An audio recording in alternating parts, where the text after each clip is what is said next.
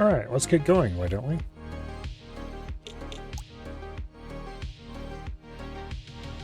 Oh, why am I in that puzzle? I'm not in that puzzle. I'm way up here at this puzzle. Oh, it looks like we're close to the end, right? No. Anyway.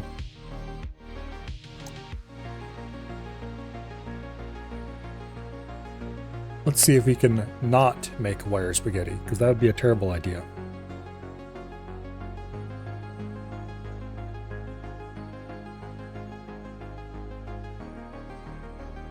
Okay.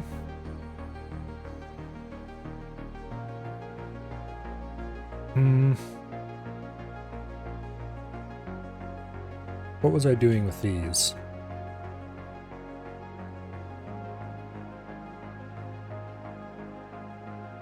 Okay. Oh, these are the selectors for selecting lanes coming off of the bus to go into the AOU.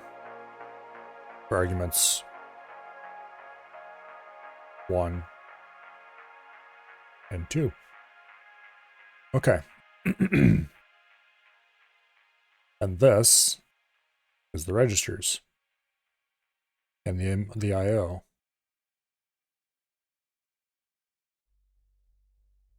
And the program counter, apparently. Yeah, because the program counter's on the bus. Not sure why I put a bus line for the program counter, but I did. I guess it makes sense somewhere. Okay, so what we need to do with these lines is each of these lines, or not all of them, I guess.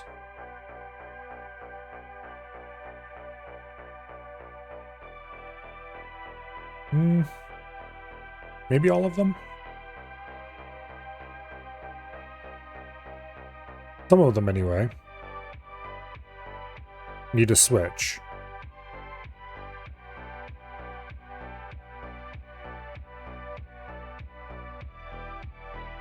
Some of these aren't going to have any meaning. Well, actually... Okay, would in actually pull off the input line, I guess?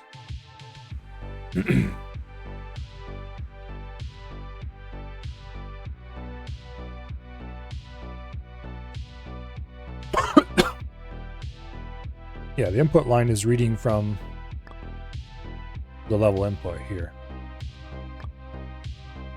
Yeah, if the input line is requested, this is going to activate it.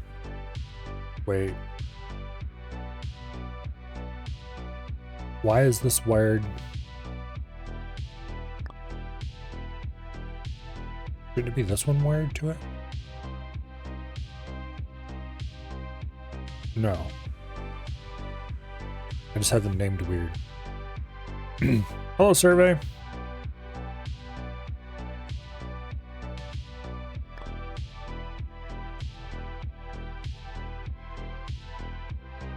Actually, wait a second. I do have this wrong.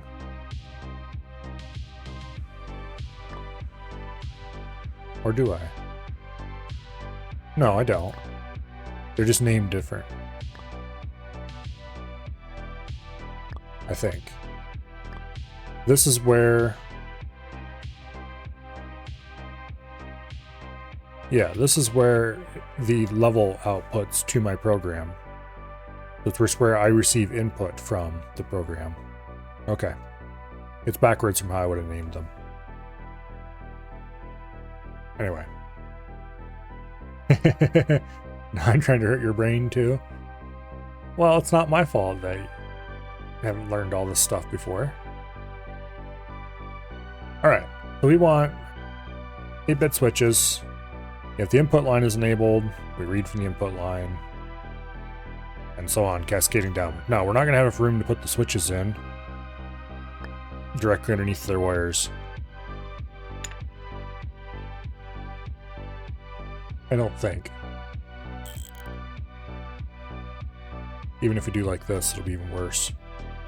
Well, actually, wait. We could do this.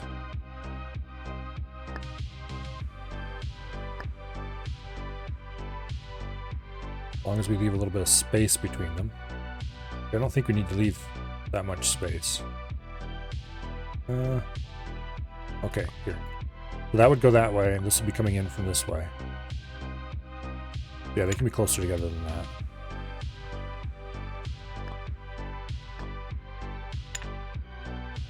And this line comes down, that line comes down. Nothing should interfere. Okay. So this connects to the input line, which is way over there. Boom. This connects to the program counter. It's right there.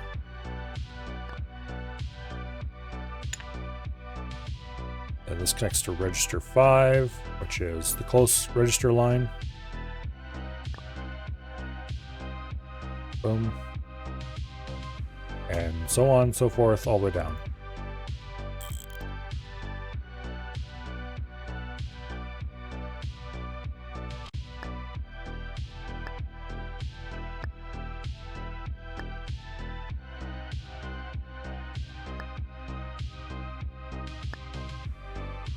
I think that one's one too many, actually.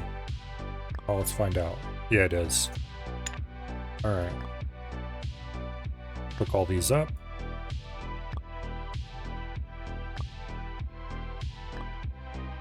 Boom. We're gonna need another selector like this for the outputs, but reversed.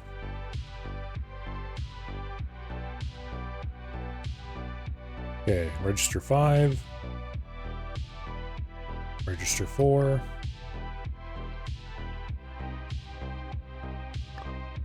Register 3. Too far down. Go.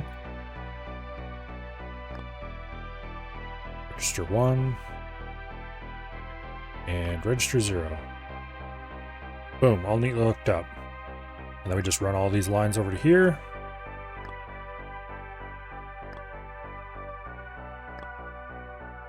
And we have an argument 1 line that we can run wherever we want. I'm almost tempted to put this on the bus. That would require expanding the bus a little bit.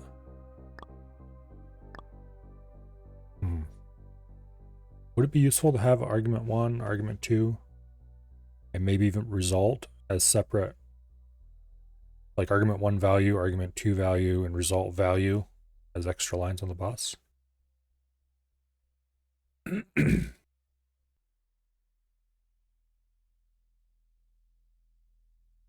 I kind of want to say yes.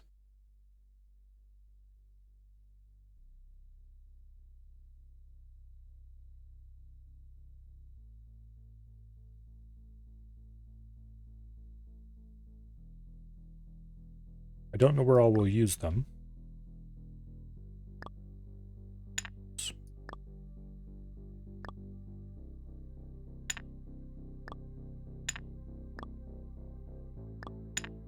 That's the problem. We can't do that.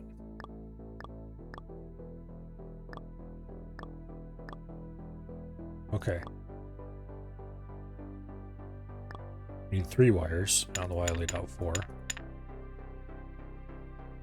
And we need to name them.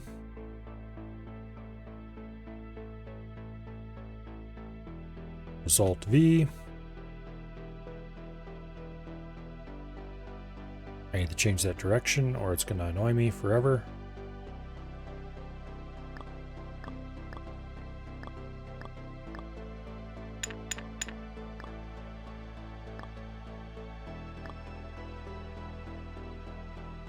There we go.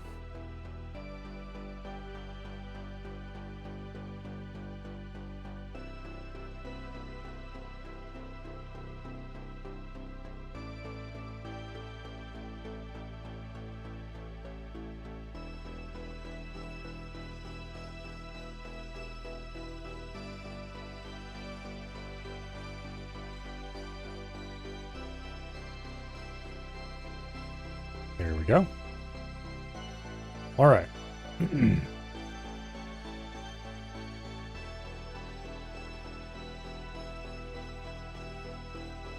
Go add these to all the other labeling areas.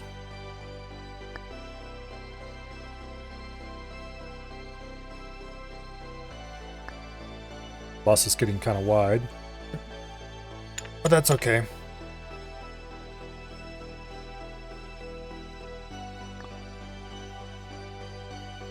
It's also not necessarily laid out in the most logical order possible.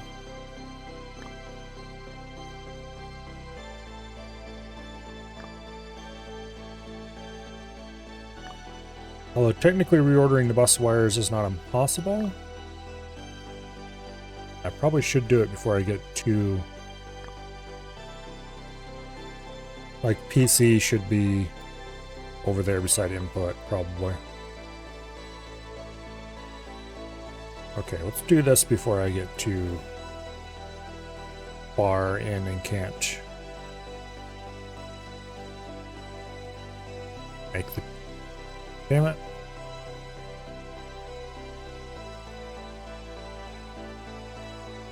Okay.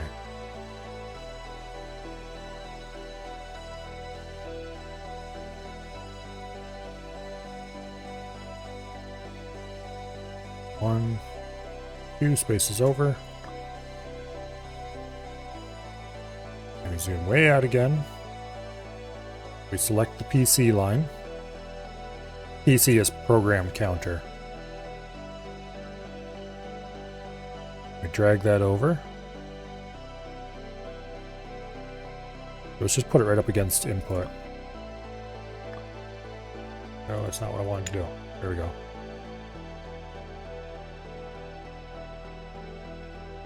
Okay.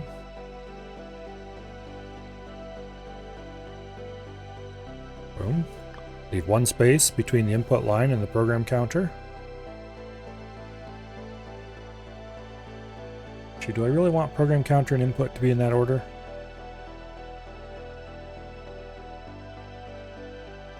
Because input is carrying a value. Yeah, I guess input and program counter are both special values when viewed that way. Oops. Wrong button. There we go. Correct button.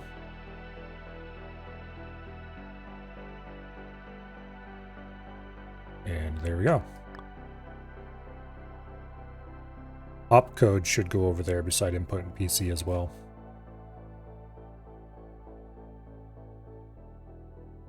No, because opcode is part of the instruction. Here. Let's move this mess way over there to get it out of the way. Nice comfy stream of wiring computation behind the Frankenstein. Yeah. Okay. I'm going to move the registers the other side of everything.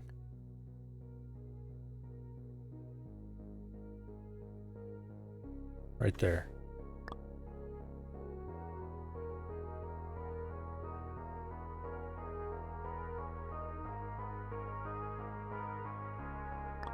Okay. So now we have input and program counter. We have the 4 values coming in from the instruction memory. We have the 4 adjusted values, or the 4 read in from their... The 4 actual... Okay, we have the 4 raw values coming in from the program counter, or the program memory. We have the 3 values after they have been turned into their actual operative values. And then we have the 6 registers.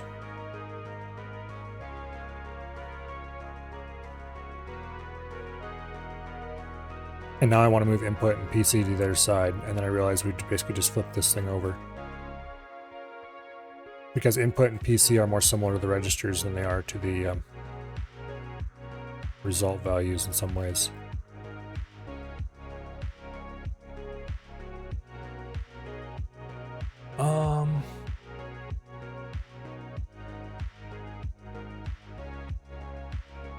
No, we're gonna leave it alone. Okay, let me just drag this right back over to where it was. Boom. Now, you it to run all the way over to argument 1 value, which is the middle wire right here.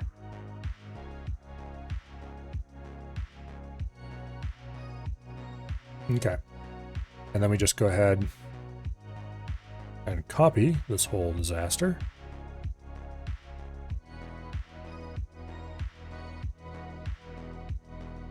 And we do it again.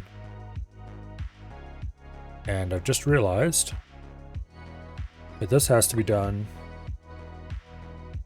elsewhere. We'll do it on the other side.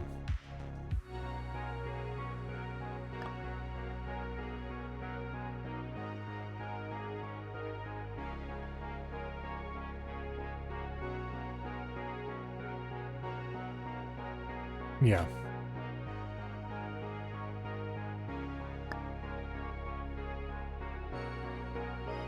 Okay.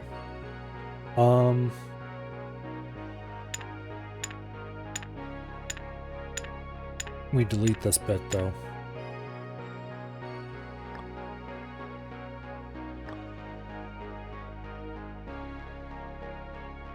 And I've also realized that this is going to have to cross over. Okay, here. Do this. Boom. That'll work. Because it goes result arg1, arg2. It should be arg1, arg2 result. No, I'm not changing it.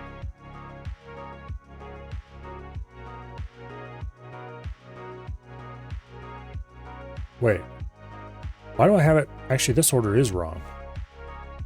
Because... Okay, these are BASAC words, basically. Opcode is the first byte, so it's counted, it's going up that way.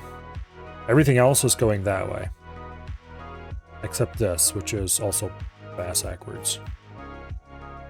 Okay, let's fix this, actually. While I still can.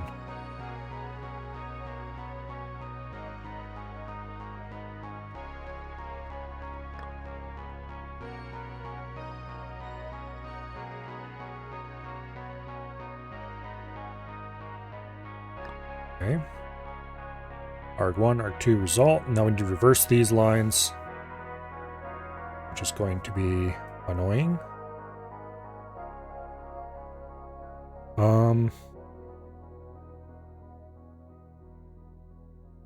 But not impossible.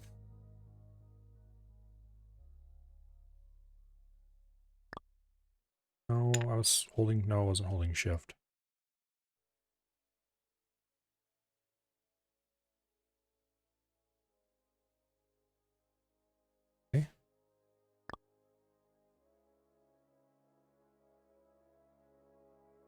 Going to involve entirely too much moving things around.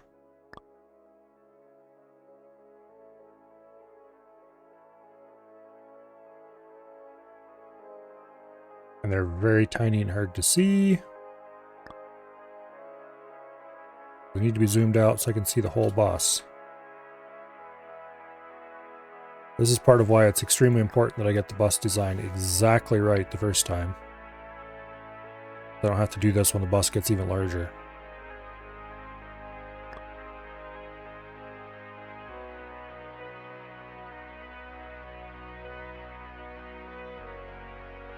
Okay. I can hardly see this, so you guys definitely can't. Opcode arg1, arg2 result.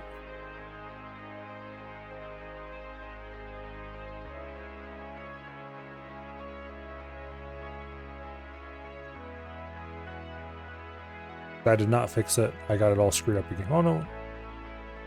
Wait. No, right back to where we were. I shuffled it and then I unshuffled it. Damn it. How did I do that?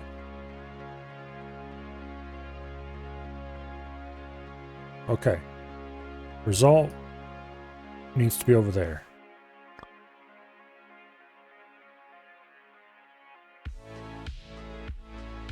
Opcode is the third one in.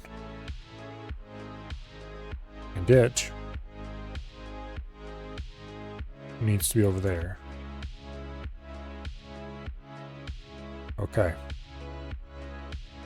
And now arg2, which is the middle one of this line. Damn it. Button. Needs to go right there. Opcode arg1, arg2 resolve. Okay, that's the right order.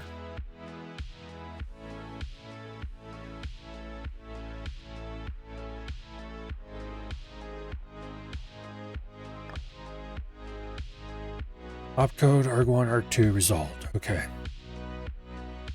This is now the arg1 side.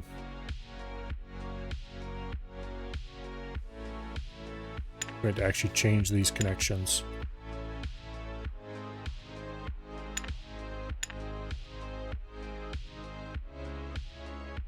You are going to move one down, one space. Okay. That connects to arg1. That connects to arg2.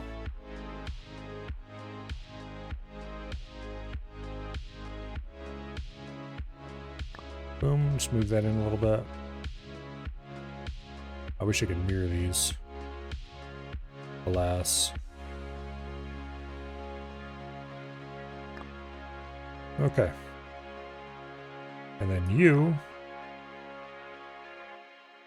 connect to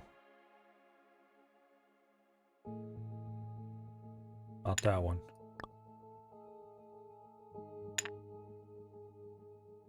You connect to that one. Oh, you don't connect to that one either. You connect to this version of arg1. There we go. Same with you. You connect to this version of arg2. Then you output to that version of arg2. Alright. Now, the result wire could probably feed into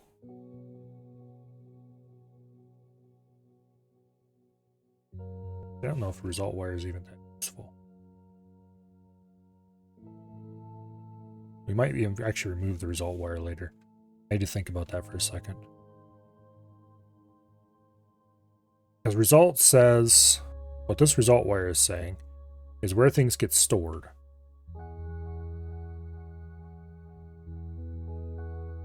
So arg1 and arg2 get ANDed together and fed into the registers. And that is what powers the register output lines.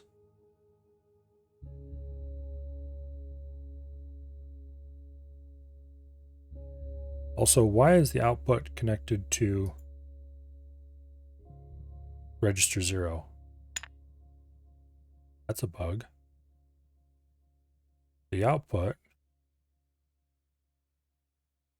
is supposed to be connected to something completely different. This is supposed to be connected.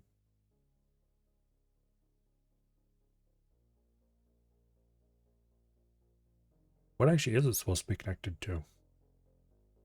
Or wait, maybe it is supposed to be connected to register 0. Let's go look at the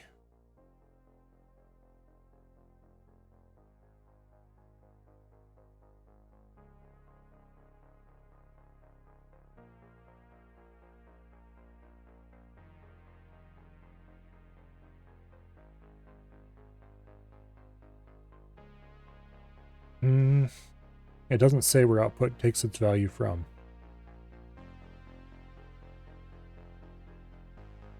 Except, yeah, no, it can't be connected to register 0. So we need an output wire on the bus.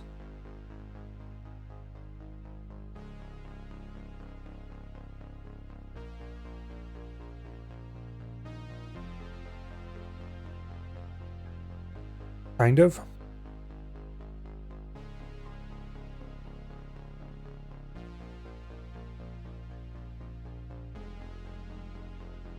Also, why are all the registers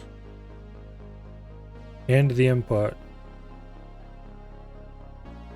all wired to the input line?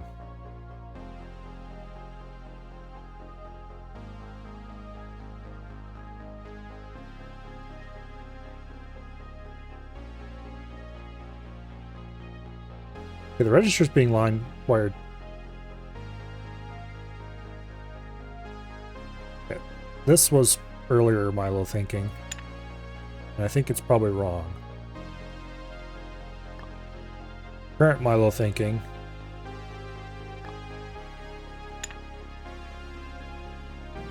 No, that's not right. Definitely for sure.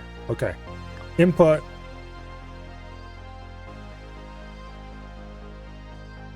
Input is the line that the level input would be on if it was red.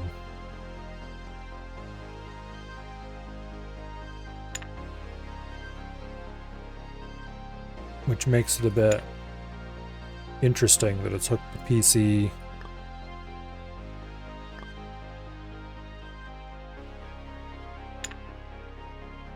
As well.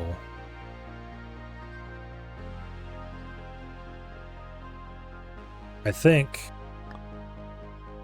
I want this to be wired to result V.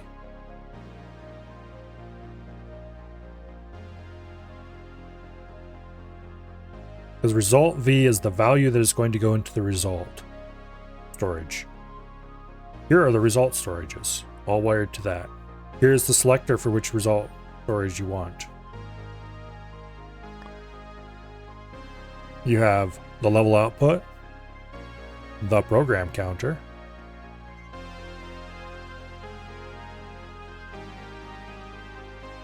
no, that's wrong. This is completely wrong for the output wire.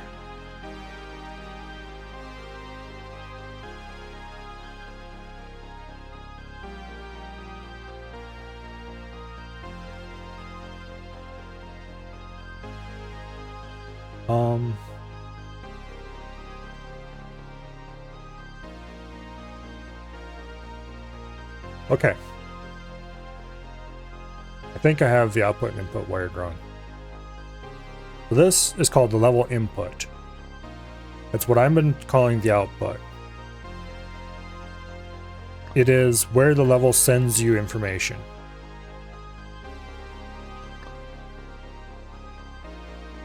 And I have that selected. No. It's where you send the level information. No?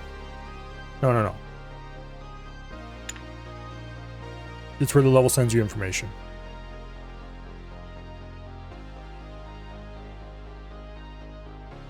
Or not.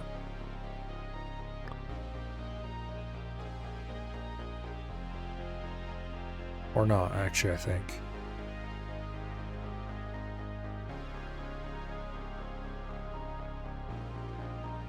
Damn it, the pink colors are throwing me off here.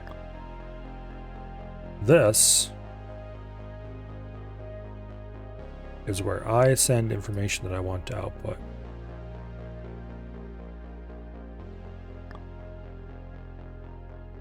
So this is...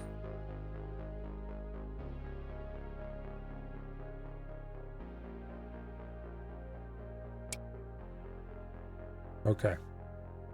No, it's not. It's where the level sends me information. Okay, so this gets wired to the input wire then.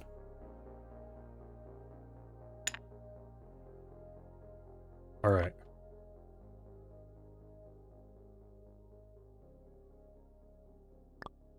Yeah, so this was wired correctly. Or is wired correctly now. This is where I send information that I want to store. Which means it gets hooked to this wire. This wire gets hooked to the result value wire. Yeah. These are kind of named backwards.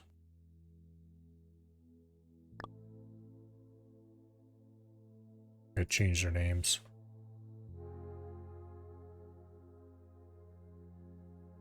Again, level input, or stuff that is being input from the level, and out, in other words, stuff I'm writing to the level, stuff that is leaving the computer.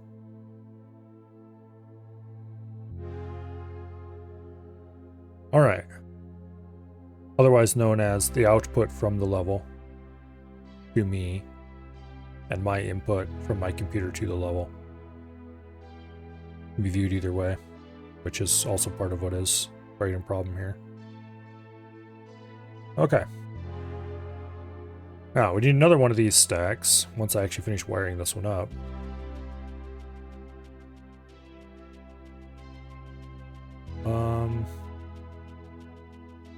Yes, input goes to there. I could just drag these across because they're the same exact thing, they're just from a different side.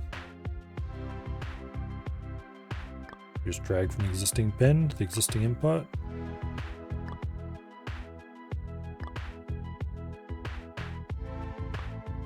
And then we go ahead and hook these up. So.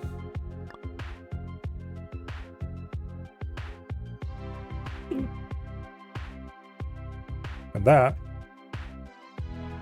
neatly gives us arg1v and arg2v.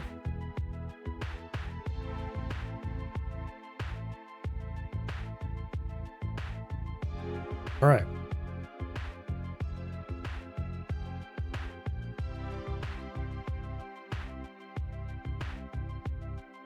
Now, the next thing we want is result v, which is another one of these things.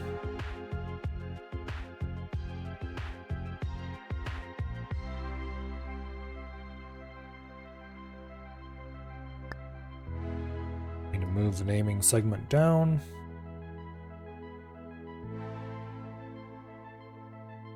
About there should be good.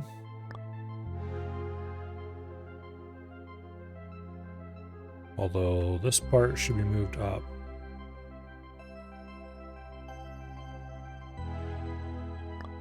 Okay, now, result runs into the selector,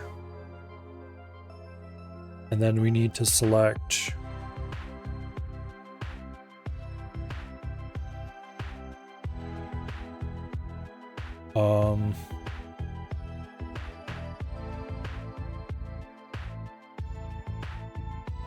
actually,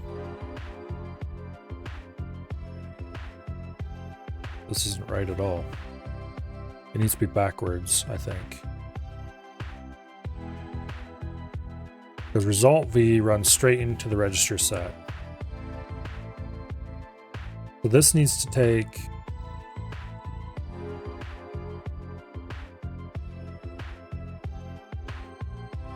actually, I don't think we need this at all. We already have this basic exact thing. But up here. Because this is taking a single wire, the result wire, and deciding where to actually store it. We don't need to go from multiple wires to a single wire on the result side of things, because the computer itself will do that. The ALU just doesn't care about where it's outputting, it just writes to result v. And then this part, the register area, handles that. I should call this something other than the register area, because it's not just registers. But anyway. Okay, so this logic handles... Oh, I just realized. I could easily put this over on the same side, and wiring would still work.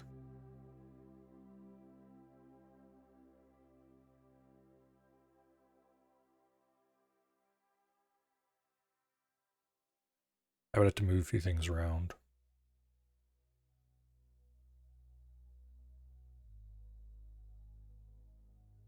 Yeah, I could overlap those wires.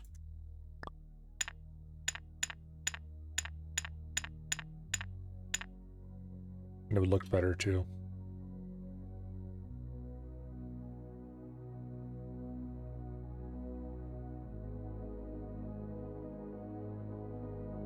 Okay, we'll give it a little tiny bit of space. Delete that. Shift that down 1 square.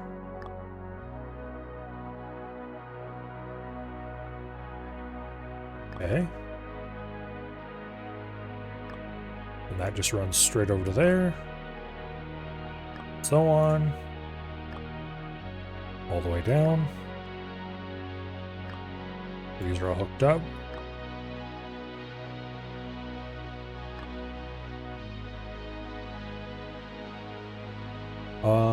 Actually, I am going to move this wiring to the same side as is on the other one, because I like the symmetry a little better that way.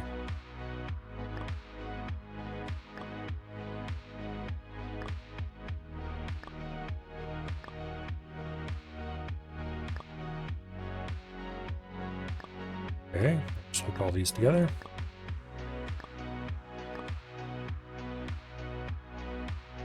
Now, boom.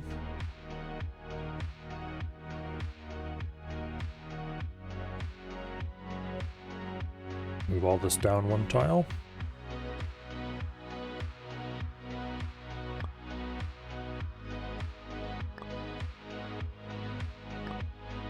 And there we go. A little more compact, maybe. But definitely more readable.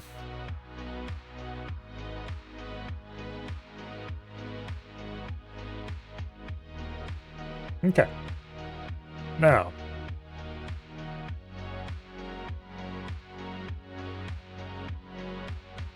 we need the LU. Or the very beginnings of one. I'm not going to bother putting any real effort into this. I'm just going to grab an 8-bit adder, which I have around here somewhere. There we go. Boom, 8-bit adder.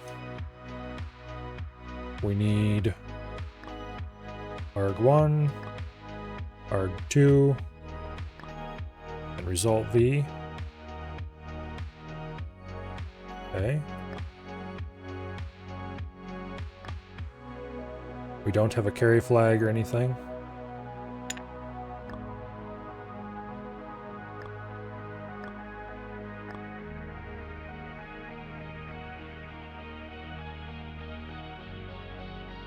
I wonder if they're ever going to add things like a flags register to this.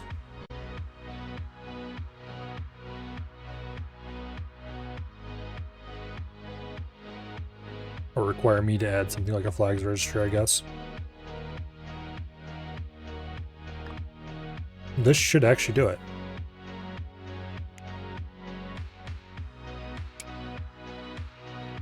Okay. We're getting 0 on arg2. We should be getting 8. Okay. arg2 is asking for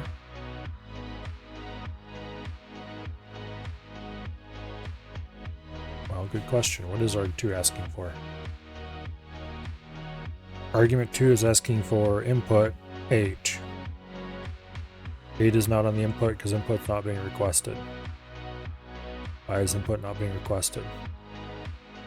Oh. I have just seen a huge, gigantic flaw in my current implementation of this. The decoder does not understand when I AND 2 values together. And I should have seen that. Because of course it doesn't understand this. Why would it? It's a decoder. So this has to be expanded to be 2. systems.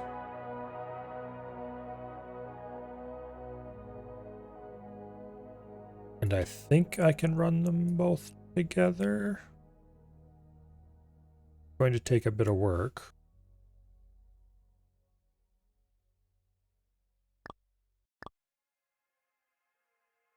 I'm going to have to use some OR gates, I think.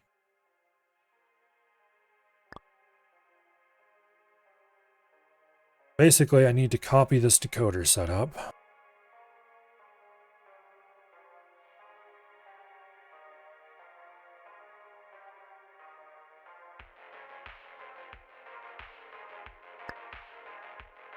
What?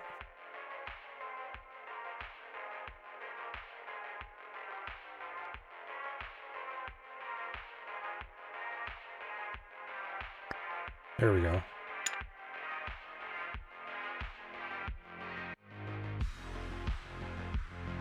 Okay. We're likely going to have to move this whole mess.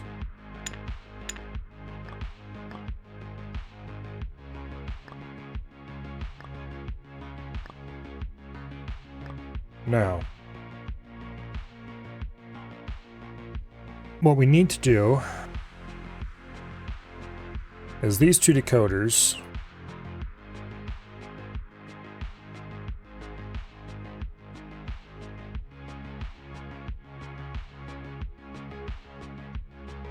I didn't select that. My mouse wasn't anywhere close to that.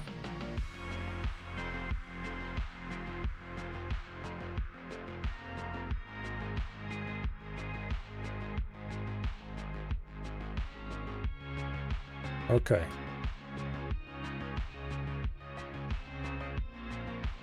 These two decoders need to have their results ORed together. Also, both of these need to move up. I should just move all three of these up.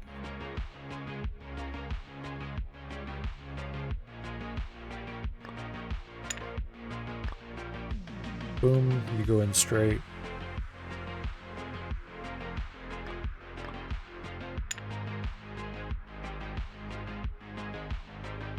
Okay, like that. Now. A 2-bit OR.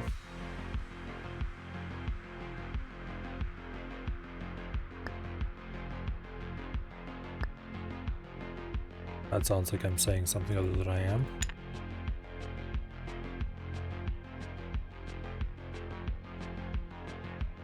If you're not sure what I mean by that, don't think about it too hard.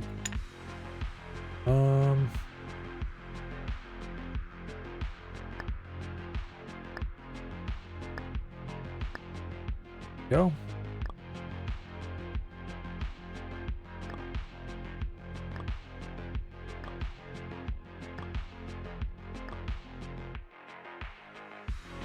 Now.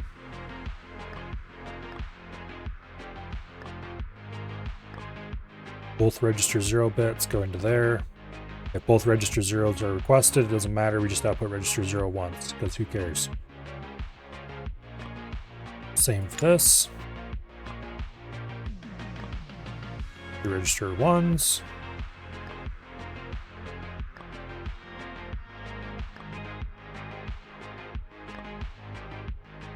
Nice and simple.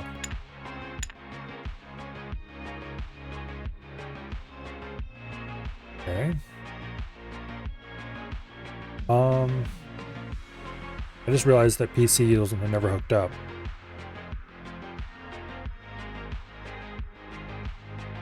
So we want to read the pre-program counter. That does need to be hooked up. So we need an 8-bit switch.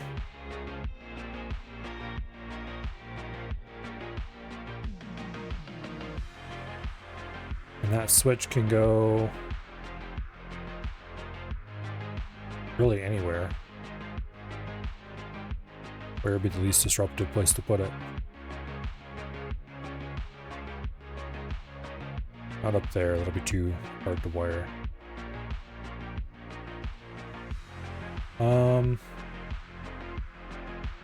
Move the bottom half of the computer down a little bit.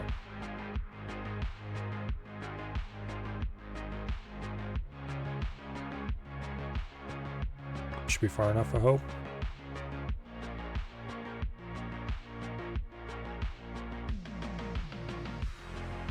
Okay.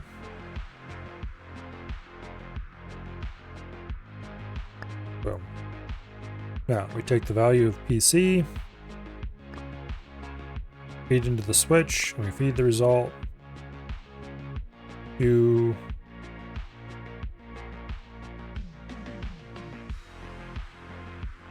the wire that is eventually going to end up on result V.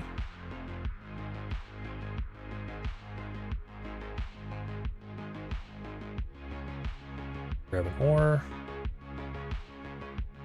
right there.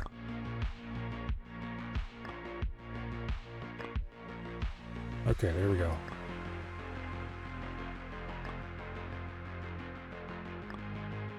A bit messy.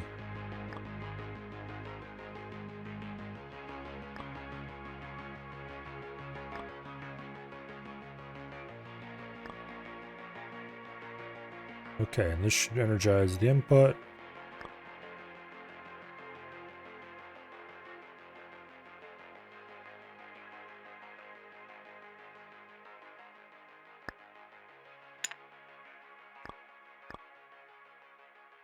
That.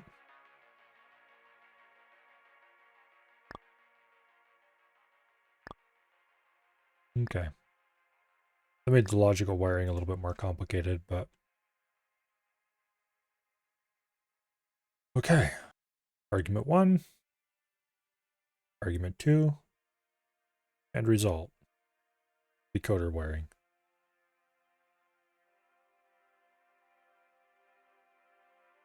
If either argument 1 or argument 2 is selected for any of its values, then it'll turn the output on for the required thing.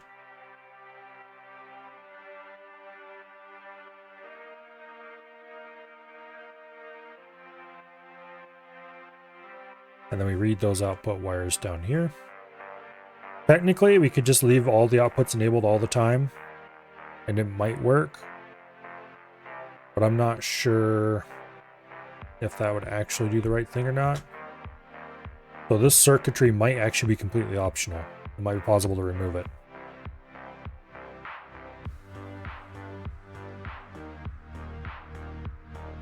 This circuitry, which actually takes those values that we're energizing or not, and feeding them onto the ARG1, ARG1V and ARG2V lines, is definitely not optional. Okay. And it works.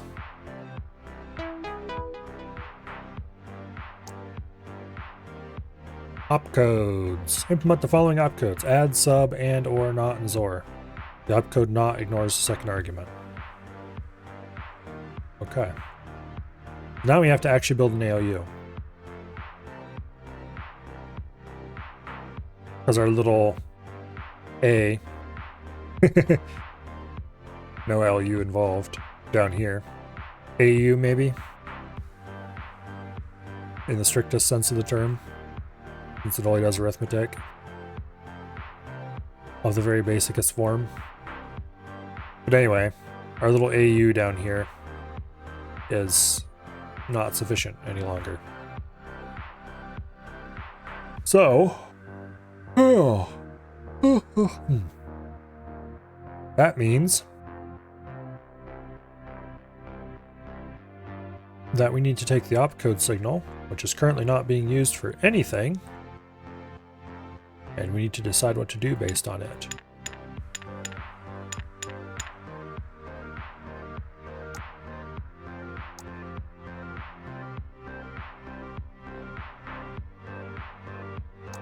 Okay. 0 is add, 1 is subtract, 2 is and, 3 is or, 4 is not, 5 is XOR.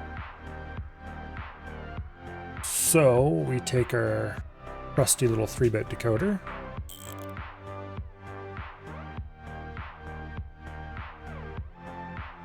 go ahead and just grab one of these decoders actually.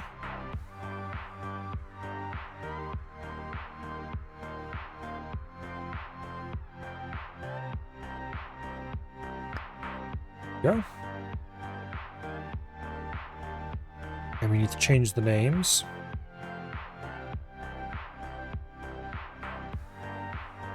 Grab an 8-bit constant value here. Okay, 0 is add.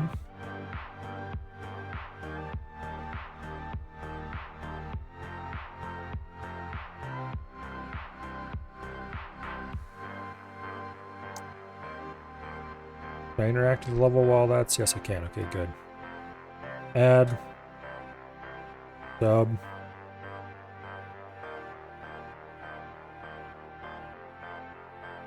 And...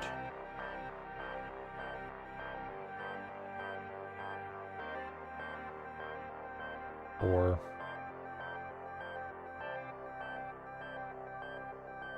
not... XOR.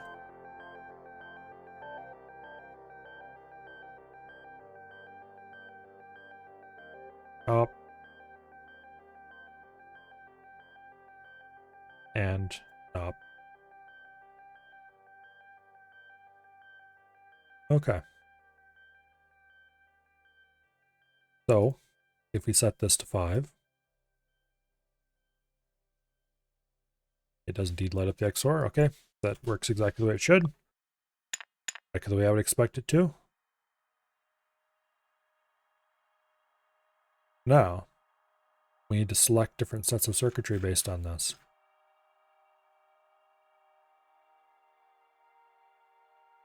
Definitely going to want to move this computer as a whole someplace else, but later. For starters, let's go ahead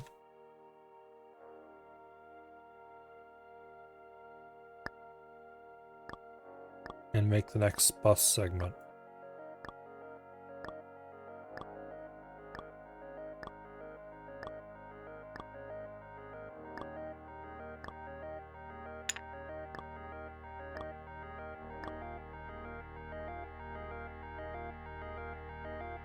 Okay.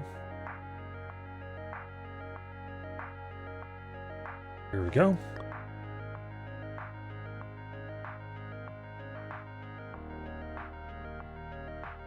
We might want to expand or shrink that later. For now, though, we want to grab the opcode wire. Okay.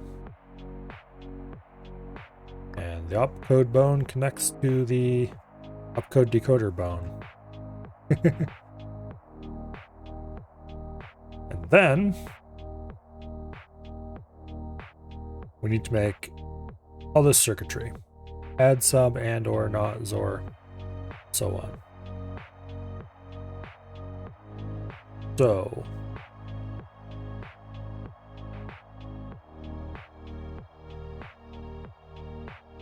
there's no reason why we shouldn't do the operations in all cases.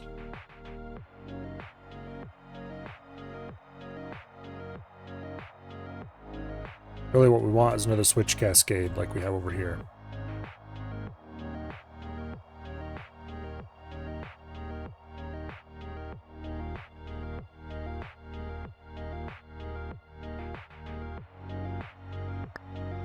Okay.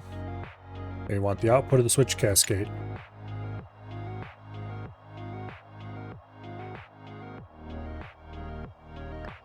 To feed into result V. The input of the switch cascade are from the various operations. I think we're going to do them on this side of the bus, just so we have lots of space. And what we're going to do... Actually, I'm kind of tempted to reverse, put the switch cascade over on the other side so it's out of the way. Like that.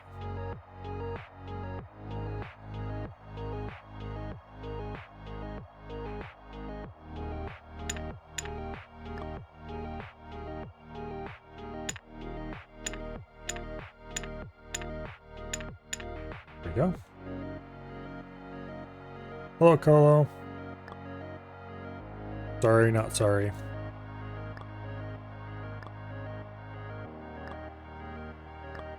Everyone should learn this stuff in school.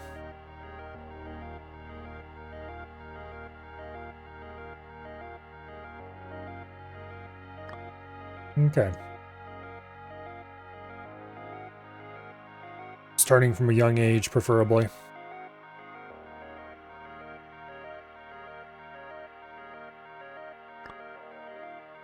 Let's just run these leads over to the other side, where you will then attach various operations to them.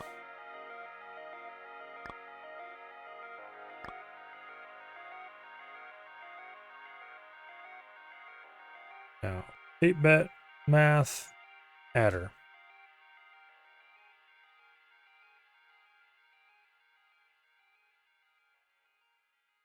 The idea here is that we will take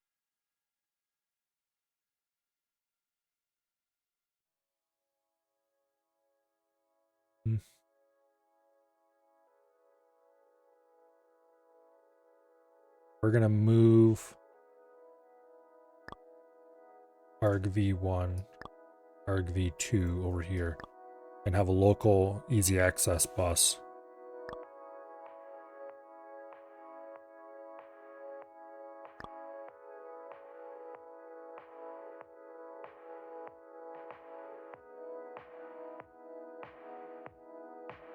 Like that.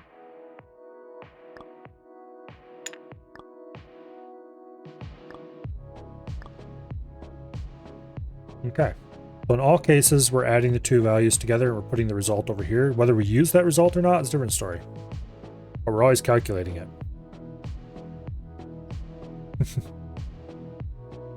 Now, the next one is subtract. Subtract is just addition with sprinkles.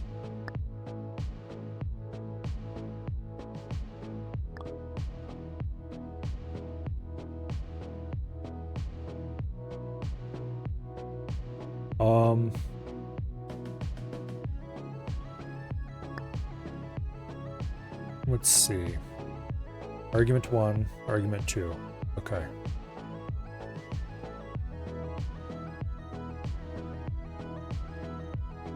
I should temporarily energize these with some constants.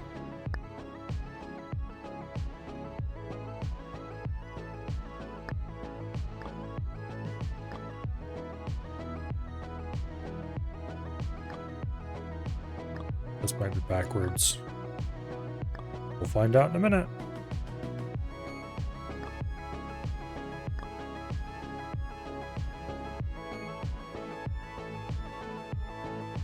Okay. 10 minus 2 and yep, it is backwards. Is 8. Beautiful. 10 plus 2 is 12. That is also working. Not that I had any real doubt. Okay, the next one is and. We need 8-bit and.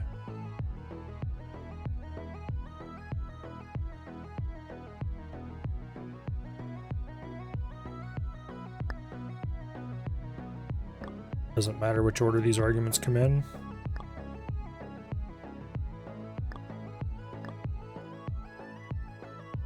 There we go. Okay.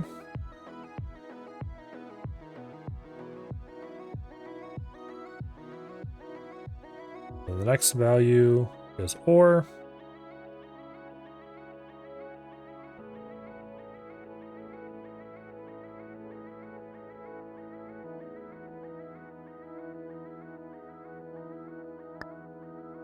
Okay. Make some small changes here. Spread things out a little bit so I can fit them in better.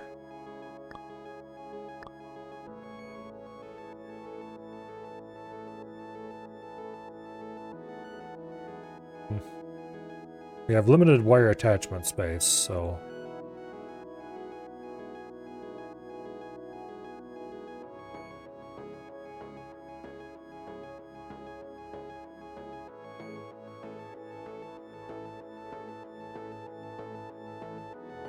What I should be doing is organizing these vertically. Matter of fact, I'm going to do that right now.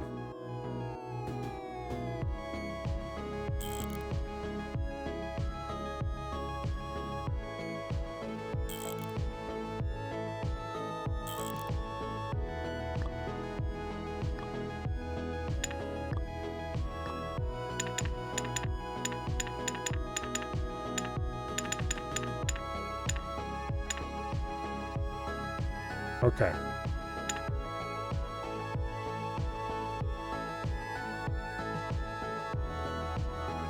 This is going to greatly increase the amount of space this takes up in some ways. In other ways, not so much. Actually, if I do it up here, it won't increase the amount of space at all. Okay, argument 1, argument 2, output. Which the output for this runs all the way down to the bottom. Oops. I have multiple extra pins here. Okay, there we go.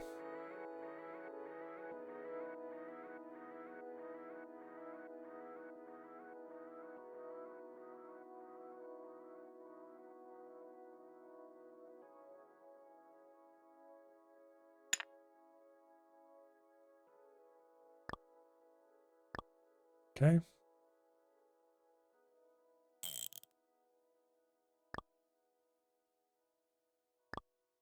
To there. We have all the space between this and this to implement each logic, and then we can spread it out as far that way as we need to.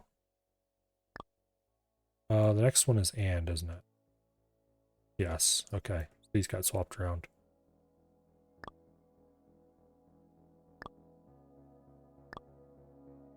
Boom. And then this one is or.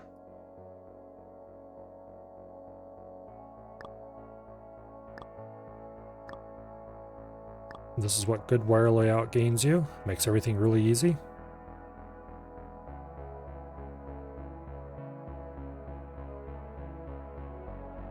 Okay.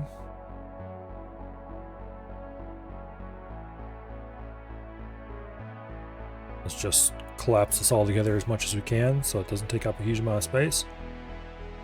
Okay, and or not. We need an 8-bit logical not. That goes right here. Ignore the second argument.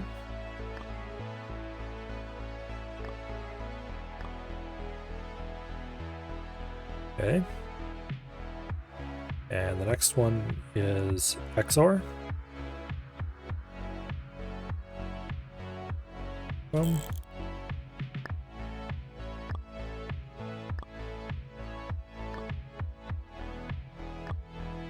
And there we go.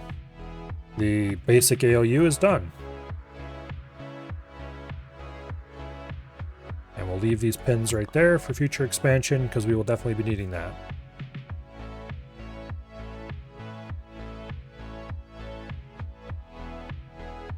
Okay. We might have subtract reversed, but we'll find out in a second. Okay, yeah, subtract is reversed.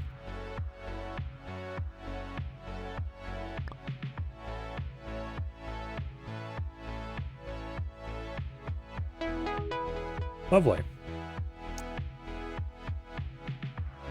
That was really easy. Spent about 6 hours fighting with bots to mine about 400 iron, and after smelting them, I have 240 iron bars. Trying to get to someplace else, forgot how to get there. Where are you trying to get to?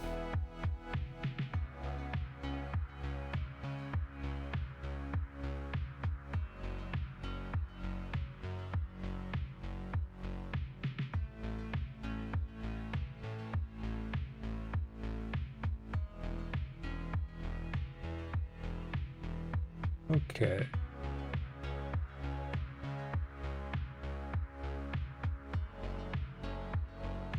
Alright, let's go on to the next level. Next level is immediate values. In the leg architecture single, and you want to do this directly in the opcode, you can do that in the following way. The 8th bit of the opcode, use argument 1 is immediate. 7th bit, use argument 2 is immediate. Okay. That's easy enough. Did you want to use your brain and just play Satisfactory and deal with the headaches of logistics?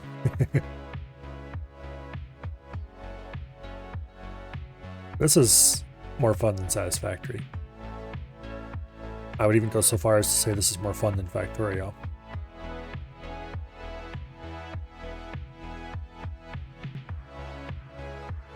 Alright.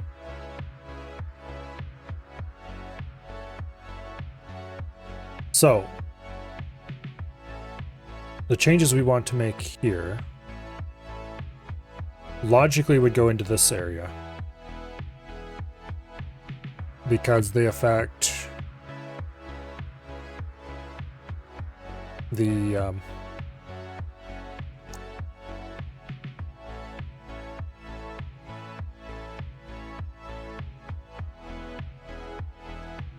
okay.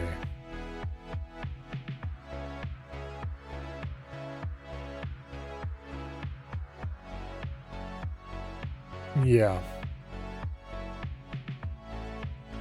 We need to...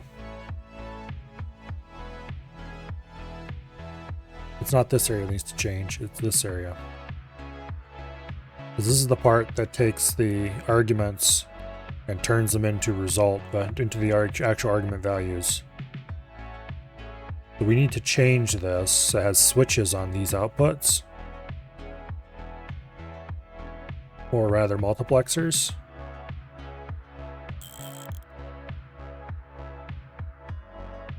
So that we can switch between immediate and not immediate.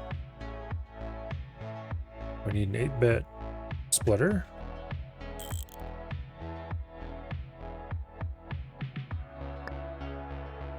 And then we need the high bits.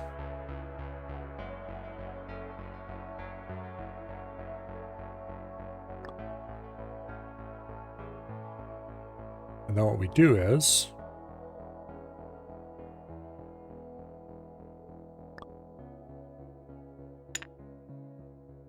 we do that. And if these are set, then we directly wire arg1, arg1v, and arg2 to arg2v.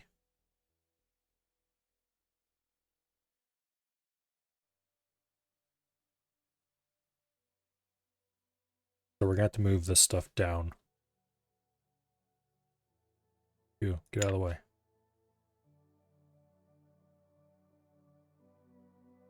Make plenty of room. We can always shift it back up when we're done.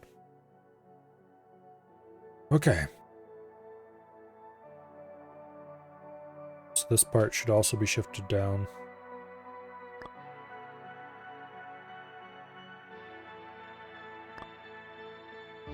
Another 8-bit multiplexer.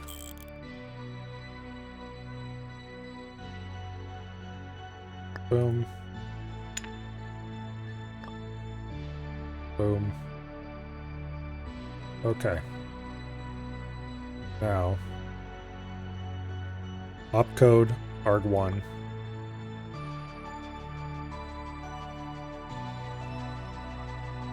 Which goes to the bottom one.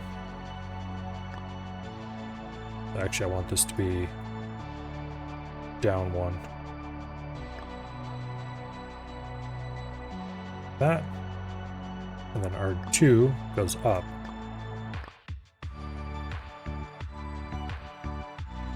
Okay. And which bits was it? 8th bit, use argument 1. So that is the high bit. So this one. And 7th bit is use argument 2. We're going to have to possibly invert some of these. Neither of these bits are set currently, so that means we need to add a notch. Both of these.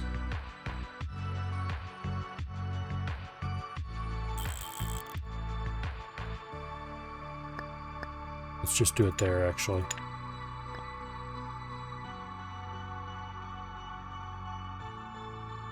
Okay.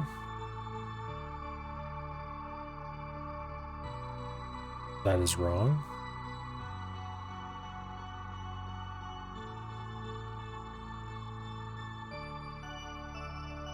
Yeah, that's wrong.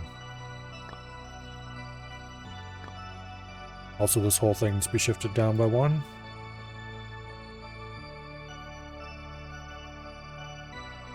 Boom.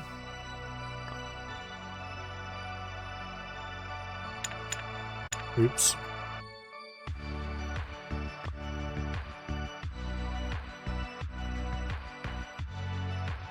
Alright. This one's energized. No, that one doesn't need to knot.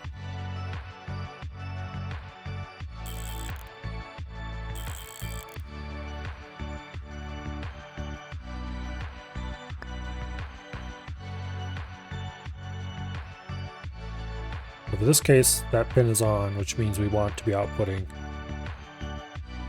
the immediate value. For this one, the pin is off, which means we want to be outputting exactly what we are outputting.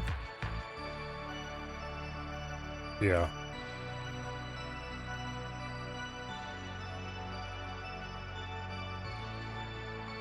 Because for some dumb reason I hooked them to opposite pins. I think it made sense at the time. Well, let's make it actually make sense.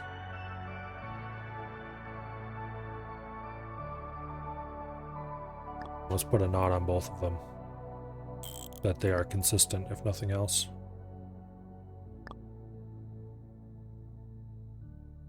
Okay, you go to there.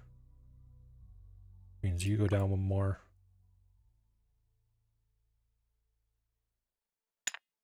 That output goes to there. And the input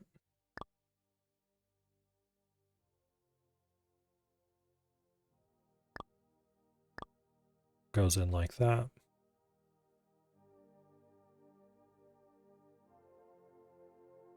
I don't like that after all.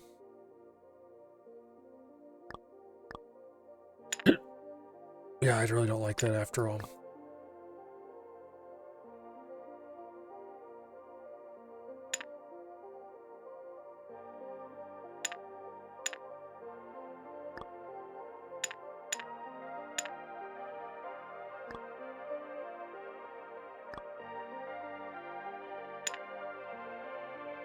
That's better.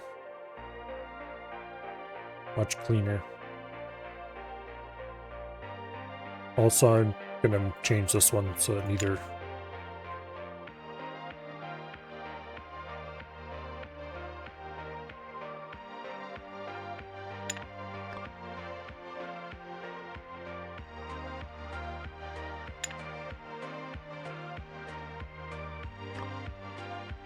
can feed that in much more cleanly too.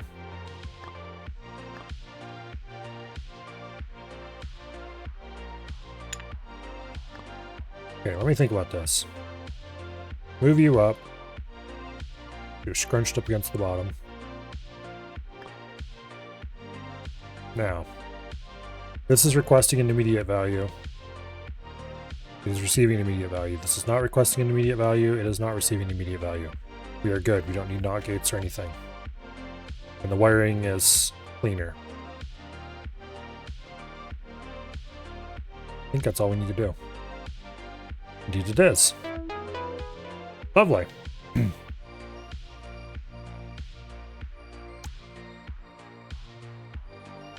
Okay.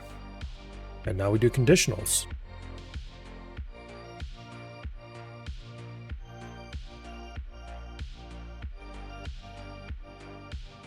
For if statements, the bytes represent argument 1, argument 2, jump address. It's not an if statement, it's a jump. Add if equal, if not equal, if less or equal, if greater or equal. For unsigned, less, greater than comparisons. If opcode does what their name implies. Okay, I should be implementing my assembly language as I go, probably. Or, you know, specifying it. Because, shock and surprise, it doesn't give me anything to go on.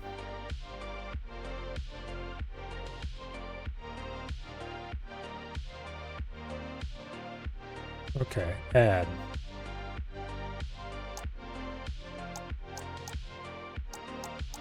Is 0.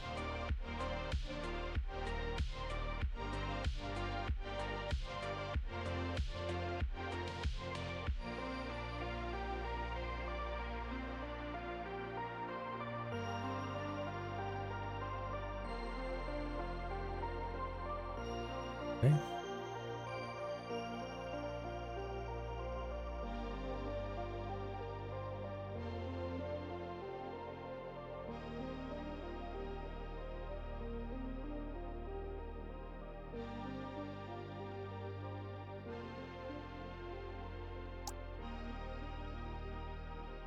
This would be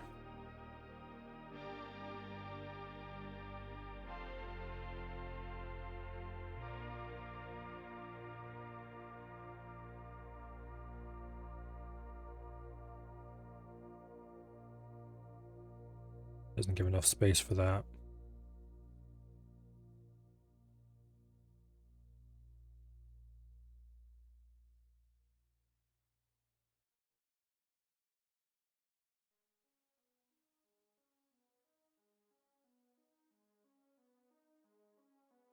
Okay.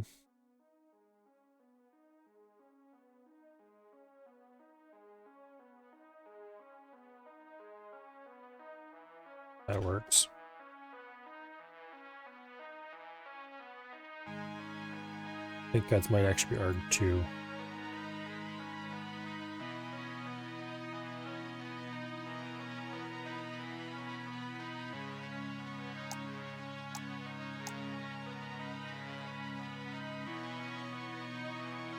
Okay.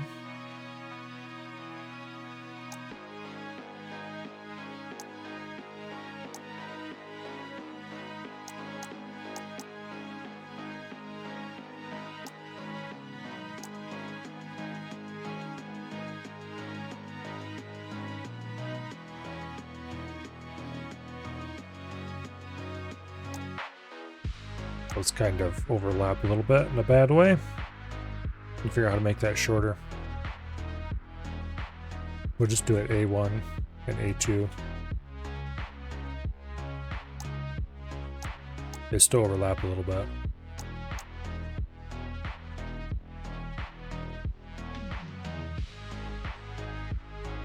And actually, we're only using the first 3 bits.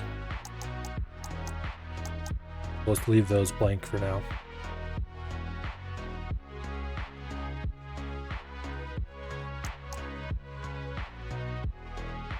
Because who knows what the hell the middle 3 bits are going to be used for. Maybe later we'll have to build a fancier...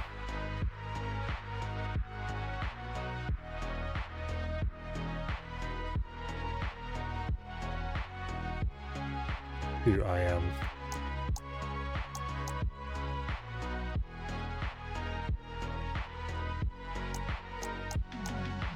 Okay.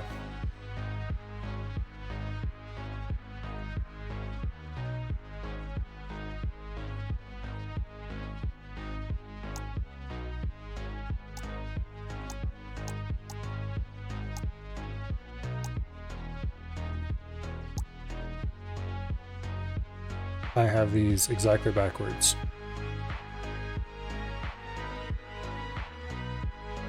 Forgot it counts from the right.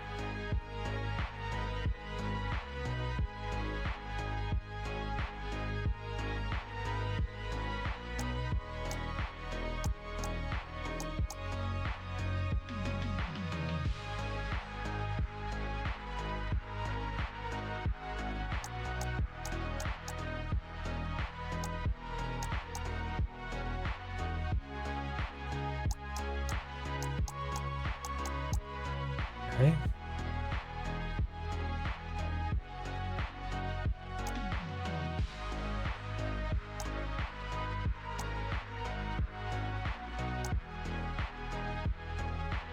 Let's see, immediate.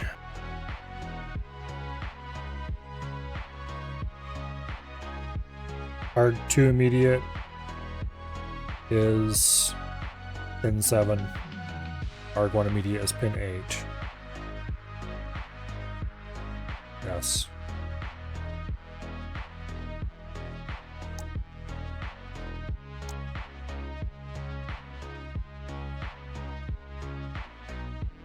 All right.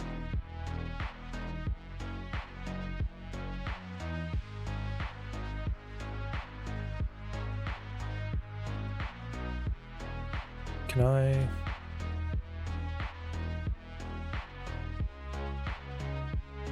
want to rearrange these? Sadly, it doesn't appear to be like I can drag them around. And or not XOR.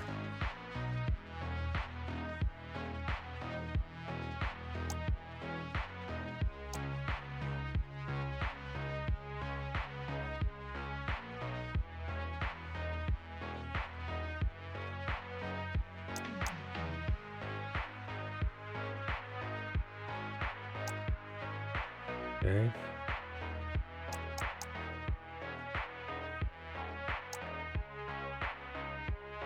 Not. Then XOR.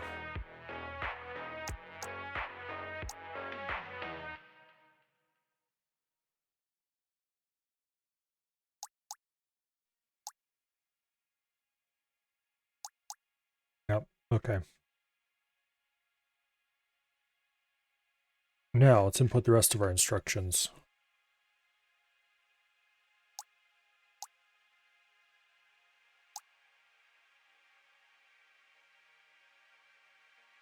(32, 33, 34, 35, 36, and 37.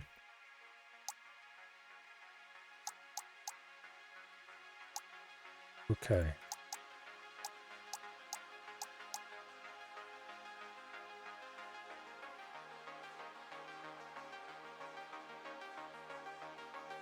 That's an interesting use case. Wait. I was inputting those. Okay, so it resorted them for me. Thank you. I appreciate that.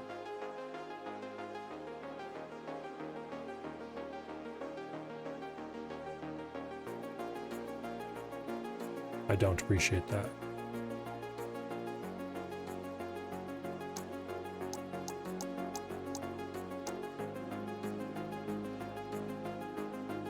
Okay. EQ. I'm not going to use their names for instructions. That's not happening.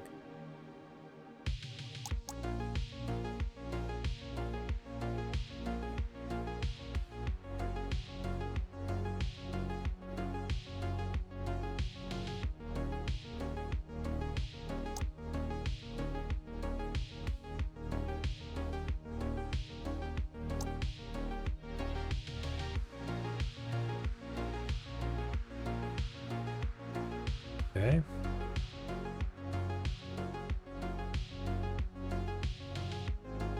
We need to drag all these out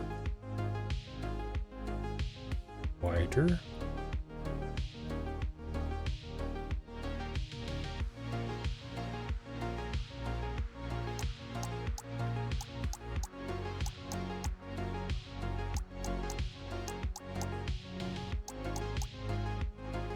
Okay. Not equal, equal.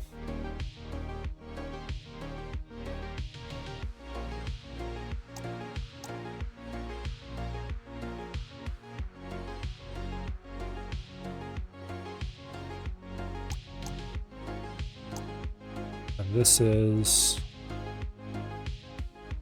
LP.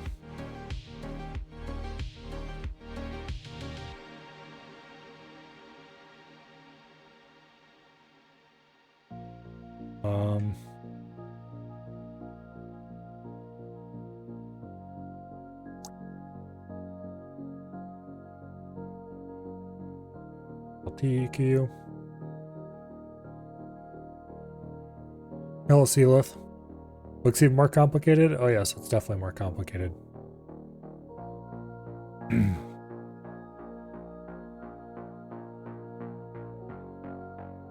Okay. 36 is if greater.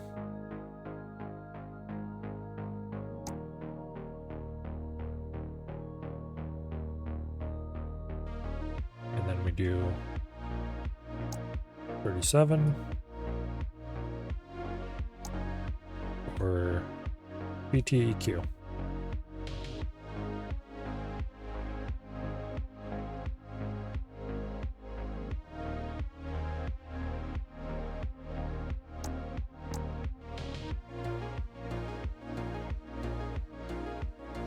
Okay.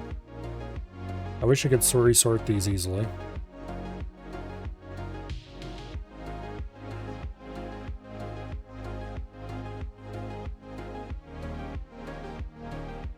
But anyway, we now have instructions recorded.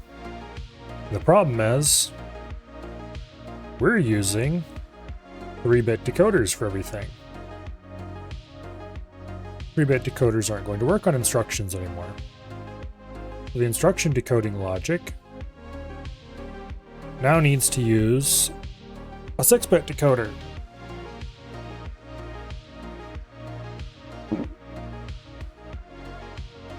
Which has a lot more possible results. We probably don't want to actually use a 6-bit decoder is the thing. We probably want to figure out a way around that. So,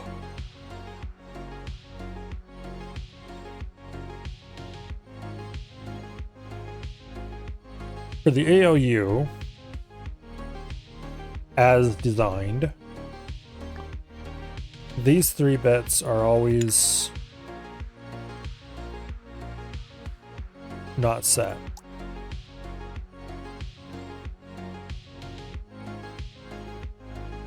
So we want a simple 3-bit OR.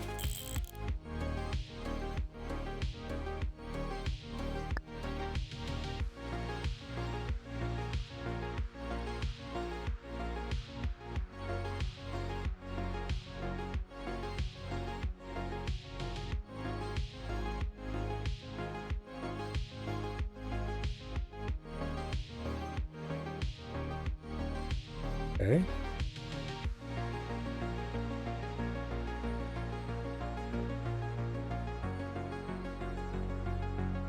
That should be good enough.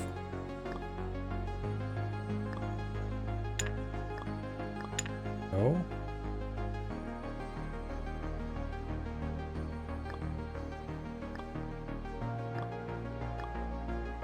And if any of these bits are set, you want to disable the decoder.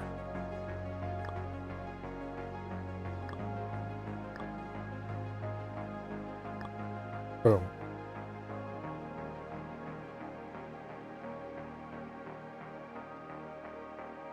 That's that. This handles decoding the first 3 bits,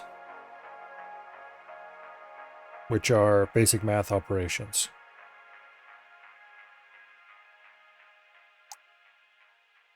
If you look at our instructions again, all of these comparison operators have the first bit, or the most significant bit of the remaining available bits in the instruction operand set.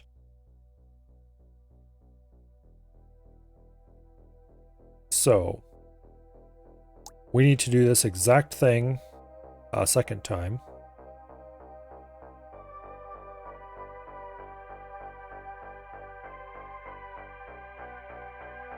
More or less.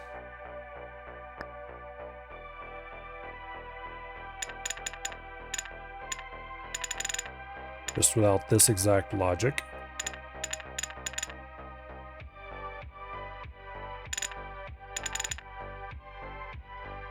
And we're not actually feeding the result. I don't think. I have to think about this for a minute.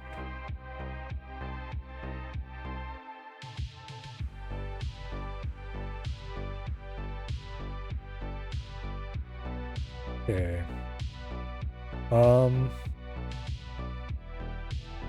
What we are doing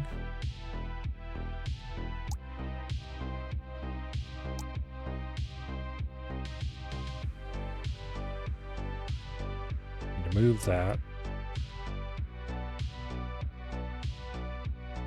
out a few steps.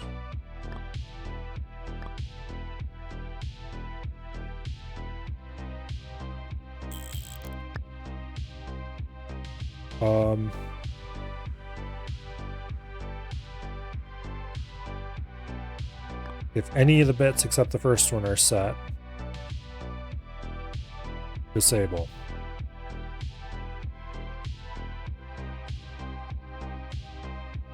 What is the first output? 33. Okay, if that is a comparison operation. And also, yeah, we're still using these 3 bits to select those.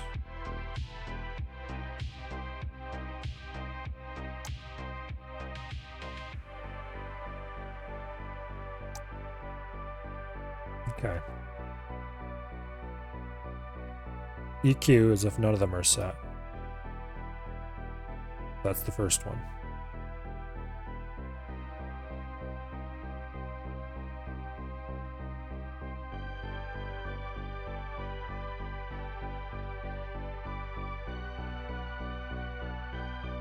And then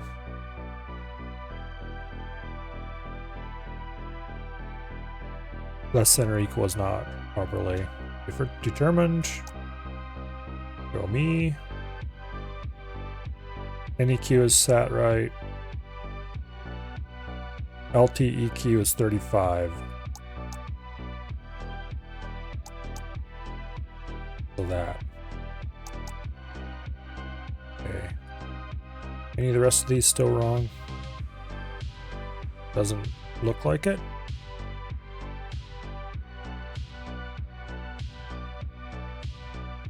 Okay. I shouldn't be using that as my reference. EQ.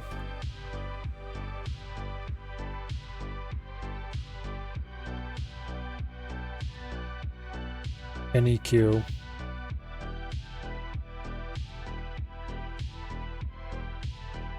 LT.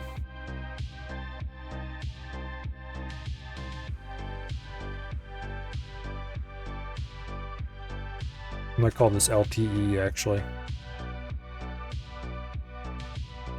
GT. And then GTE.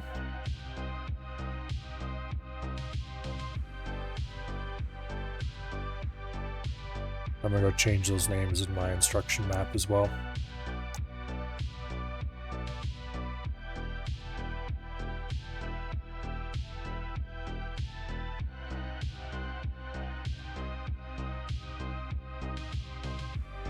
Okay.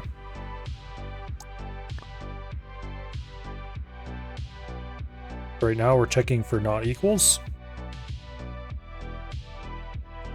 What we want to do is, in this case, we want to energize. Oops. We want to energize result with the result, and then we want to energize the save line on the program counter.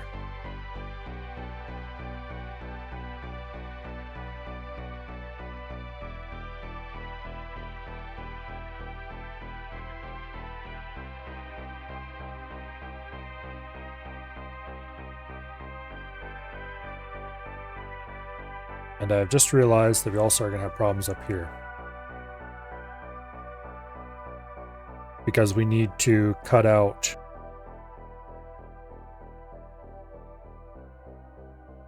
Okay, we need to have this based on the opcode. Means the whole computer needs to move down because we need to pull another wire out of the top.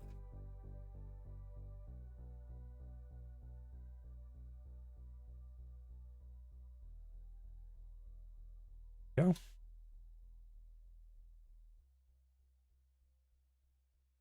Down 2 should be plenty. Okay. We need to pull opcode out of here. Then we need to decode said opcode. Partially. Get some flag bits out of it, basically. And then we need to enable or disable result decoding, which is actually this pin, based on that result. Okay.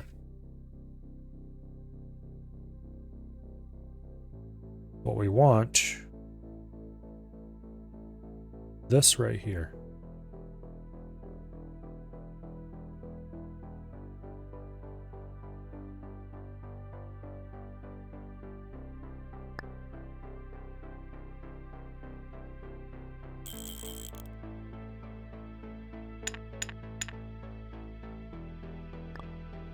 There we go.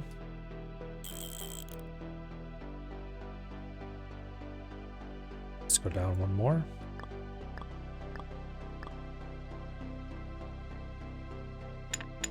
Okay, if these bits are set,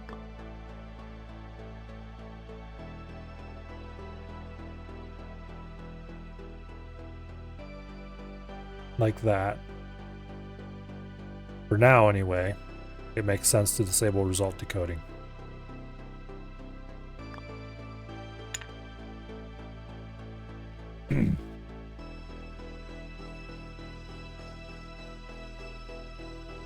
Yeah.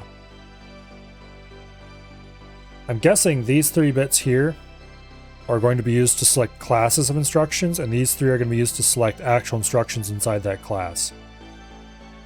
It makes sense to organize it that way due to making the decoders reasonably not insanely long.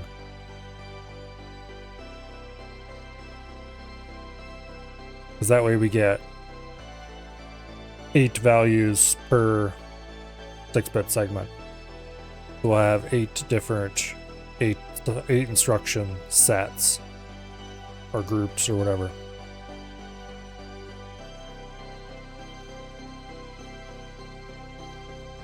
So, for example, yeah, we just detect if any of these are on. So all of these are off. That means we're doing the basic math set, and we disable the decoder. For this one, if any of them are on except the first one, and the first one has to be on, then we disable the decoder, and so on. We'll be doing this basic setup with slightly different logic on these pins over and over and over again for each of those sets. It's a fairly smart way to lay it out. Oops. From a hardware point of view.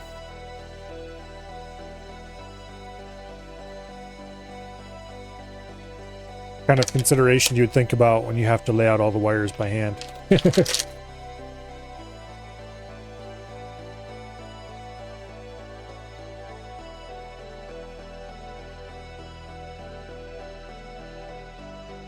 Anyway.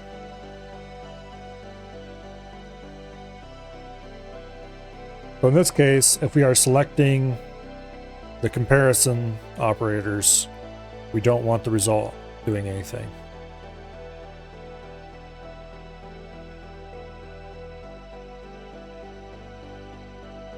Except this is backwards.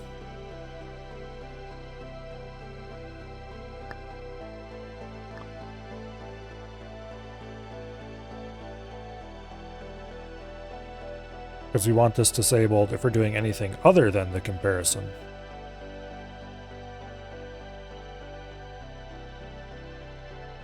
We probably should be using a decoder for this, because this is going to fall apart in some cases. Okay, where is a 3-bit decoder? Or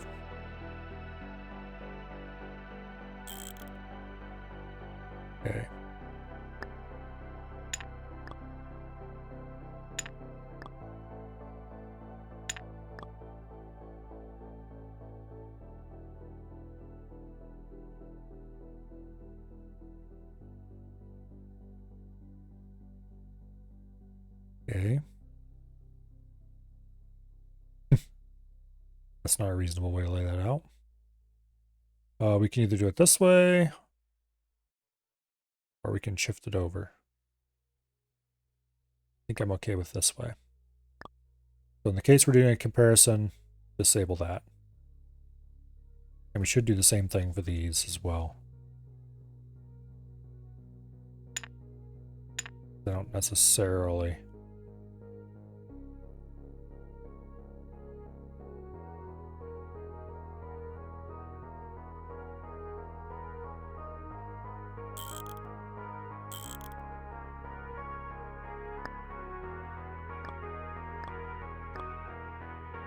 Okay. Now, if all of these were off, this would be the right one to use. Except I've just realized we want to invert this logic. So, that's easy enough to do.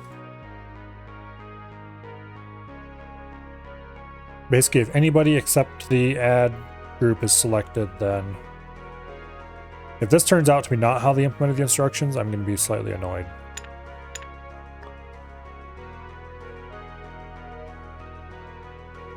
All right, 1 bit. 3-bit decoder. Okay. Want the comparison bit. Then we need to invert it. Boom.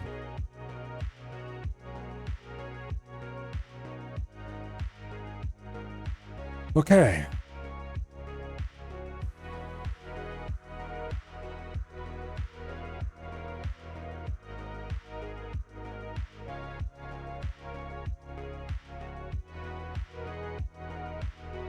Maybe I should do this the other way around and only explicitly enable result storage. No.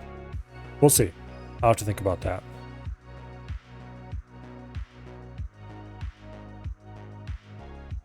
But anyway, we now have instruction decoding for comparison operators implemented. And there's 2 handy unused instructions on both of these.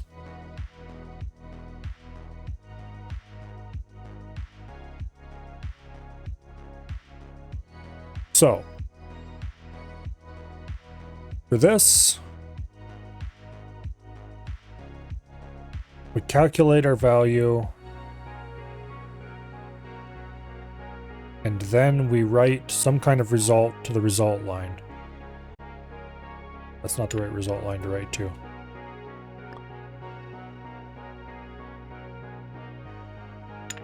Problem is, I don't think that's the right line to write to, period. We want to write to the program counter. And to write to the program counter, we need to energize the program counter pin.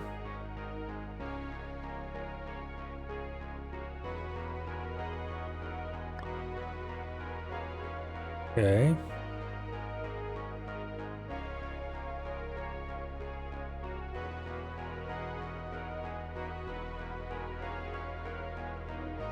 I think we need to do some basic diodes here. Actually, we could just use a simple OR.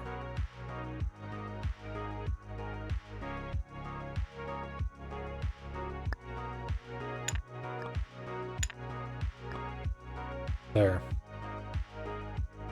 If we are asking write to the program counter, then we energize the program counter write pin. Or if we are in jump mode, then we write to the program counter write pin.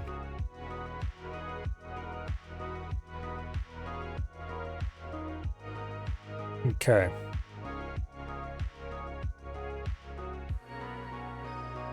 The problem is that's not right. What we actually want to do is check the value of result v. Except that won't work either.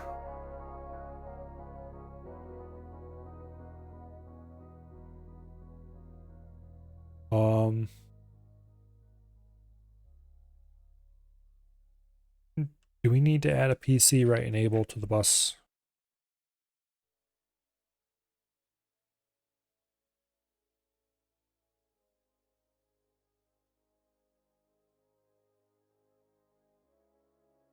Basically, we need to handle the case where we don't jump. When we do jump, we want to write the resulting jump destination. Actually, you know what? The result wire, in the case of a jump, is always... Okay, I'm overcomplicating this. In the case of a jump, result v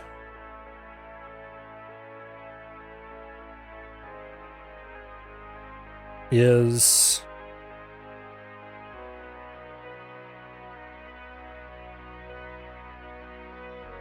kind of not overcomplicating this in some ways.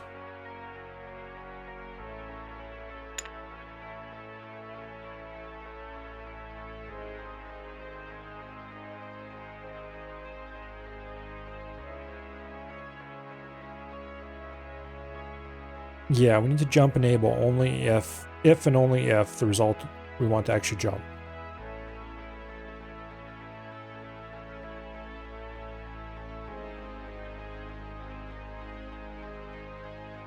Otherwise,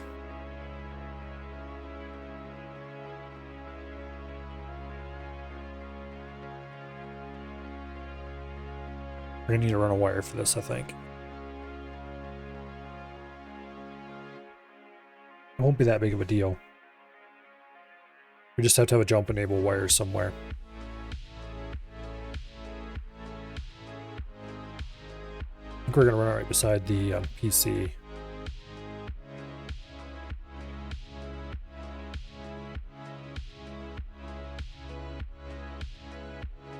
Thing is, I don't know if we're going to use this anywhere else in the computer, which means it might not make sense to run it as part of the bus.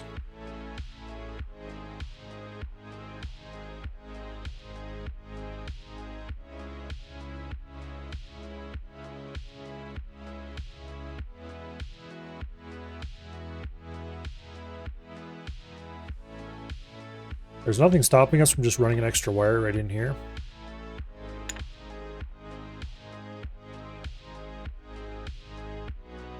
Except that I don't know if it's worthwhile. Kenshi has made a post asking for advice on which translators to select for Kenshi 2, so it's coming eventually. Okay. I know they've been making posts very rarely about Kenshi 2.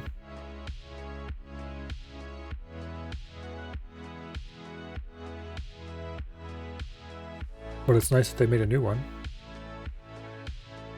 It means they haven't completely forgotten about it. And if they're asking about translators, then hopefully they're to a point where translating actually makes sense.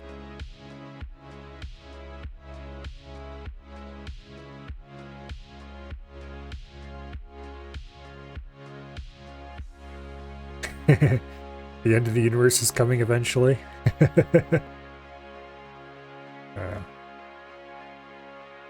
I'm not sure when the previous news post about Kenshi 2 was, but it hasn't been for quite a while.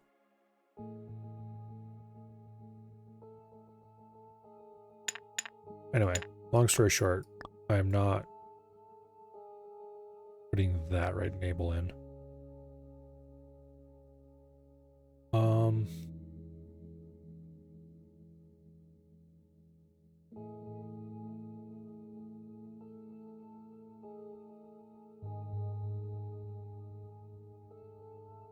Also, I should... No, I shouldn't. We don't need that. We already have that case handled.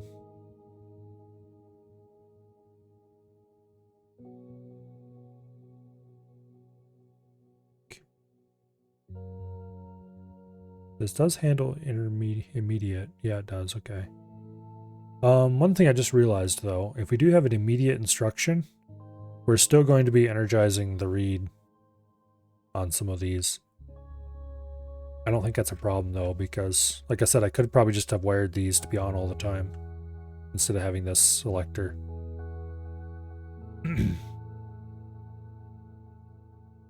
Gonna remove the post on the 27th for some reason, I guess, so people don't vote after they made the choice.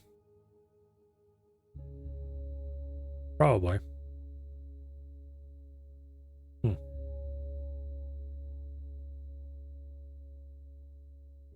Why would they have people vote on translators?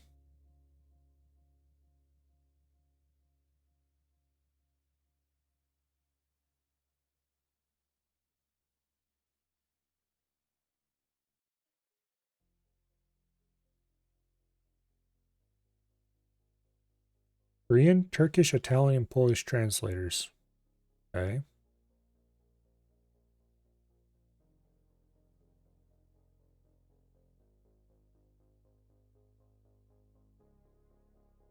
Okay. I don't know. That seems like an odd thing to ask for user choices over. I guess it makes as much sense as anything else, though.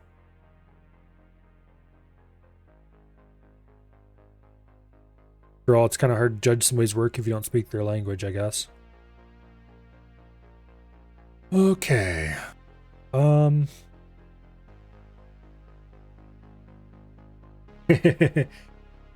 Any news other than we gave up is good news? Yeah. That's for sure.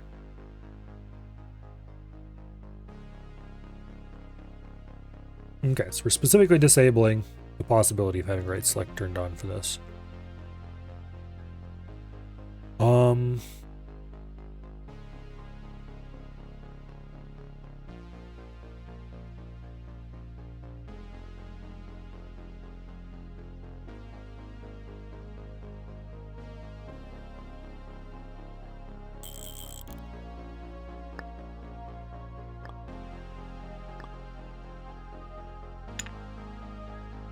Okay. We need to move the whole computer down a little bit again.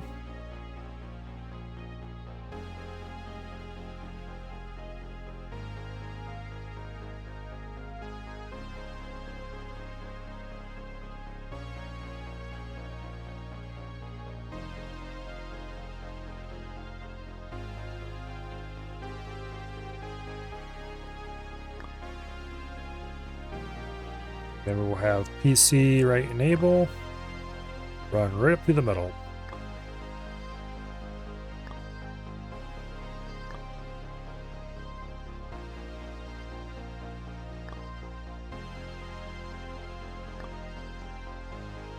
As to whether or not I'm actually going to label this anything or not, I don't know yet. It might only run to one destination. If I run it to more than one destination, we're definitely going to have to label it. But for now, it's just going to dead end in here somewhere and eventually get connected. Actually, wait. It's going to run over to here. No. We'll run it down to the bottom. And run it across there. Alright.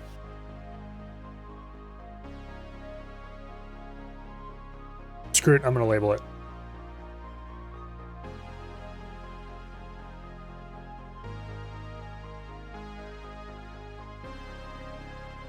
I'm going to call it JMP enable.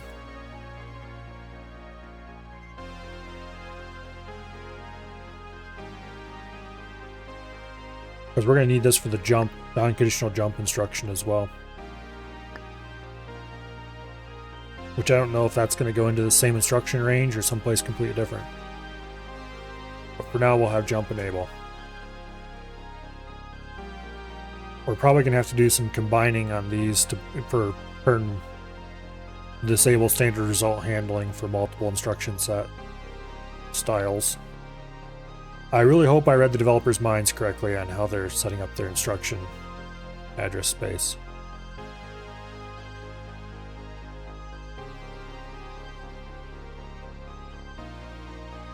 Okay.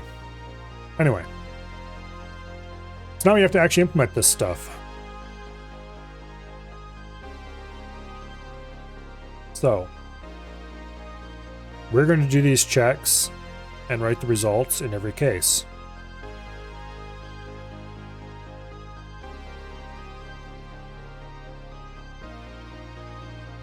And thinking about this, I'm going about this completely wrong. Or 50% wrong, actually. We want these to all be 1-bit switches. Because we're not switching on an address or anything like that. Oops.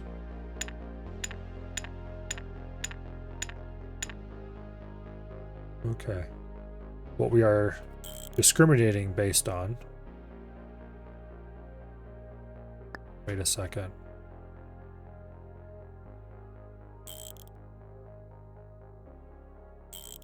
How did these face?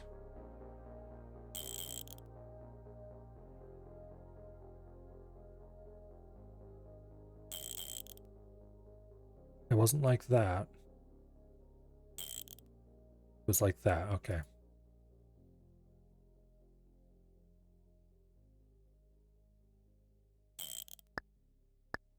What these are doing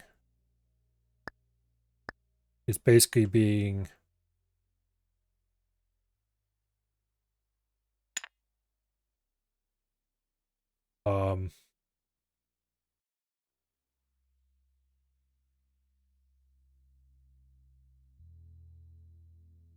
okay, we connect the jump enable there.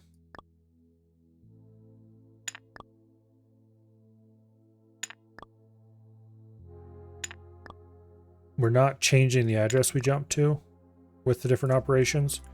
We're changing whether or not we jump. The address is fixed.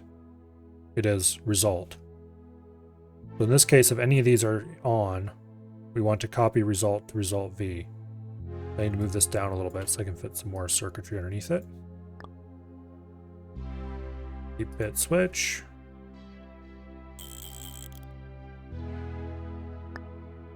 Okay.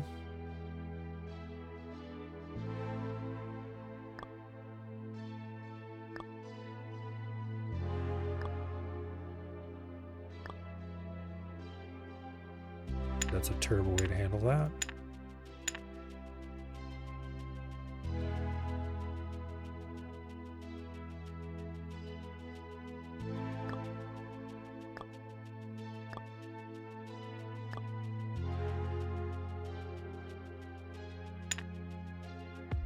Okay. Run this straight down to here. Boom. Damn it. There we go. Okay. And then this takes result and feeds it raw to result V if any of these are turned on.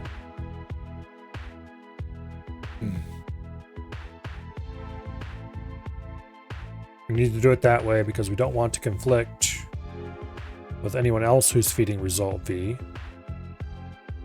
Namely, this, or any other future instruction setups. Additionally, we probably should not feed straight into jump enable. We should probably feed through a switch. So we only set jump enable based on if we are actually sending something.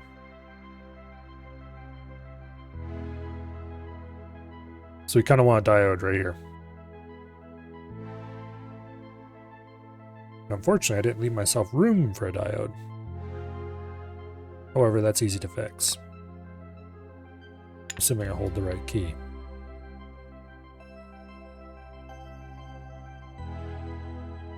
Probably more room than I need.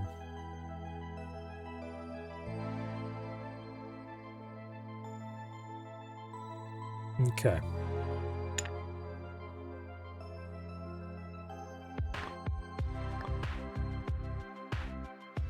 Go. And then we remove that. Grab a 1-bit switch. Boom.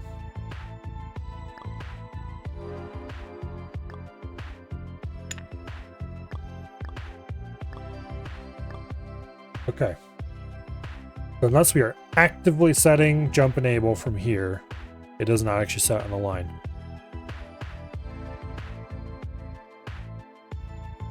Which means it shouldn't interfere with anything else that might actively set jump enable.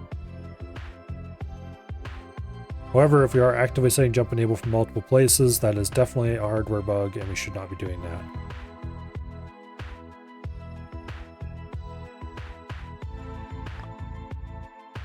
Now,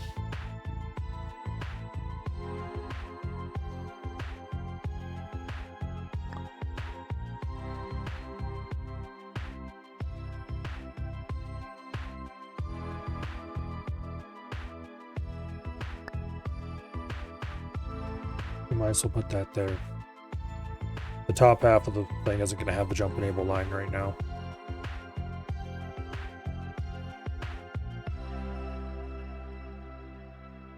Okay, so the first thing we need to do is equals.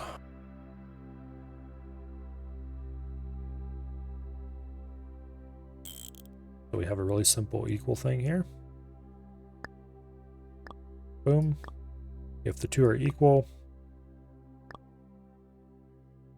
we write to the equal line. Except that is not the right line to write to at all. Burp. If the two are equal, we write to the equal line.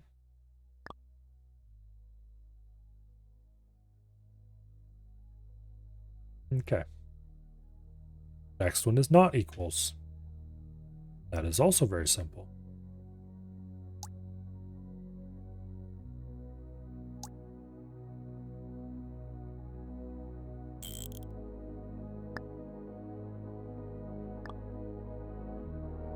Go ahead and draw this out a little bit.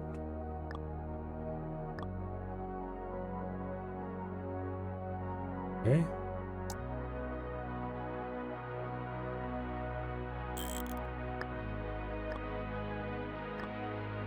If they are not equal, we write to the not equal line. Less than, which apparently is unsigned in all cases for now.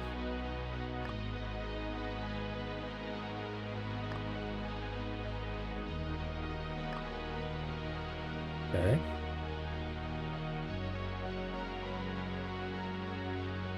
And then we have less than or equal. Oh, look. I can't imagine how we'll ever implement that one.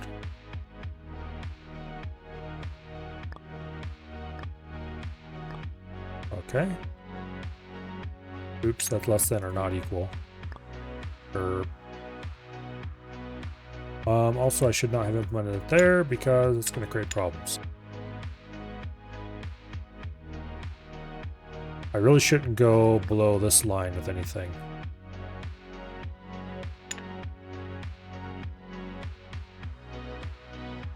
So,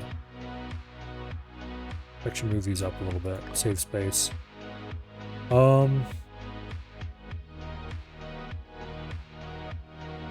We can do the whole thing all over again, or we can grab results and OR them.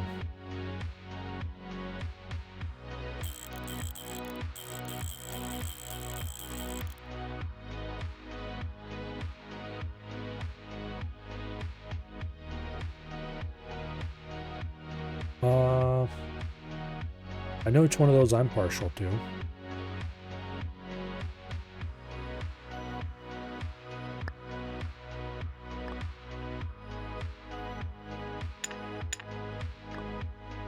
I don't like the way that looks though, so I don't think we're actually going to do it that way.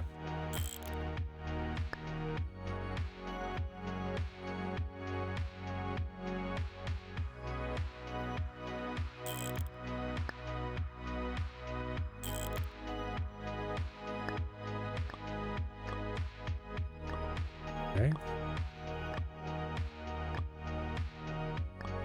There's nothing worth doing once, so it's not worth doing twice. We do greater than and greater than or equal. Okay. Oops, that's signed less. We want unsigned less.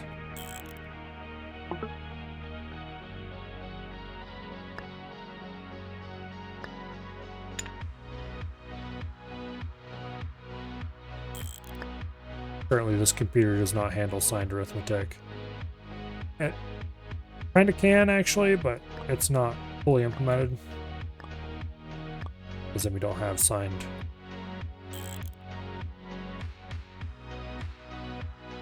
Delay.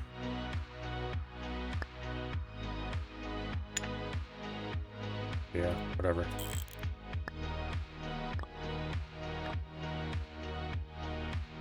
Okay.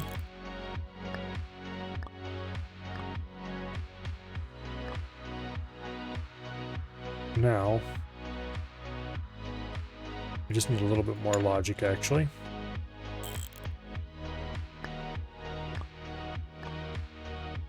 If it's not less than, then it must be greater than. Except that's not quite true.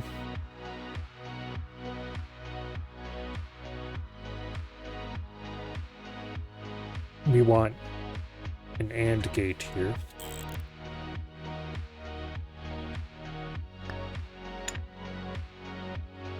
Okay.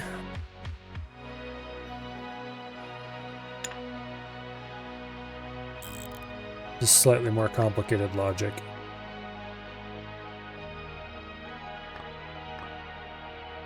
If it is not less than, then it's either greater than or equal to. If it is also not equal to, then it must be greater than.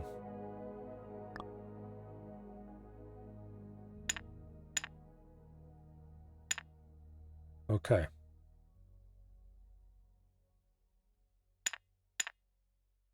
And for greater than or equal to, it's very simple. If it's not less than, it must be greater than or equal to. We don't need an OR for that one. Okay.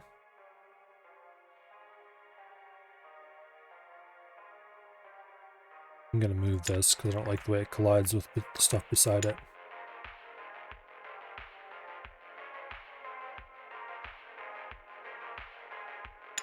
Pretty straightforward. Go ahead and deadhead those a little bit farther out to indicate that we still have more stuff we could put on.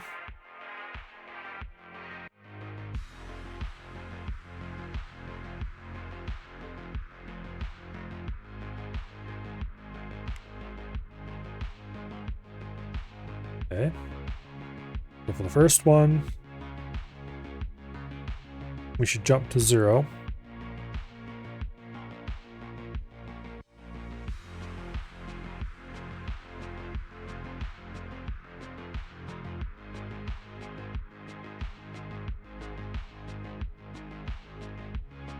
However,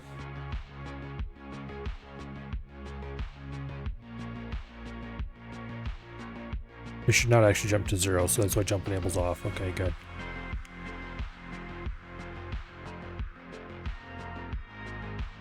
Should add immediate.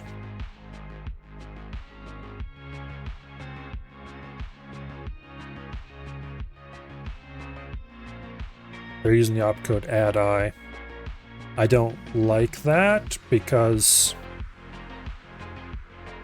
I'd rather make, if I was writing assembler for this, I would make immediate be part of the operand. I would, having the immediate flag in the instructions, fine, but I wouldn't implement it quite the way they do. Unfortunately, I don't think the assembler they use is going to be smart enough to handle that.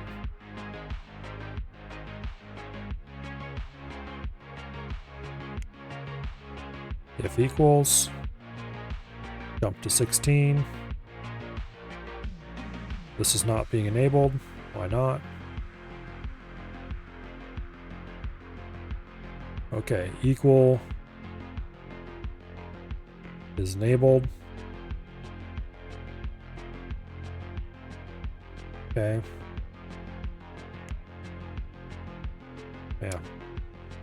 Let's run until we ran into a false less than. Register 0, register 1, jump to 72.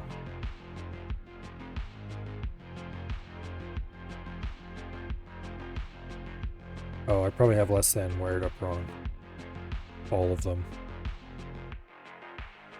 Yeah. I've input 1 wired to input 2 in all cases, I think. Oops. You know what, let's just go through and rewire all of these.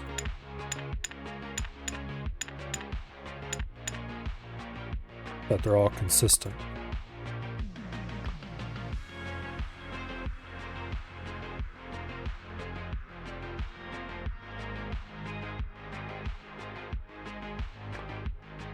Okay.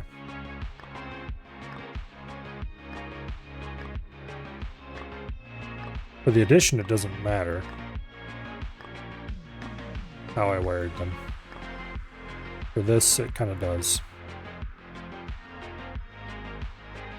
Alright, we've finished the leg computer.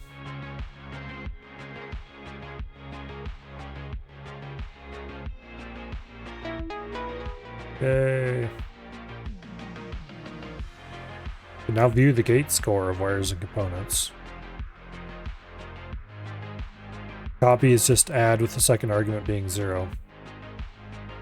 Yes, however.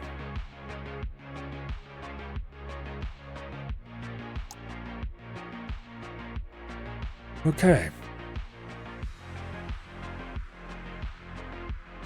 Now, functions. Converting hexadecimal to binary under time pressure. But what if I don't want to?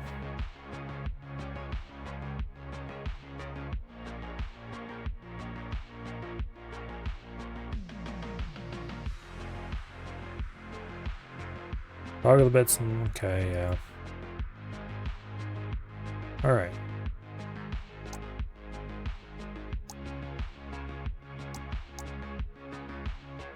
Okay. 0D. This is why I didn't want to do this with time pressure.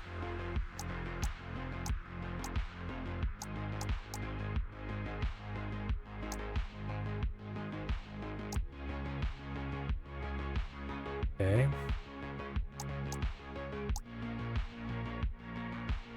B would be 12. No.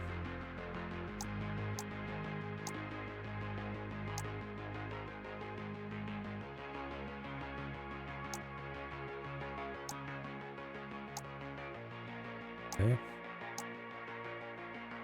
E would be 15. No. I keep forgetting it's zero-based, dumbass. Of course it is.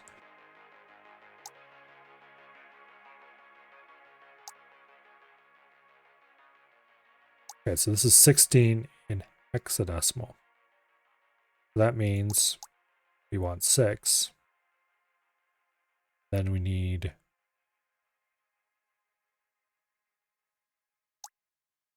that. Okay.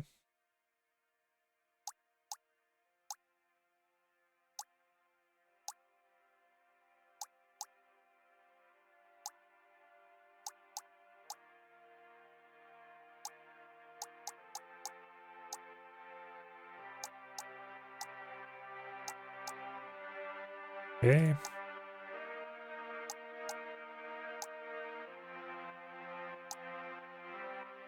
Let's see.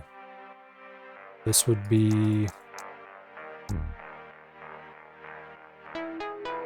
okay. Unlocks hexadecimal as number display. That might be useful occasionally. Shift. To shift to value 1 left just means moving all the bits in the byte to the left by 1 position. Okay. is just shift the first input to the left by the value given in second input will never exceed 7. Oh, fun.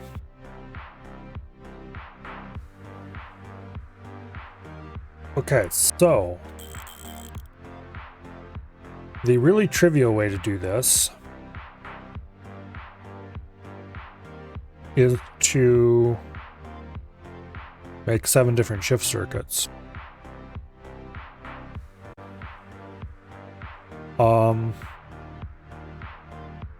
A shift circuit is really easy to make.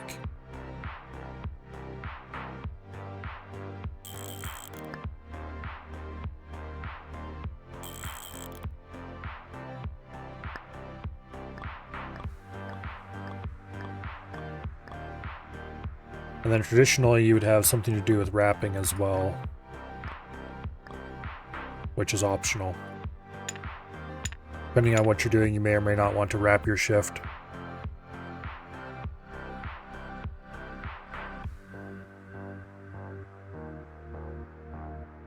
So,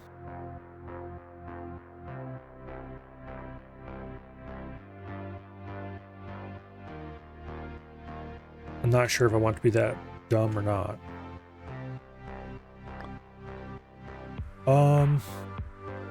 Would there be a smart way to do this?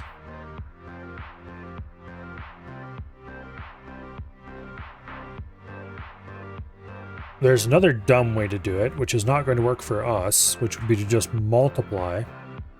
But that won't work for us because we don't have a working multiply. At least not one that's even slightly efficient.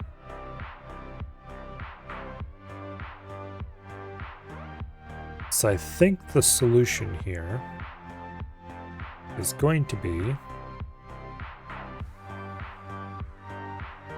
do a splitter.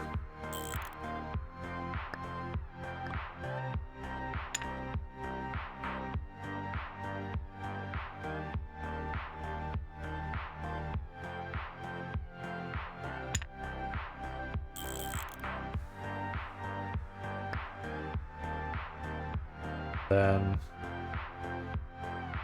3-bit decoder.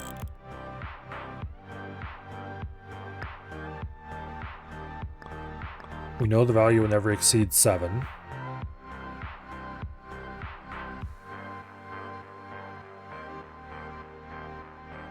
That will work just fine.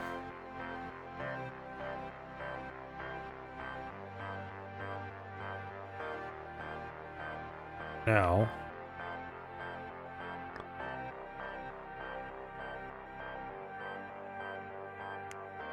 yeah, that is indeed the shift by input.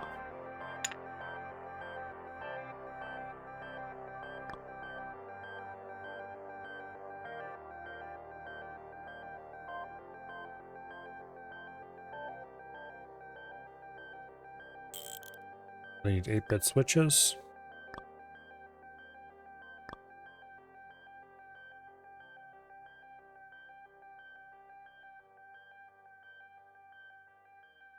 Go ahead and hide this in a corner for now.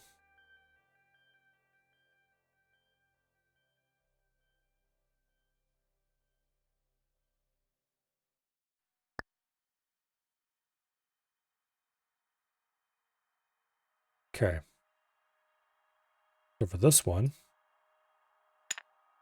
we shift about 1 more space.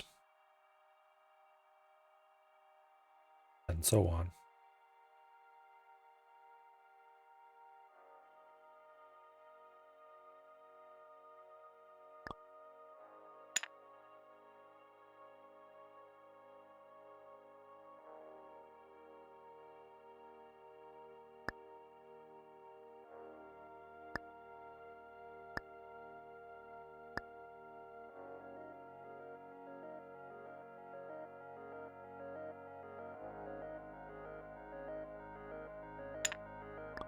Okay.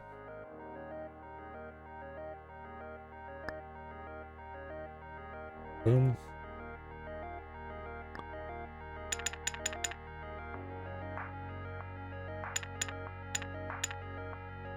Boom. Boom.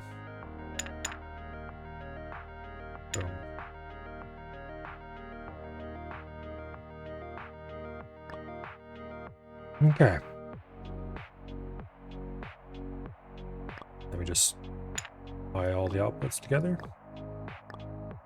This is definitely the dumbest possible way to do this. Just getting that out there again.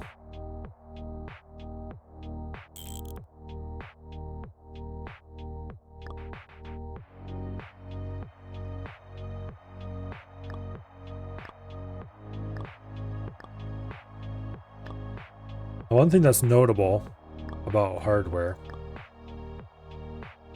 it's often just as efficient to do every possible iteration of a simple task, as long as they all take the same amount of time to do, as it is to do one single iteration.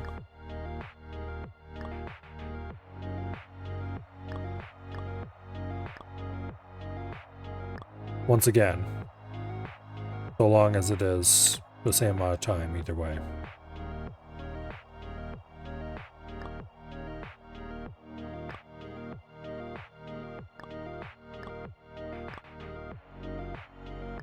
Because if it takes the same amount of time to do an addition as it does to do a subtraction, instead of figuring out which one you need to do first, or which one you actually need to do, if you just do them both, you've not lost any time.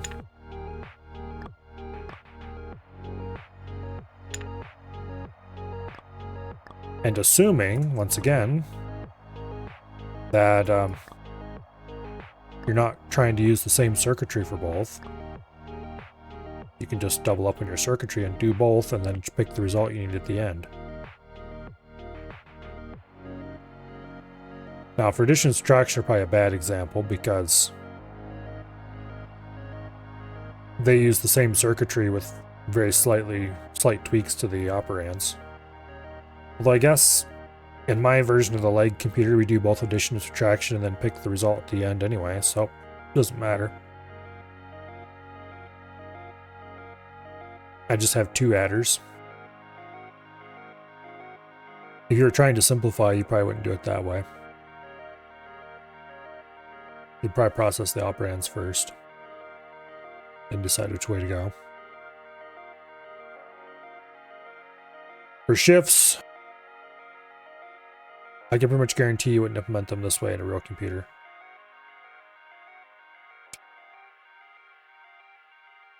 Oh, we don't have a shift by 0. Oops. I mean, we do, but it's wired wrong.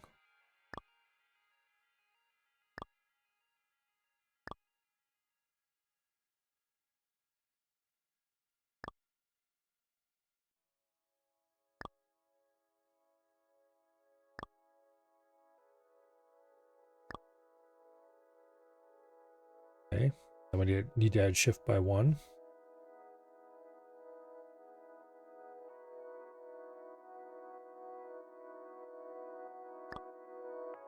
Also didn't wire these up somehow.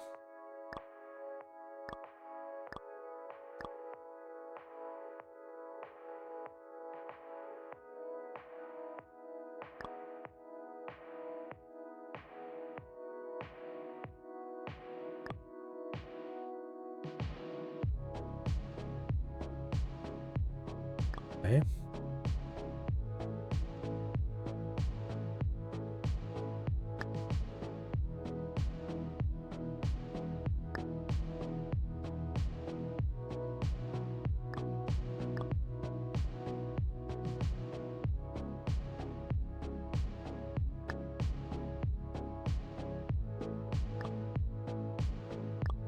And there we go.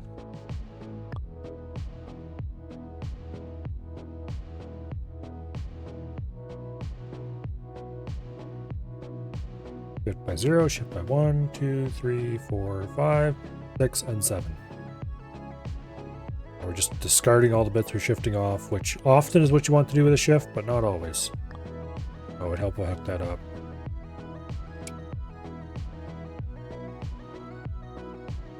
Shift left. Oh, I forgot to hook up that. Okay, there we go. And we also got shift right, which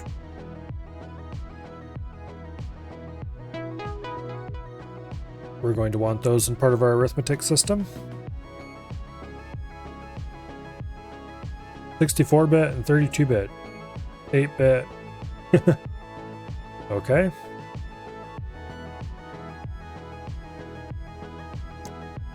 Suppose that's nice to know. Add a RAM block so your computer can address 256 additional bytes of memory. Need a way to decide which of the 256 bytes inside the RAM we are addressing. Select the register and wire it up so its value always selects the RAM address. When you later want to load or save to the RAM, you'll have to first copy the RAM address to this register.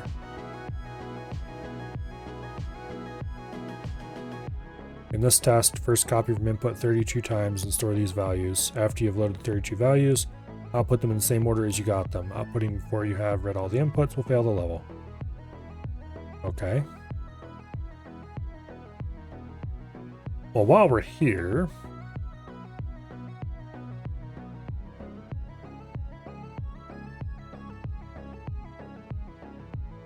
looks like they added a bunch of variants of shift. Arithmetic shift. Shift while maintaining the sign of the number. This is useful for doing things like multiplication. Plausibly. Rotate, which is shift with putting the end bit back on the beginning. Okay. So 1632 and 64-bit stuff now.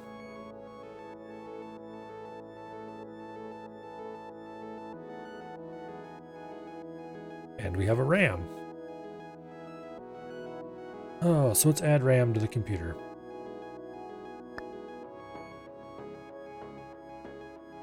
Load, save, address, save values, 4 of them, and 4 outputs.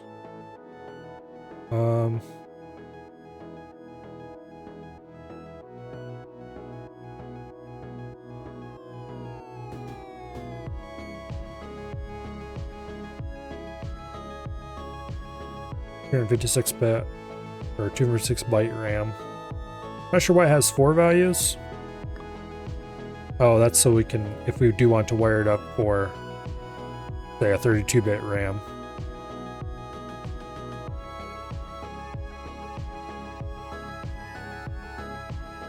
You could do up to 256-bit RAM. How is that going to work, though?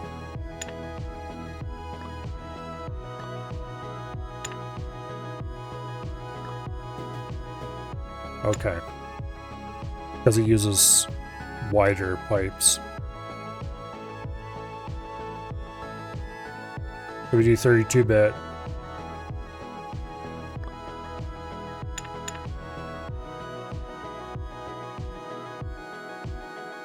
Yeah, anyway, we want 8-bit RAM.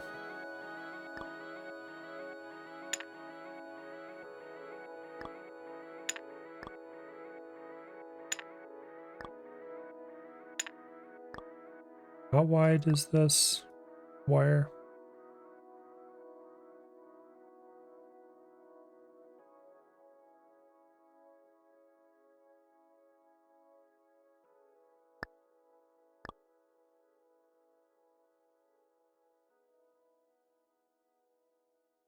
I'm guessing it must be outputting here. Let's grab a known, definitely 8-bit wire.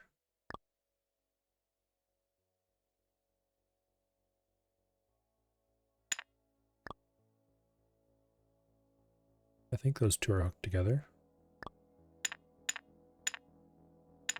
Yeah, who knows what's going on with this. We'll tinker with it later-ish.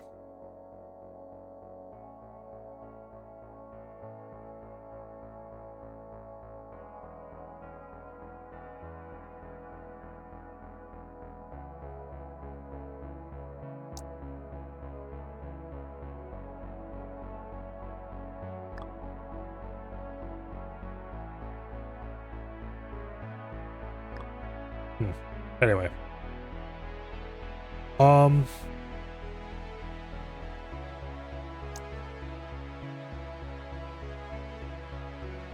So we need to have a register.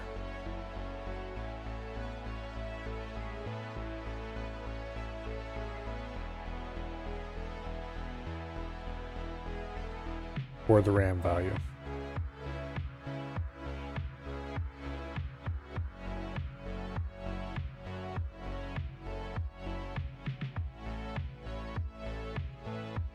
We could use an existing register,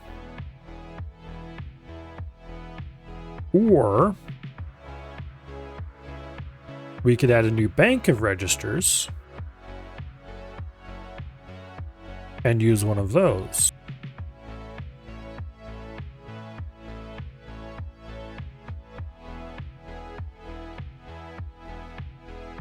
We have all these lovely unused bits in the arguments.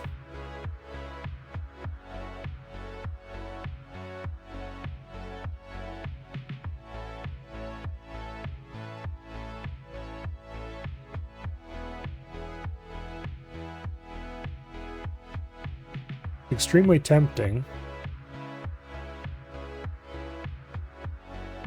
to expand the size of this a little bit.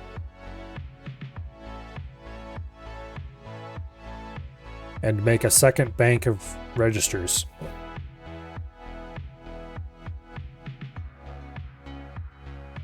With 8 registers this time. Instead of 6. Because we wouldn't need to have PC and input and output as valid registers for those.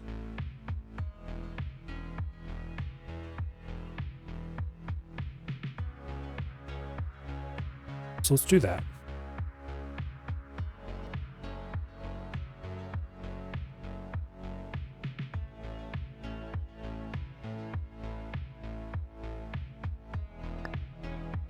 I'll have to mess around with this a little bit. Wire it together. Okay, we do not want that, obviously. And we do not want this either.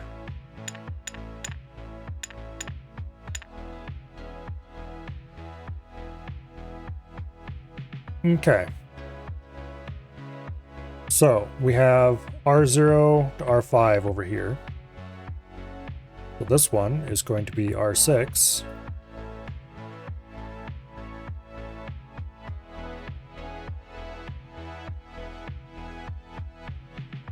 R7.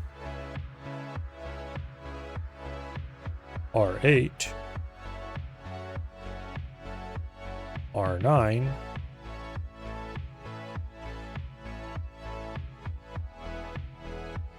And then we have 4 special registers. You will have A,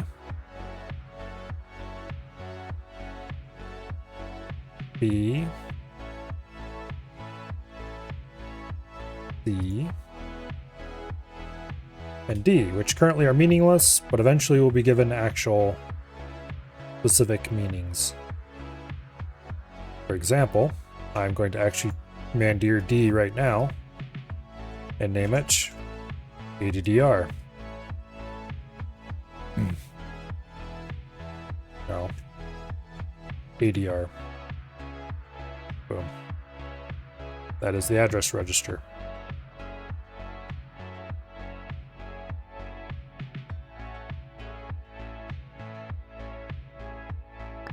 Boom. And I need to go ahead and delete these actually.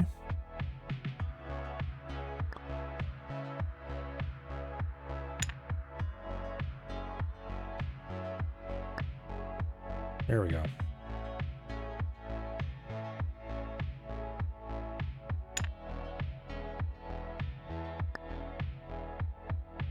Okay. A, B, C are probably going to end up being used for stacks or something like that eventually. And we might chop some off the bottom of this if we have to get more stuff. We have the same jump enable logic. or rather the same disable logic for the output stuff.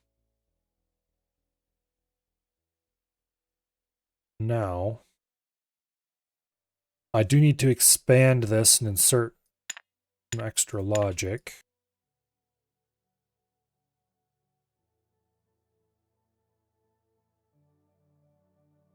Because this needs to have the same kind of logic that we used down here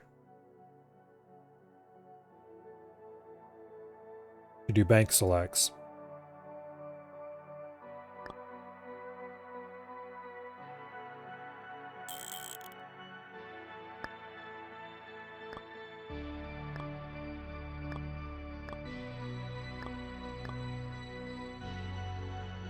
Okay. So if we're asking for bank 0, we don't want this. We only want to respond if we're asking for bank 2.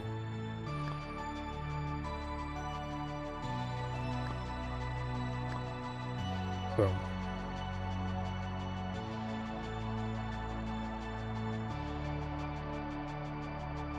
And we need to have a not on this.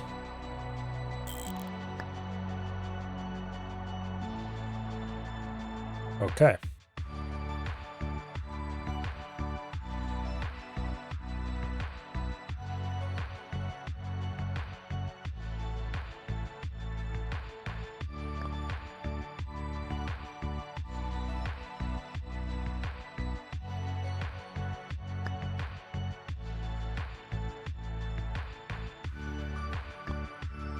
And you get drug right into there. Hook up the bank select logic again. This is going to allow us to make way more registers, should we decide to do so.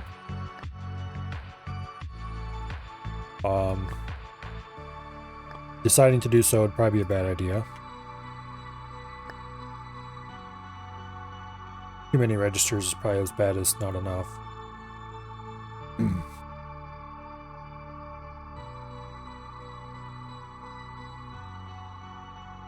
But anyway.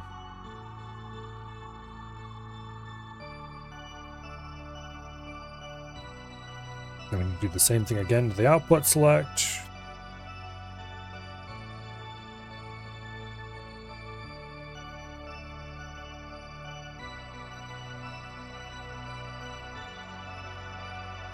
We need to suppress this.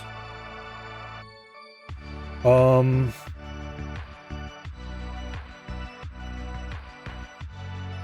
gonna have to copy most of this over to replace this as well. This has to be modified, I mean, to hit bank selects so that I can disable it.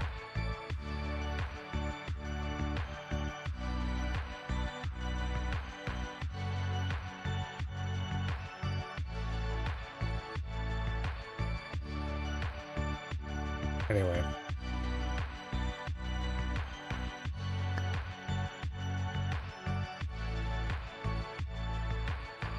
Go.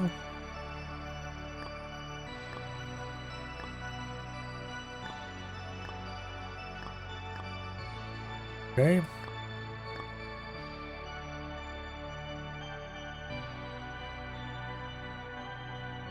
A simple OR will do the job here, I think.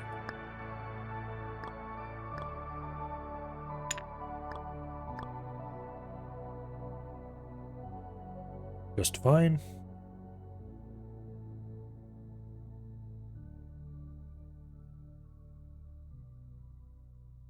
Oh, it needs to have a not too, of course.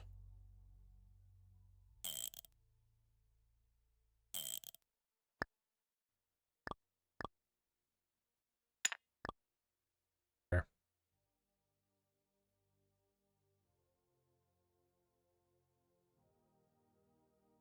So if we're not selecting this bank, or we are in jump mode, then to that end, I should also wire an unconditional jump into this.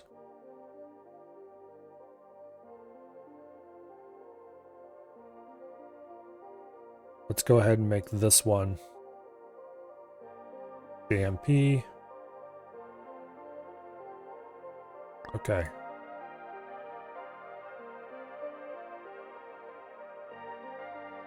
That's the wrong place to do that. I'm being a derp. That's the math one. Here's one we actually want.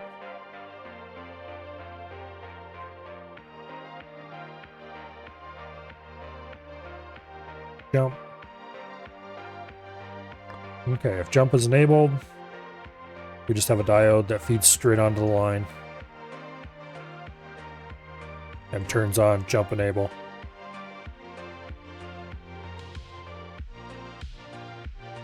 Basically, jump completely ignores all arguments and just jumps straight to the destination in the result.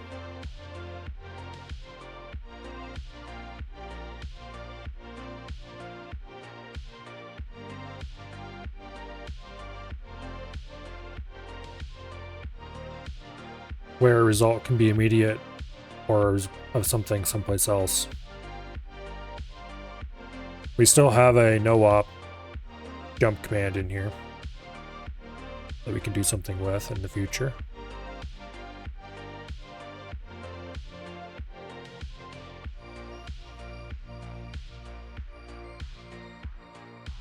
Okay, now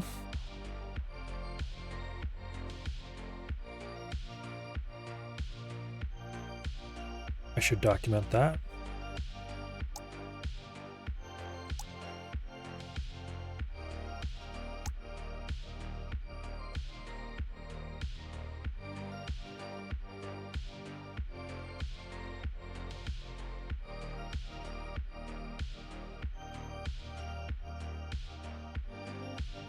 Okay.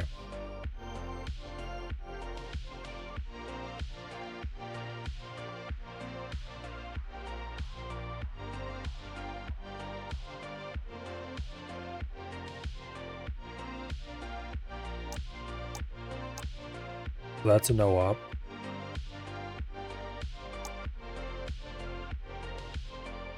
And that's jump.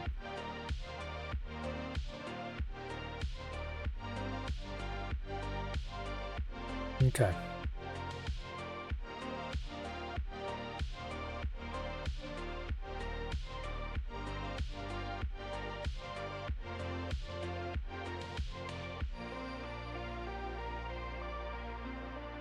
That's a no-op.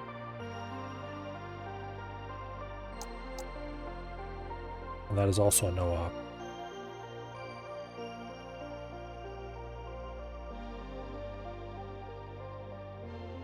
All valid instructions are now documented, I think. We have tons of instruction banks available.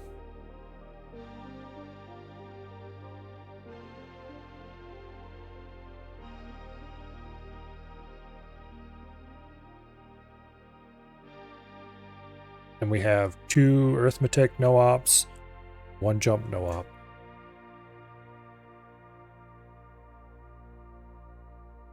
Okay. We should implement a move instruction as a separate instruction. I kind of want to do that in a bank of its own. And then put the memory management instructions in there as well. But memory isn't going to be managed using special instructions. It's going to be managed by reading and writing to registers.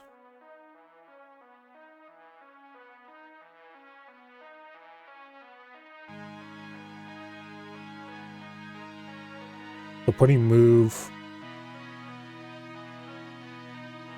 into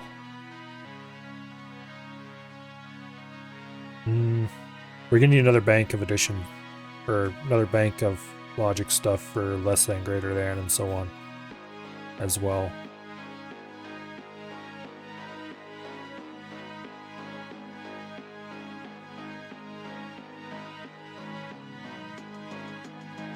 Let's worry about that later. For now, we need to copy this top end to replace this top end.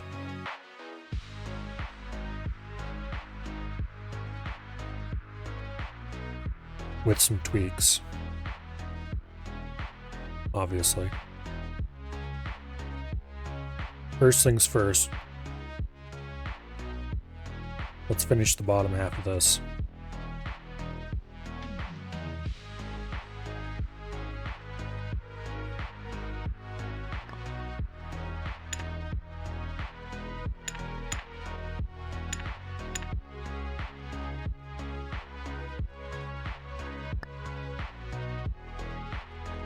Okay.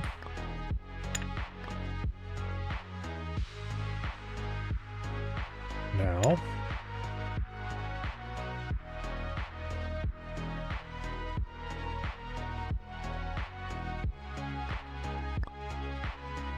that's the C register.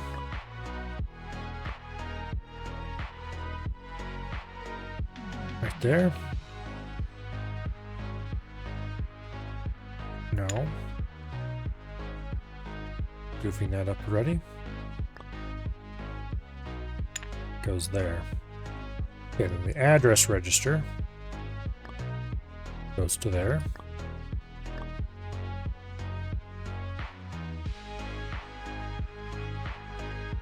Okay. And then the C register over here. That's C register right select.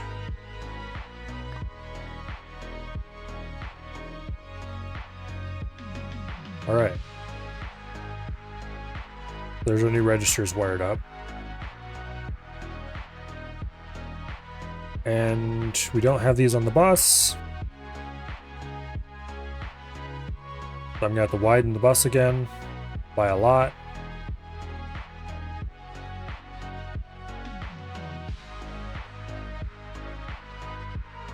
Address should be a special register over here. Damn it.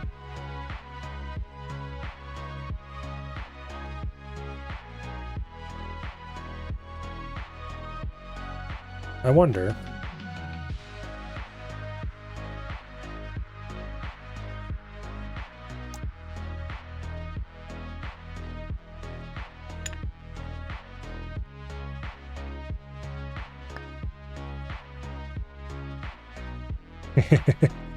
This is a weird as hell component, but let's go ahead and add some inputs and outputs.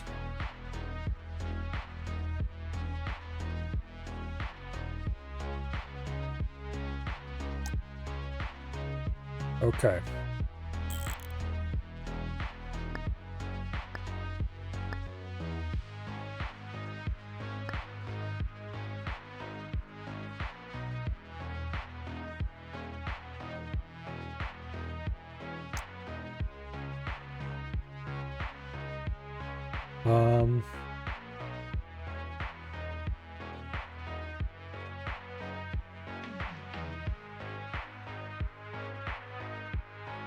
I don't want to do this exactly. Hello, Unsigned Robin. Welcome here.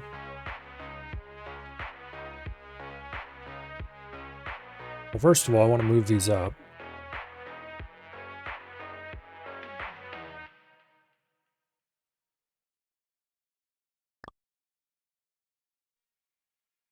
Second of all, I wish I could block out components myself without having to place gates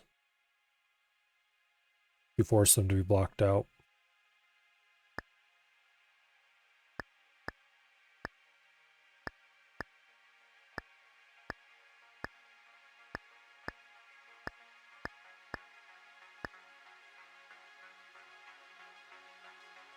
Like, there's nothing reasonable I can do to fill these in.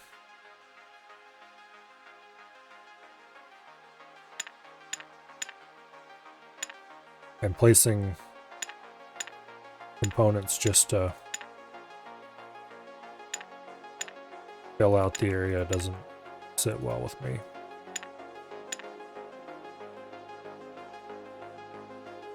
It's too weird and hacky.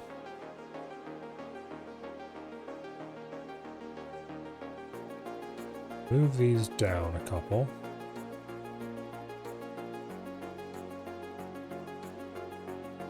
Can we get a more sane shape? Yes.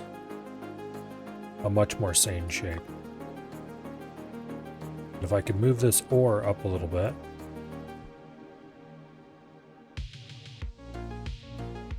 That gets us an even more sane shape.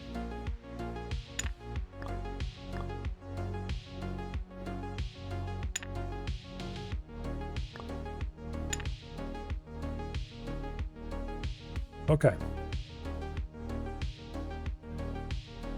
Now, we're going to want to give these names.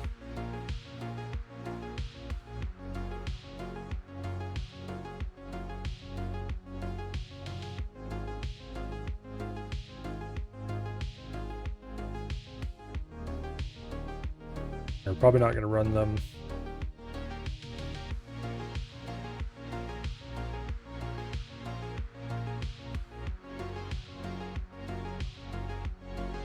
Okay. This is opcode.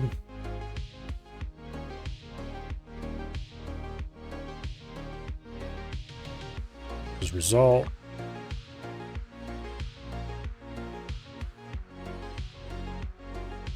This is arg1. This is arg2.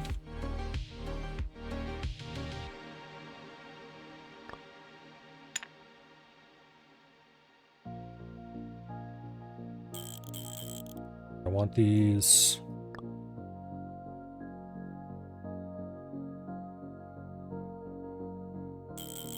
over here, I think.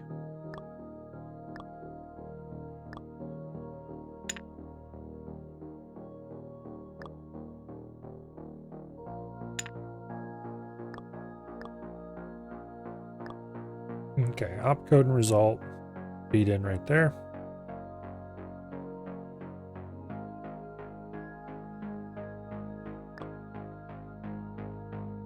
And arg1 and arg2.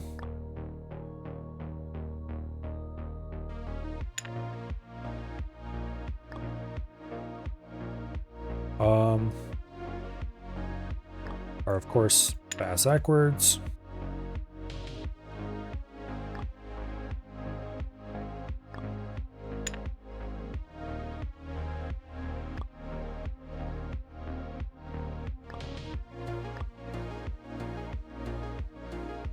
The things I do. Actually, wait. I can change my label direction so that they're actually readable. Okay, I just take back everything I did there.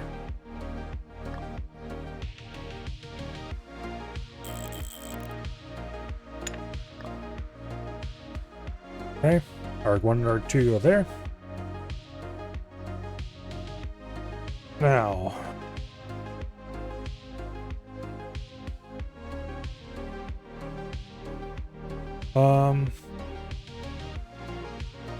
I realized I just screwed this up.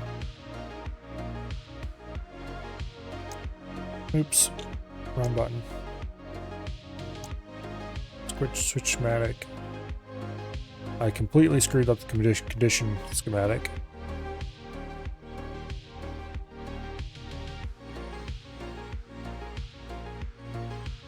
I'll just be a register bank.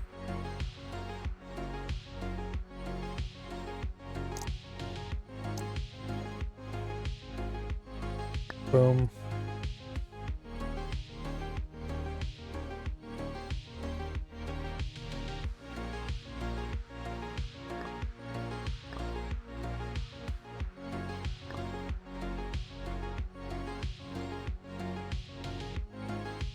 Oh, we need to move some stuff around again.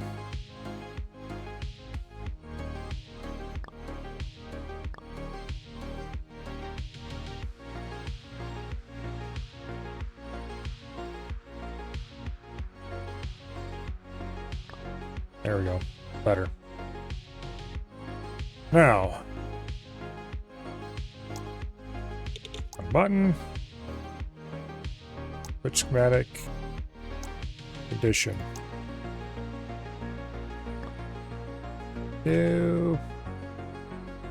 I've completely destroyed it. I'm not sure if I use this for anything or not.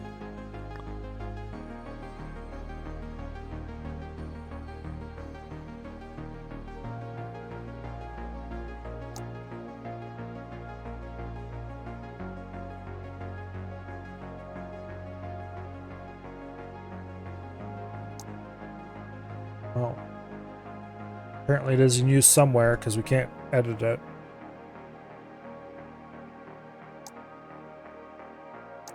What's register plus? Oh, it's a register that has a always on output. I see. Oops. Stop pressing that damn button when you want to go to switch command.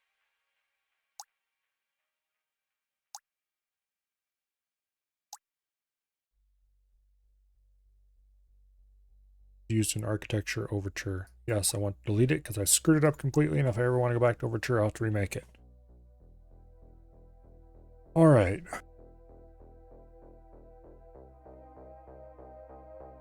Now we need outputs.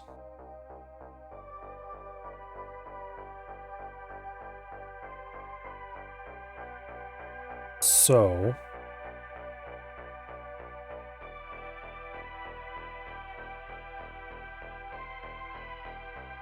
for this,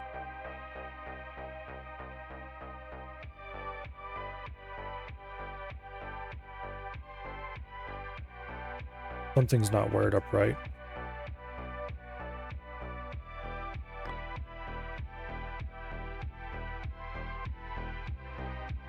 And this isn't wired into that. Okay.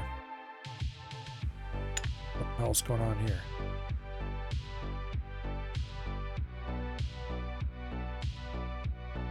We need another input.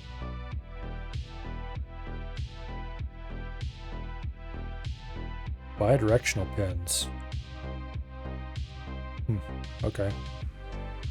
We need an 8-bit input.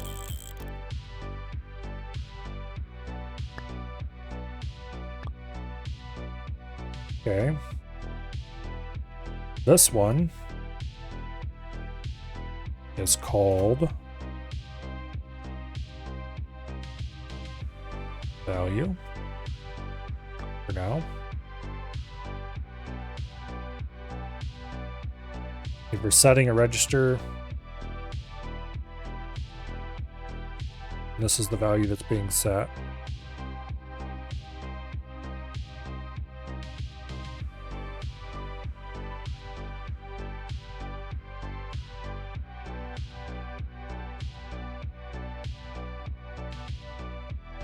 Okay. And then for the outputs,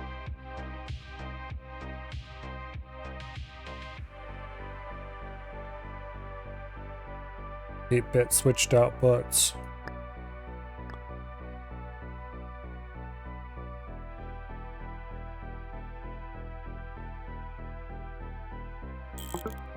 I wish I could flip it.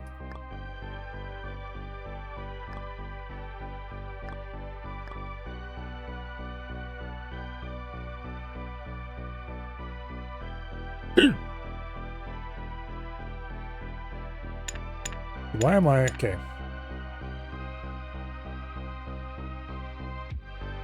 We have a fundamental question here. And that is, why am I not just outputting these at all times? There's no real reason to have all this selection logic.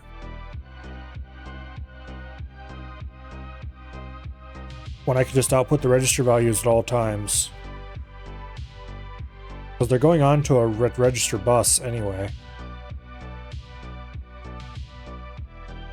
I mean, other than the fact that I made all the selection logic, but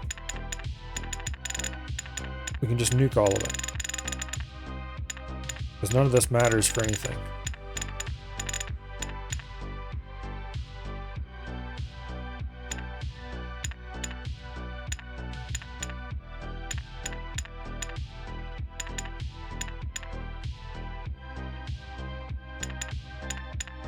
It almost kind of made sense once upon a time, But it really only makes sense if I'm trying to do setting result 1 and result 2 inside the register component, which actually, now that I think about it, makes sense.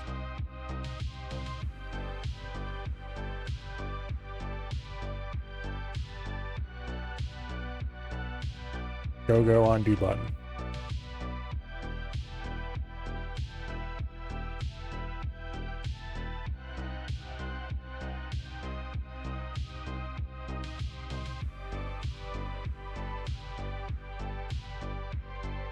Okay.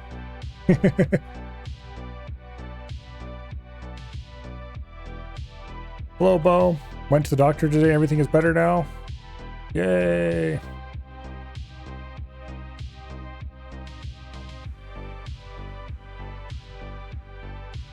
Okay. What we really want for outputs is switchable 8-bit outputs placed here and here. And we'll call this one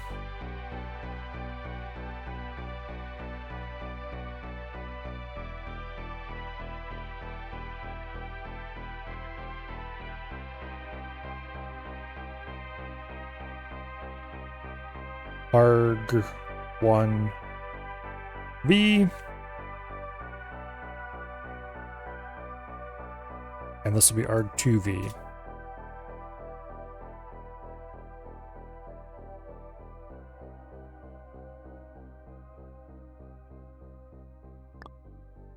Okay.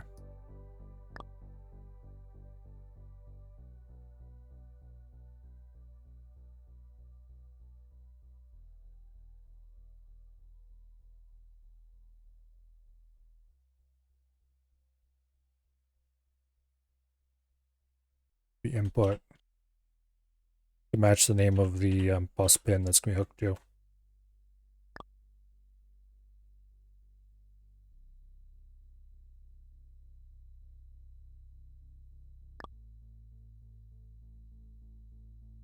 Okay. So we need a lot more logic in here to handle this part. Or not really a lot more, but some more.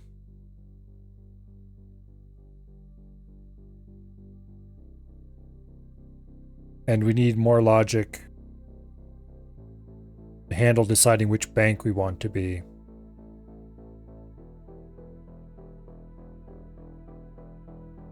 Although honestly, I'm probably not going to use this component. I don't know.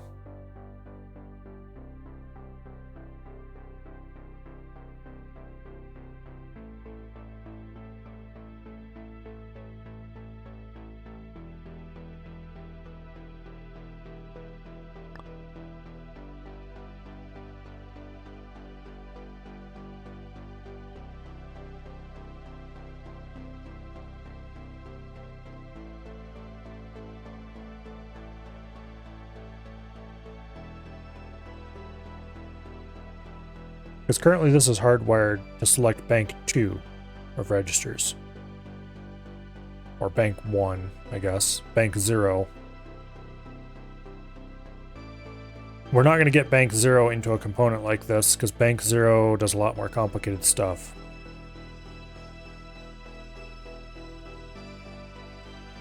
Yeah, I really want the logic for selecting the bank to be in here as well.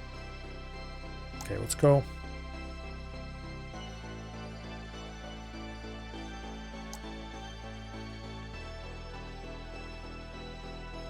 Back to the level select.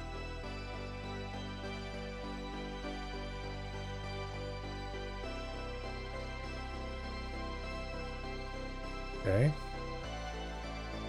Now, where do we have the selection logic? Here it is. So this selects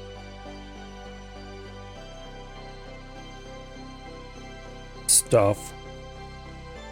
It moves it to things.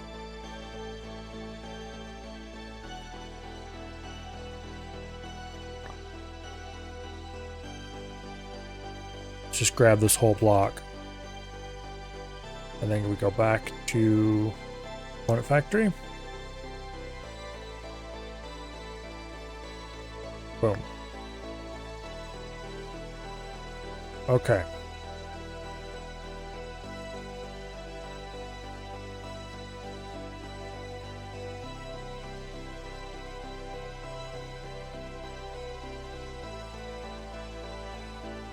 So that's opcode.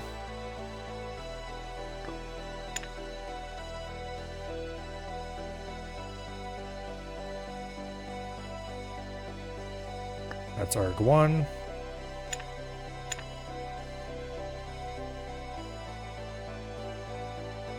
That's arg2.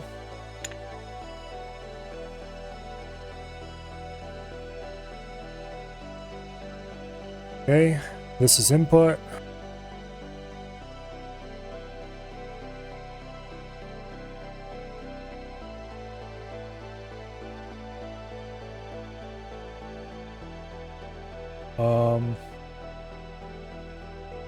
Okay, we're getting those values up here.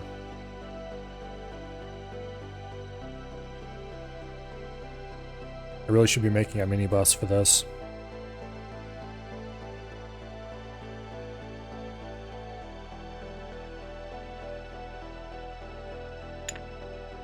Let's remove some noise first of all.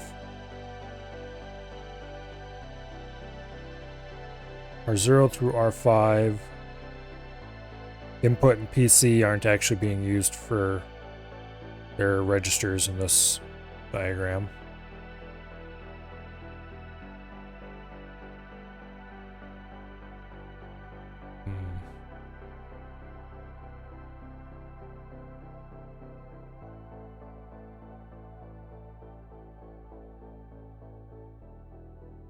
This is going to have R0 through R7.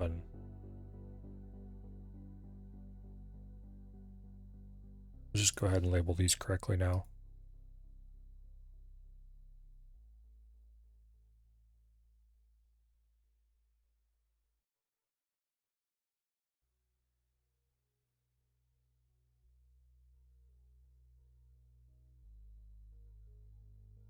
These aren't actual register names for the computers. They're register names for this block.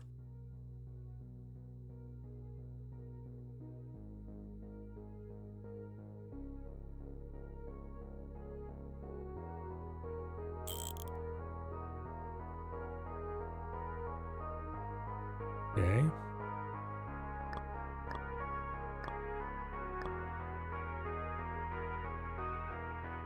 That narrows that down a little bit.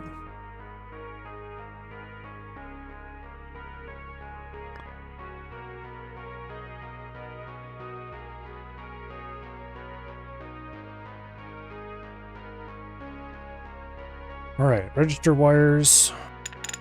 You guys need to go away because you're going to be fed directly from these registers.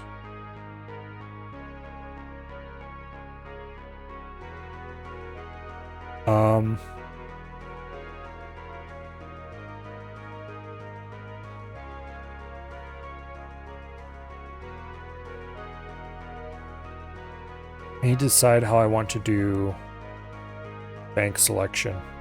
Because this method of bank selection works great when I'm hard coding it. It's not going to work so great as components. We need to have an input somewhere that feeds in which bank I want to use. And then this compares it.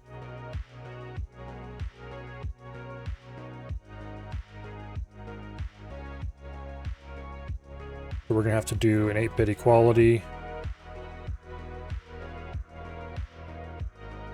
with only 3 bits on each side.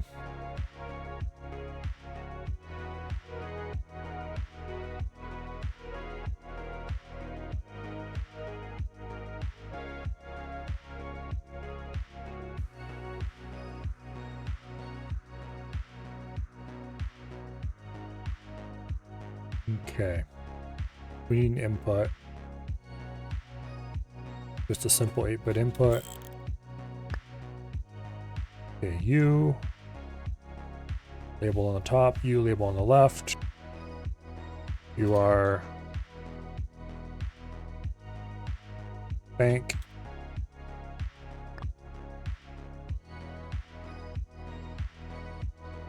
then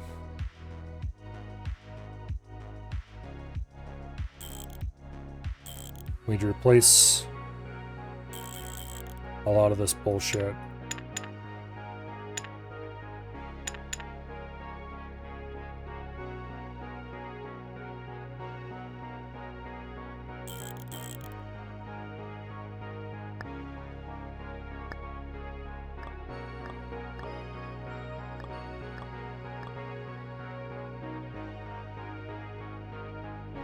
Okay.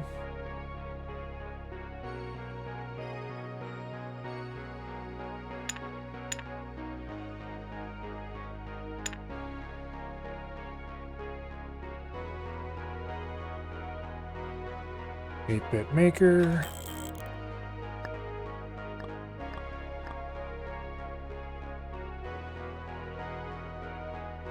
Then we need to have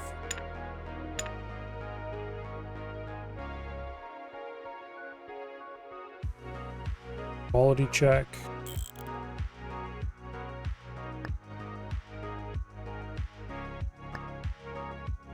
And if this value is equal to the bank value, that we're going to have to get in here somehow.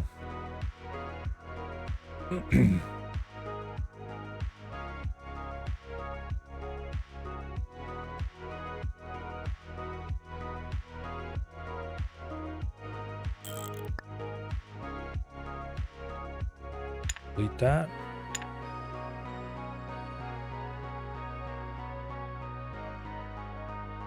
Come on. There we go.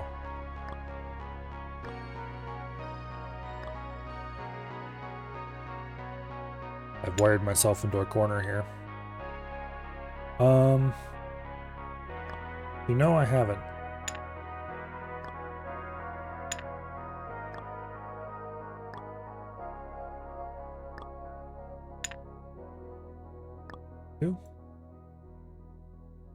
Okay. This is the bank input.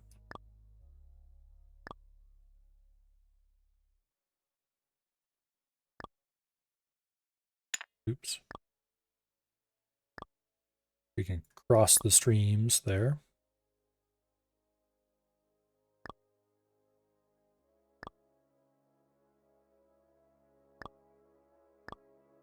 There. So we're selecting bank 0.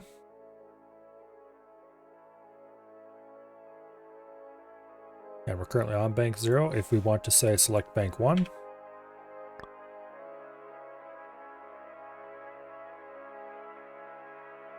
The quality check fails.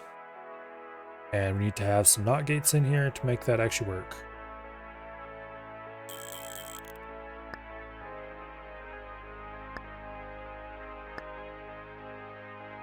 Okay, now let's go back to bank 0. And boom. Everything is enabled. And we're asking for register 0 twice, which is exactly what we want. Speaking of which, we need to delete these connections and remake them so we have the correct labels.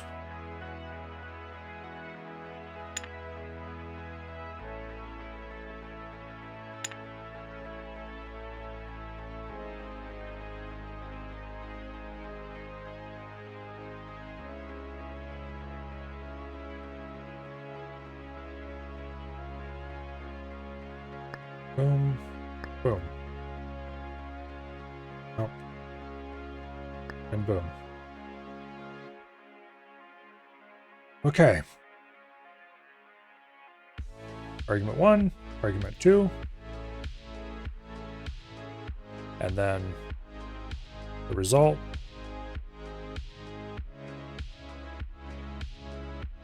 Now,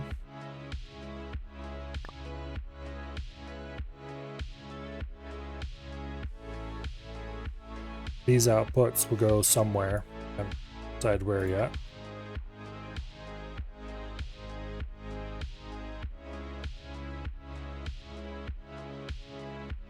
Okay.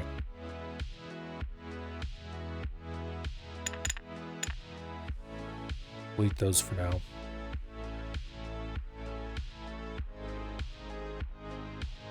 Input and program counter have no meaning here.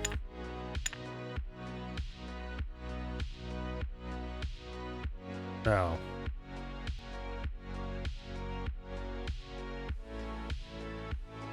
the output will go to, oh, let's see, what are these two supposed to be? Never actually did name them properly, did I?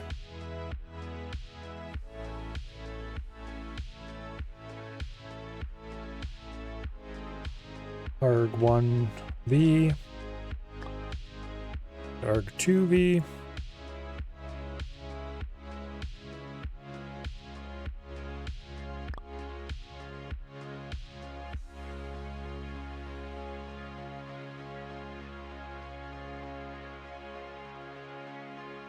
okay. Those will go down here somewhere.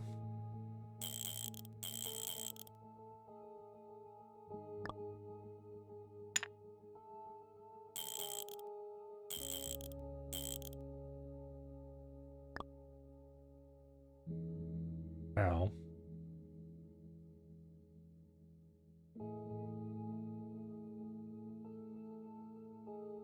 arg2v is this bottom one. arg1v is that top one.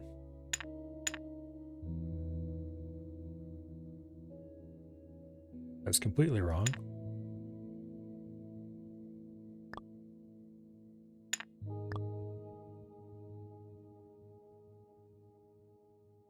arg1v is this one. arg2v is this one. These are arg1 and arg2 inputs. Result v is never messed with in here.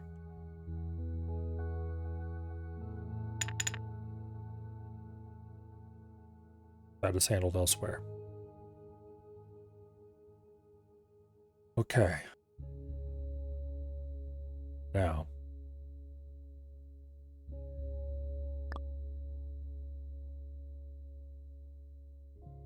opcode is needed over there. It's not needed down here. Result is not touched anywhere in here.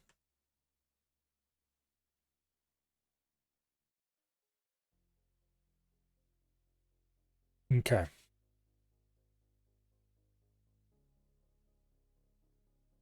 Move this over a little closer.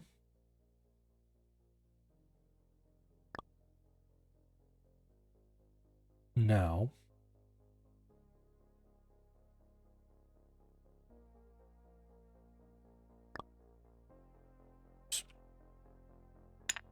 trim those bottom two, because they're just going to get in the way.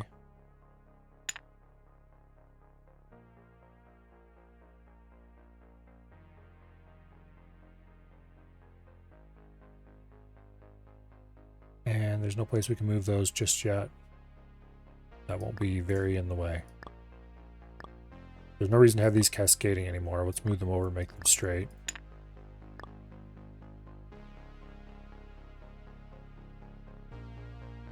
Because those get directly tied to the registers.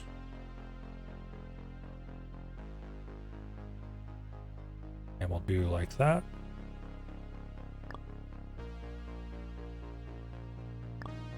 We'll place pins here. Delete these. Move this whole result closer.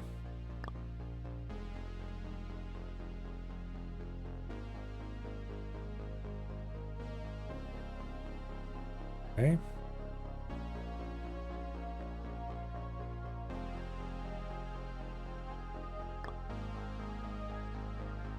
I'd like this to be over here.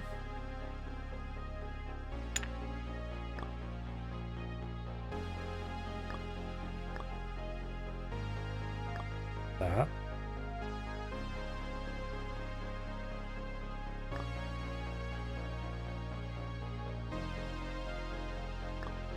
So this goes somewhere. Let me think about this for a second. Okay, so this one goes to the top. Wait. Let's get these all headed out in the right direction.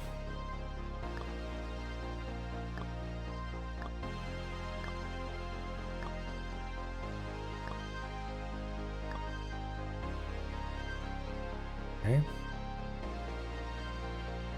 That one goes straight across.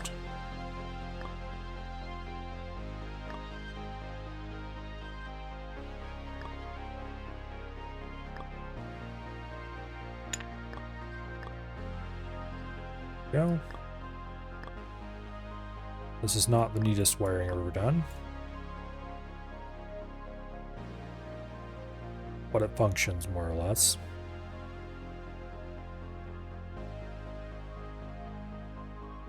However, we're missing our bank shutoffs over here.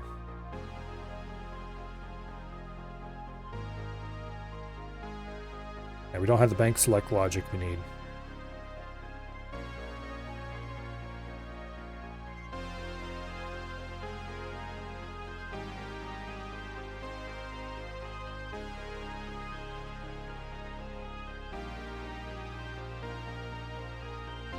First of all, let's compact this a little bit.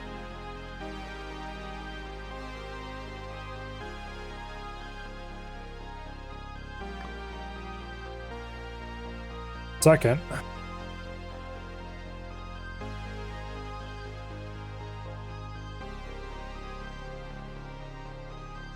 ARG2 connects to there. ARG1 connects to there.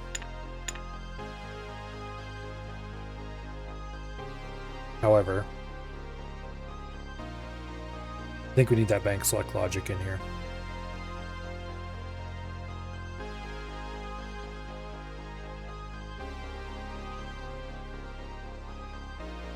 Yeah, because we don't have the banks. If we don't have banks selected, we don't want to be outputting. So let's shift this over slightly. And let's shift this all up a bit.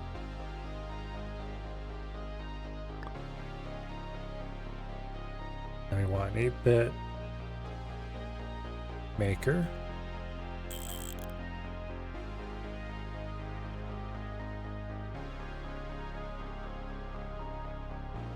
Go in there.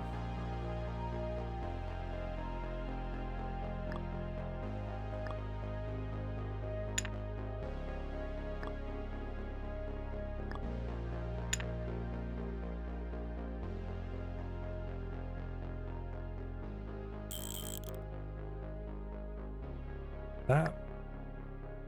And like that, if only it would fit. However, it does not quite. This mass needs to move over 2 bits probably.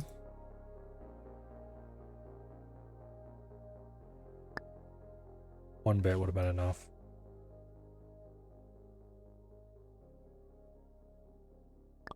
That leaves some exciting holes in this design, but oh well, we'll get around to fixing those later.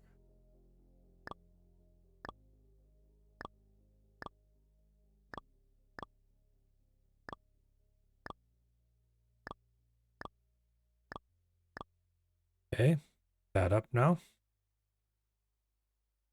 And then we put in 8-bit equality.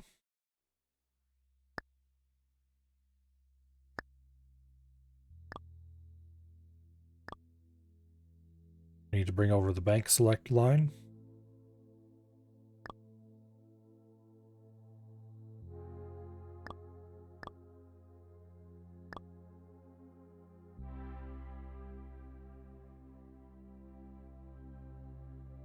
Yay.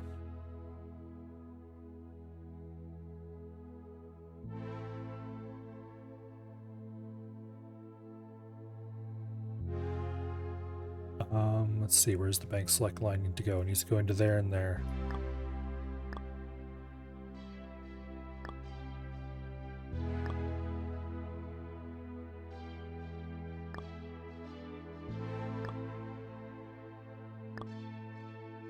There we go. Bank select is wired.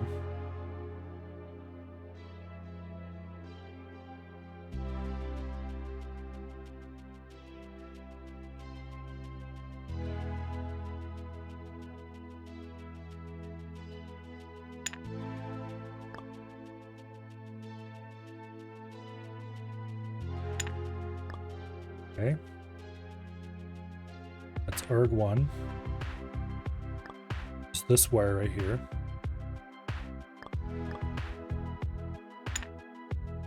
And this is ARG2.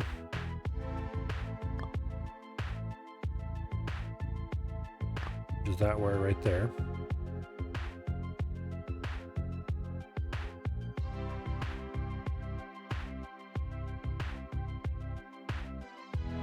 Okay.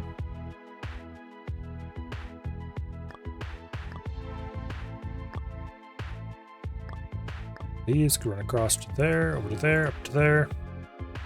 That determines whether or not we have disabled or enabled these. We need some NOT gate. Actually change the state on that.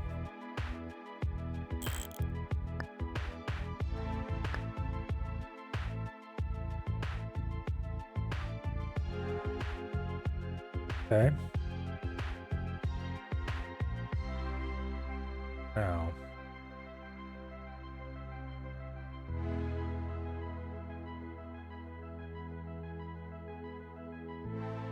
These two don't have any gates in them, so they're not. Use off gates, they don't do anything useful.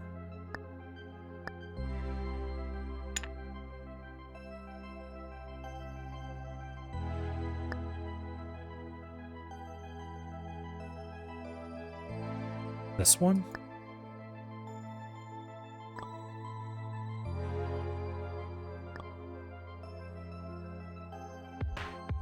Where's the hole?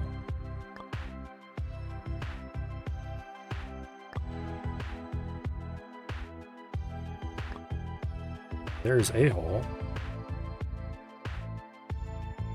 There's another. Is it this one that has a hole in it? Yeah, it is. Huh. Okay.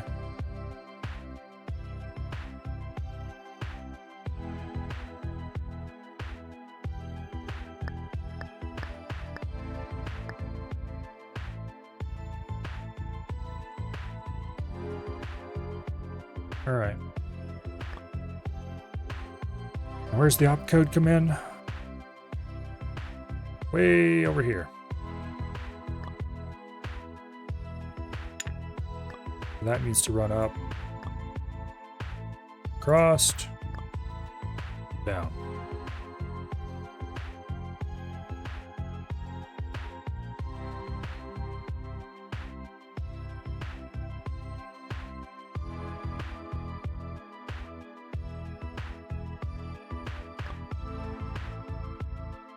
Why is result showing up as a square? And opcode is showing up as a red circle. They're the same kind of component.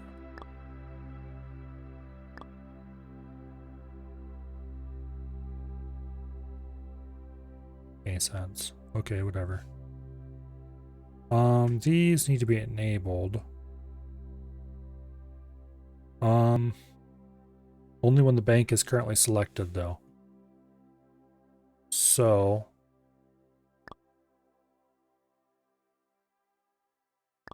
that's on. Enable that. And when that's on,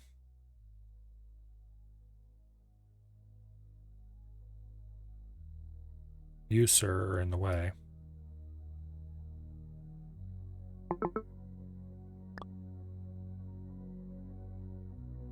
I hate the way it does non-contiguous shapes. Rectangle inputs go through registers and cannot cause a circular dependency. But this one just feeds, oops, this one, which is showing up as a rectangle, just goes straight into a splitter.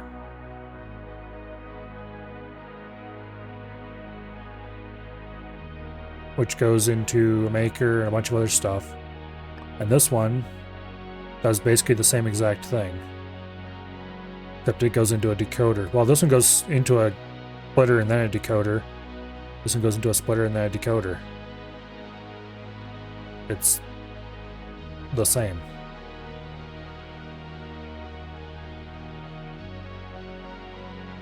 This one goes into registers.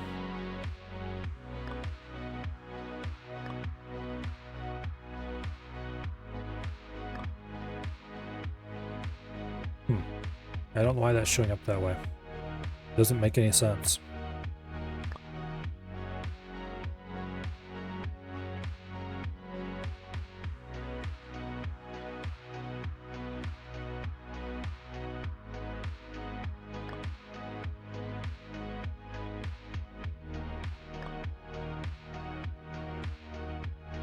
Anyway.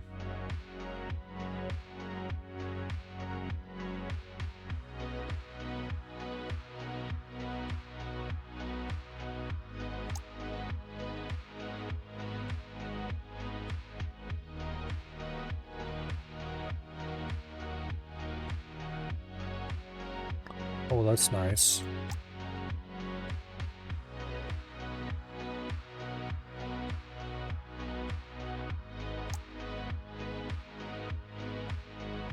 Can I not use this thing?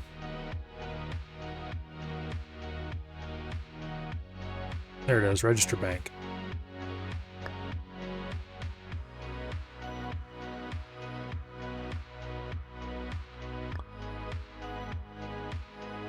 This can't quite replace this thing,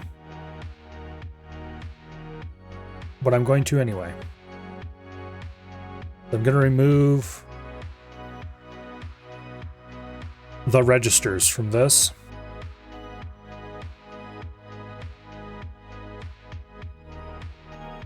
And we'll just leave input, output, and the program counter attached to this.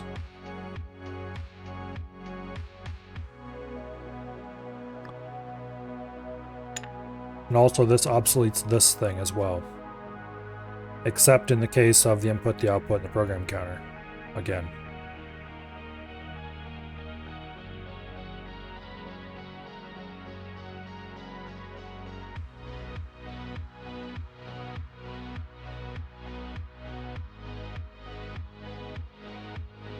Probably should do a bank select that doesn't have any registers.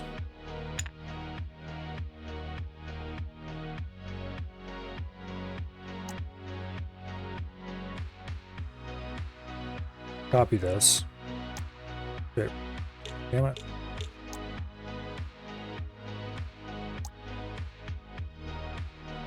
Duplicate the register bank. And we'll call this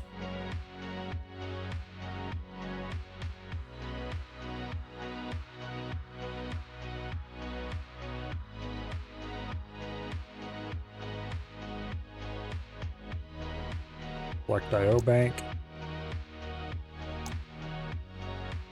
And this is basically going to be the register bank, except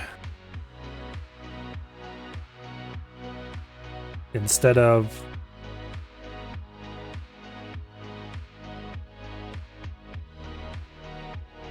having registers, it's going to have,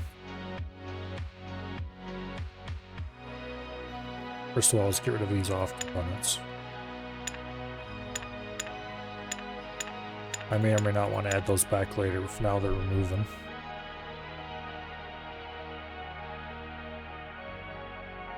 Instead of registers, we want inputs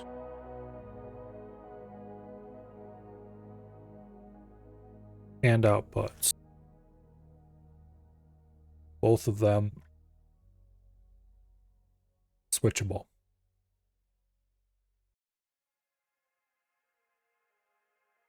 They don't have switchable inputs here, okay.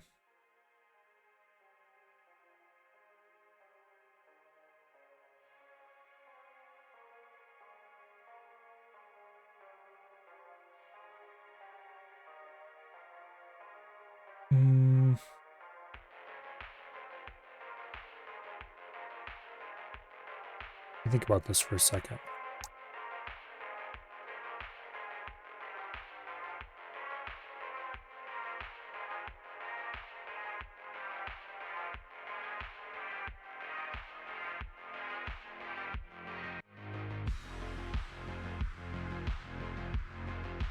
What I want from this is I want to output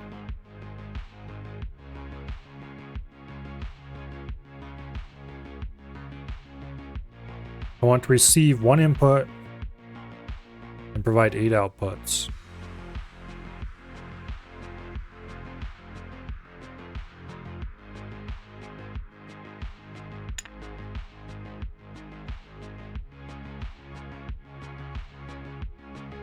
Also, I'm editing the register bank, not the select IO bank. Damn it.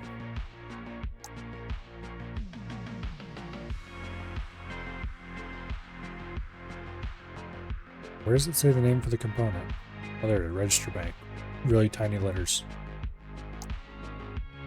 I didn't swap. Okay, let's rename this.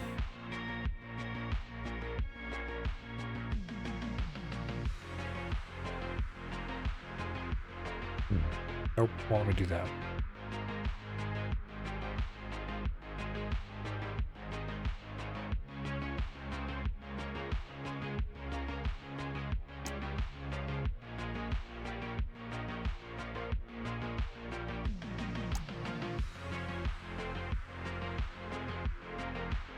Damn it! I deleted the wrong one by accident.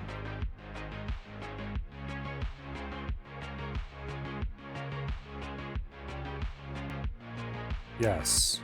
Rename this one. The only thing that's different is it has the off switches. We'll just add those back, it'll be good.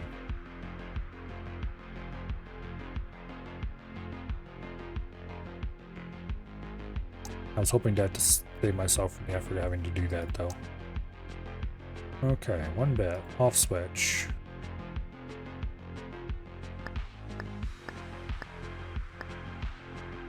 Fill in those holes. Fill in those holes. Don't fill in those holes.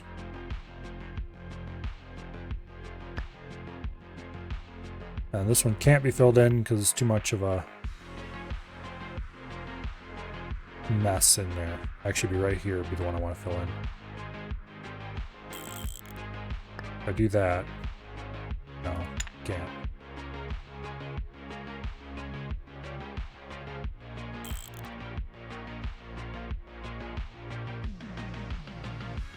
Yeah.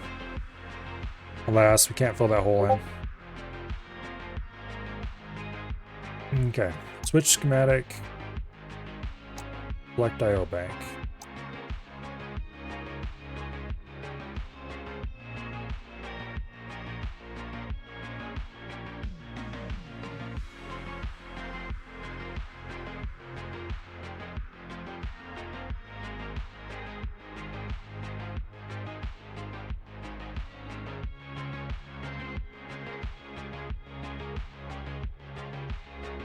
Okay, so basically,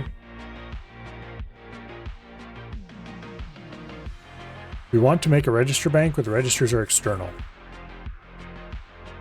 We want everything here except the registers.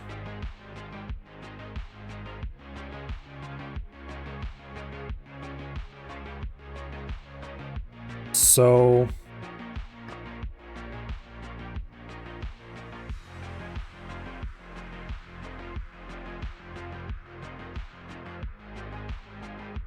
I don't really need any of the 8-bit logic.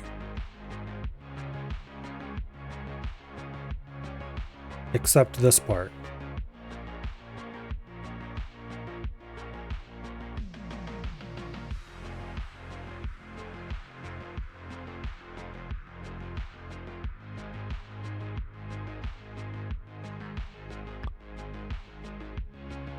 I'm going to replace all these registers with inputs.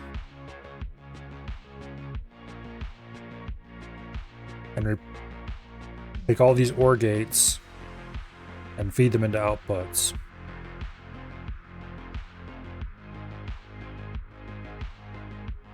is effectively what needs to be done. And then the outputs from here need to go... Oh...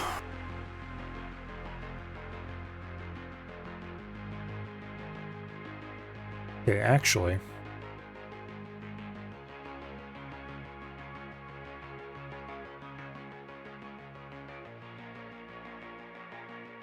I don't want to have a ton of 1-bit outputs, so we can probably want to combine these together and then output 8-bit.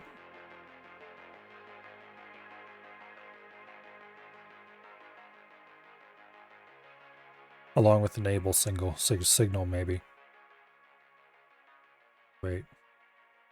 We have switchable outputs, don't we? Yes, we do. So we can just tie the enable signal straight into that.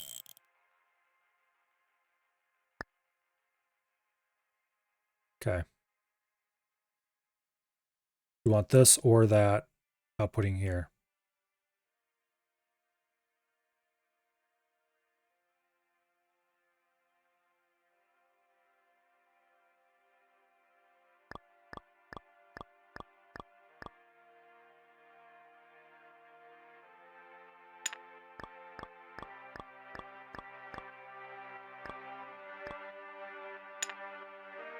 Okay.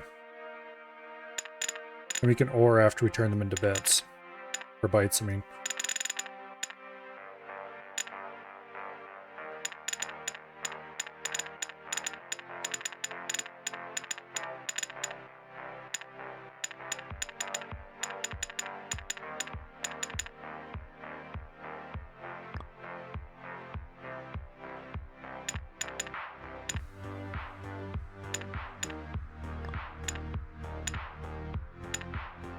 Okay. Wait, what are you doing here?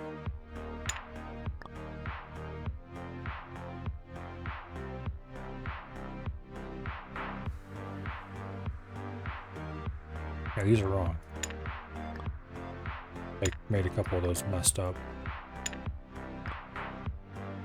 I better go check the actual register one to make sure we didn't hook any of those to the wrong place.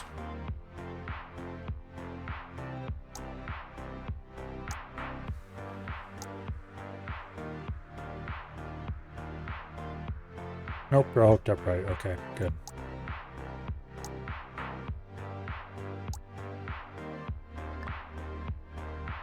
Away, please. 8-bit. Maker.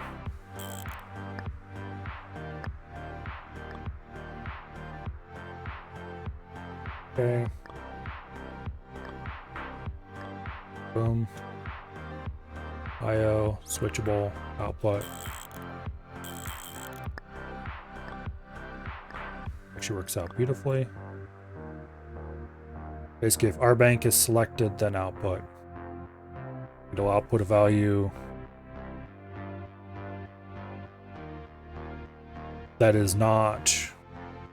It'll turn a register number with bank into a bit number, a bit value.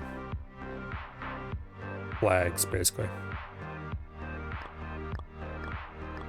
And this is similar.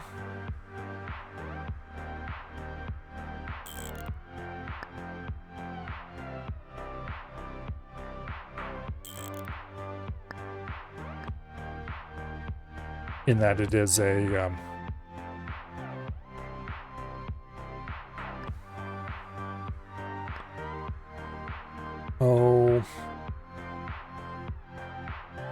output select.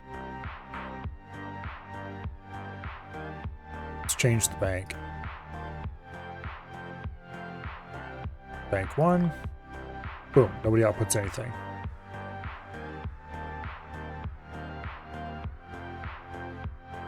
Bank 0. Boom, they all output 1 because we're inputting zeros for everything.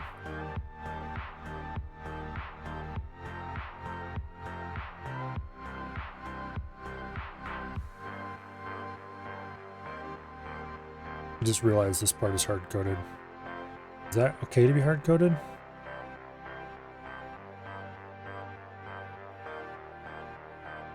That is an excellent question. I'm not sure. What does this mean again? That's the opcode. Oh, okay, this turns it off if it's in jump mode. Okay. That's acceptable.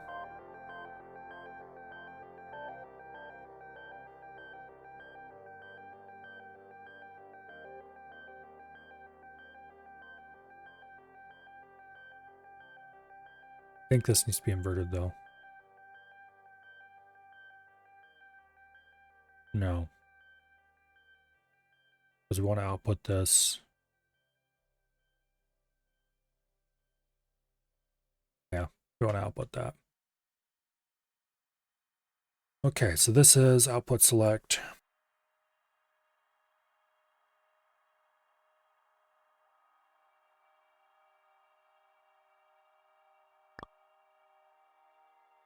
We want to have that label to the left. This.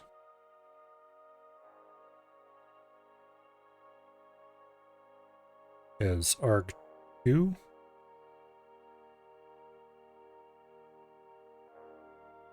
Select.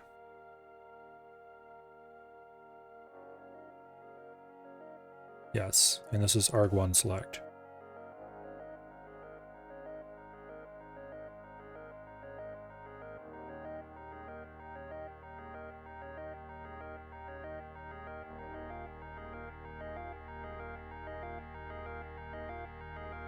Okay.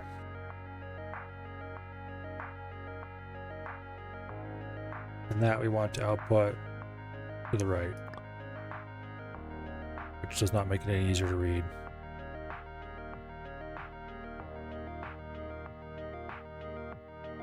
Okay. We'll probably want to move that around later. Like actually put those on a different side of the chip.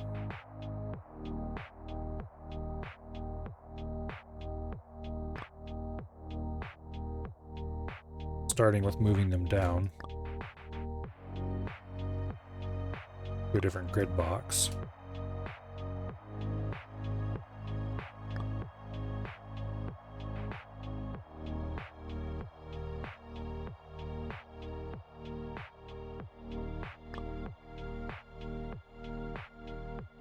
Okay.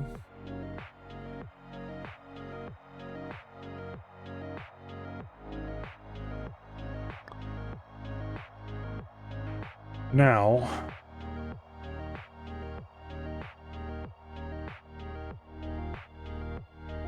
this will give us,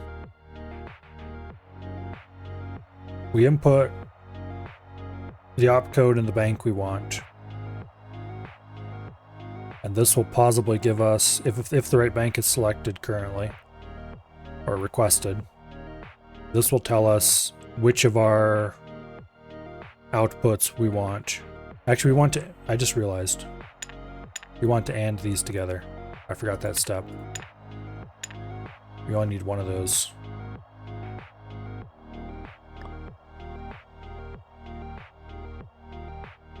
Actually, wait, no, we don't want to AND these together.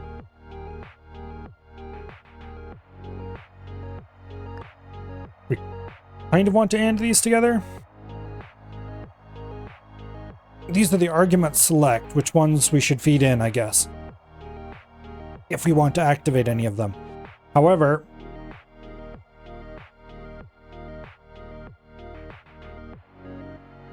the second half of this logic that I haven't touched yet very much takes those values and turns them into two values, arg1 and arg2, which are not currently named right now. They definitely should be. Yeah, they are too named. Why'd they forget their name? Because this is supposed to be arg2v.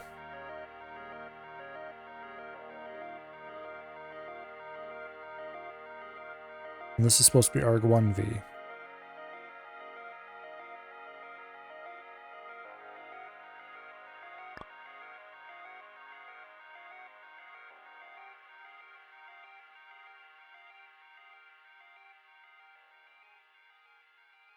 I should just set these all to down. That make them more readable.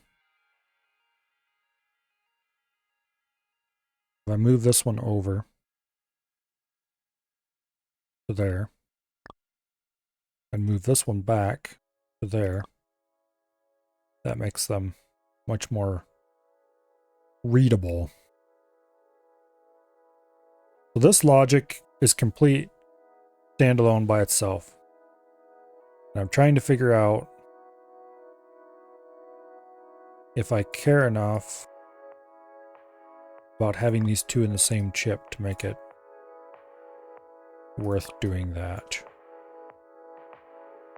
It makes sense for the registers to have them in the same chip. Does it make any sense for the non-register components to have them in the same chip?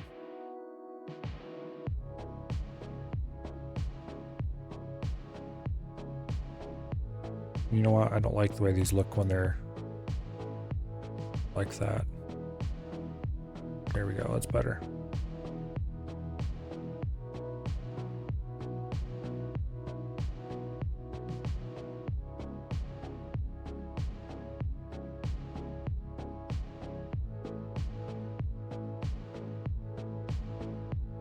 I don't think it makes sense to have this as part of the same chip, but I'm going to have it that way anyway because it makes enough sense.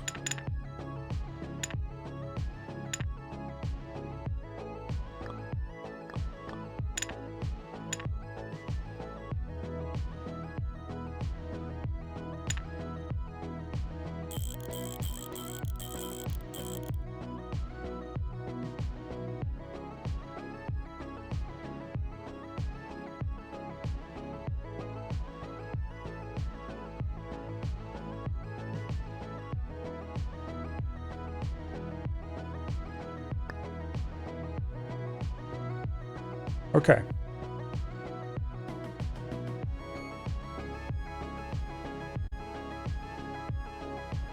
Now, this is the opcode. Boom, opcode gets wired to that.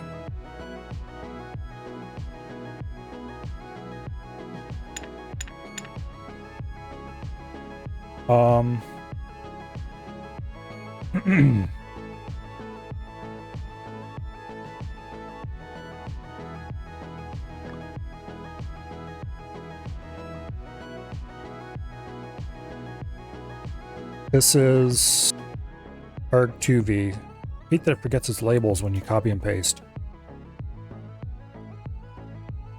The worst part is it doesn't forget it in the chip preview.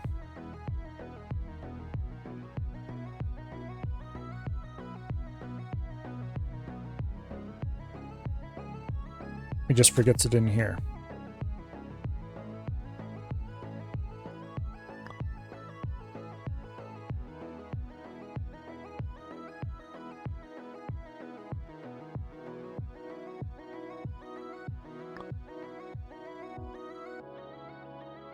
Okay.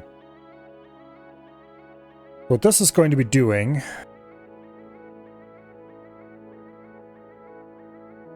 is it's going to be taking inputs, two of them, from somewhere.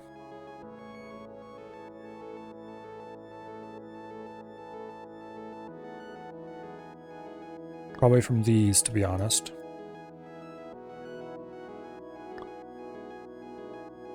But there will be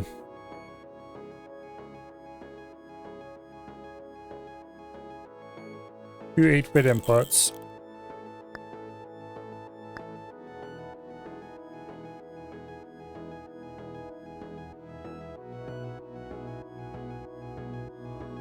And this one will be IO1.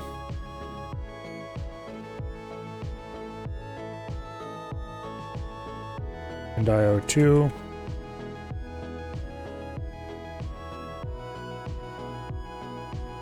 We'll just we'll call them selected 1 and selected 2.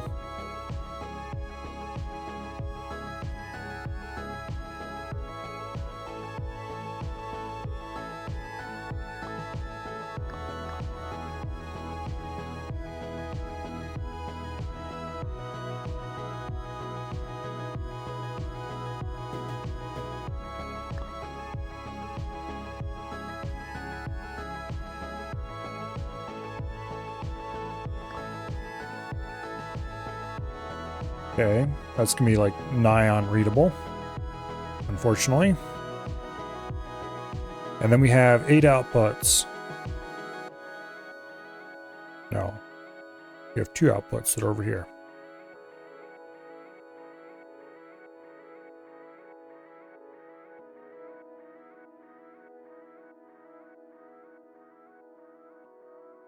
We don't have selected 1 and 2. We have selected 1 through 8.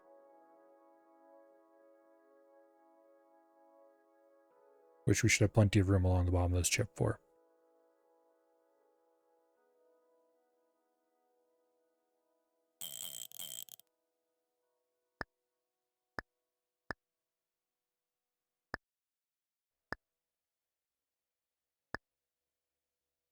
Sort of.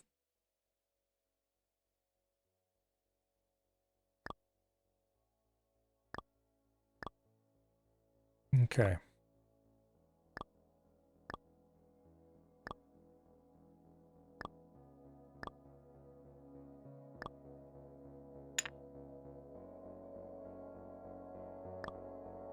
This is how this gets wired up.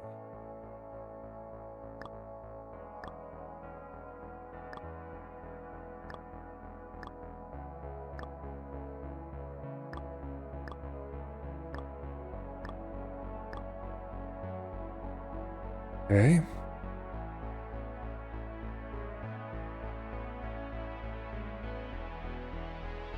I1.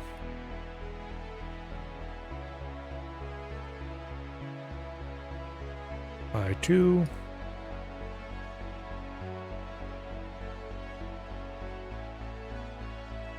I3.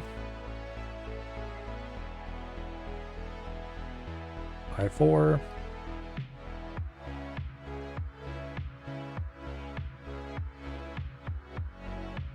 I5.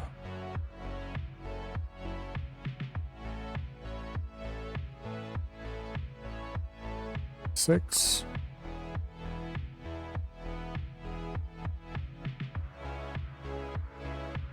I7.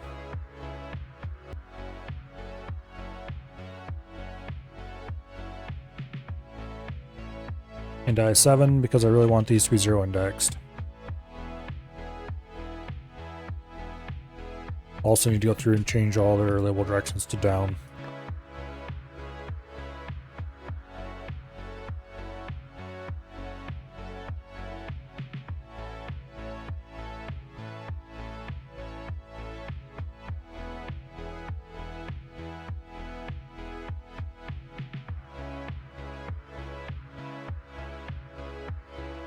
Okay.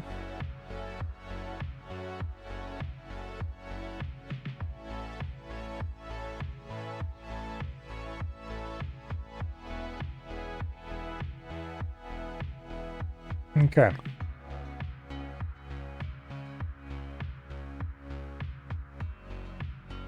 Now, we have 2 select inputs, a bunch of actual inputs, 2 outputs, arg1v, arg2v.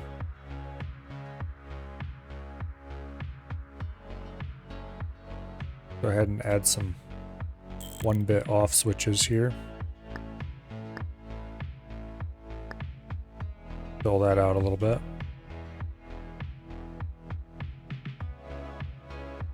Bump those out of here.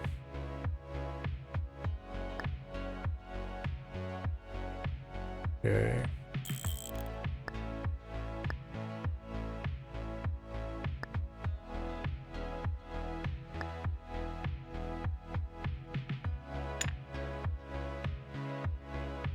All right. I'd like to move these up. Oh, come on.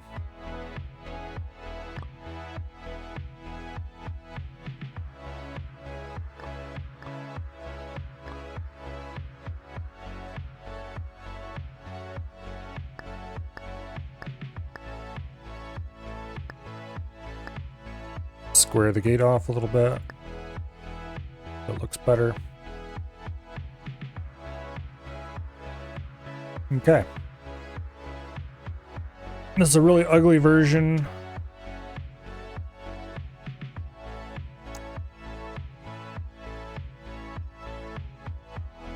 of this and this.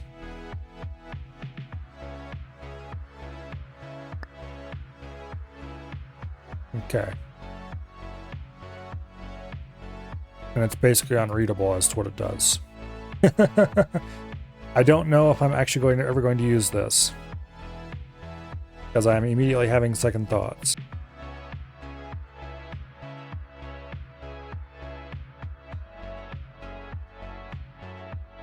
But effectively, how you would wire this up is you would go over to a block of registers, and you would wire all the register outputs to these for 8 registers, or register things you want to treat like registers. You would take 2 8-bit splitters, and you would wire them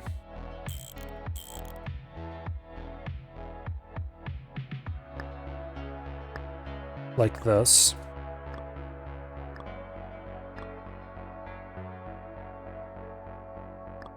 Actually, do 3 of them.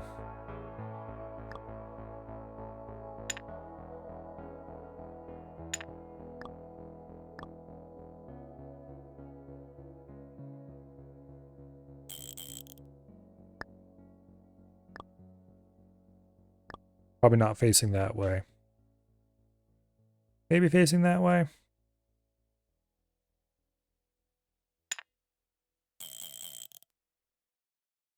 I'd probably do it this way. Okay, and you would do an 8-bit constant.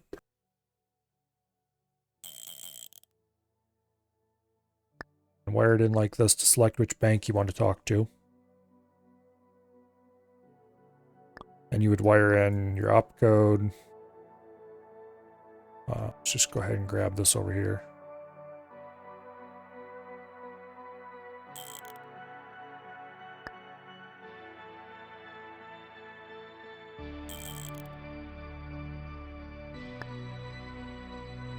Paste it this way around, because that'll be easier for me to look up.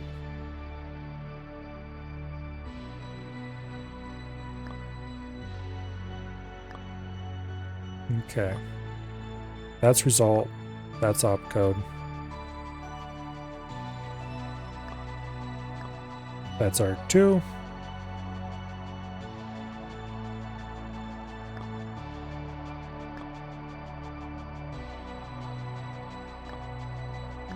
And that's arg1. No, that's backwards.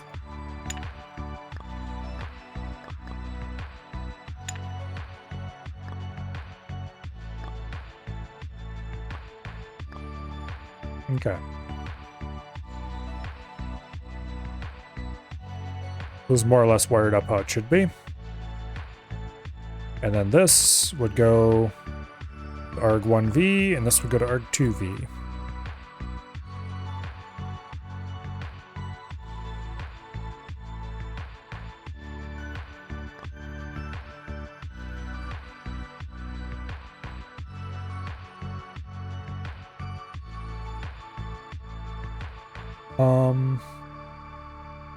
Effectively, this block up here is what we're replacing, but also this one.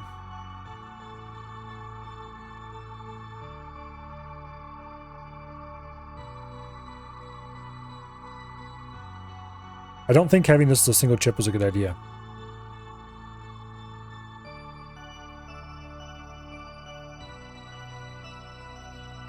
Matter of fact, I know having this as a single chip is a terrible idea. I want this to be 2 separate chips.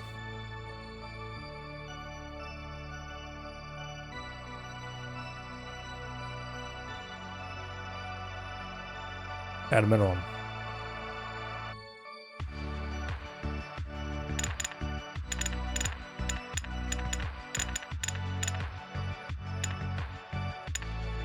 I do, however, want those to be chips. Okay. So schematic. I'll duplicate this. We'll rename it. We'll rename it. We'll call it IO Bank Output. And then we'll duplicate that again.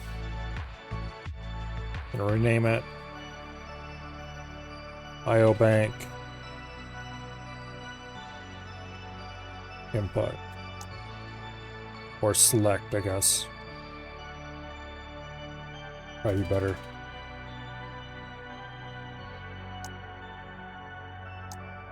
Okay, we'll split this into 2 chips.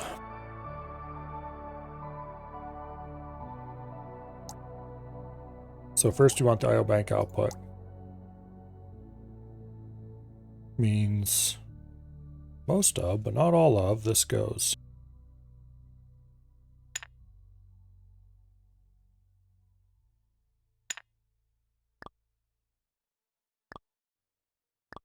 Boom.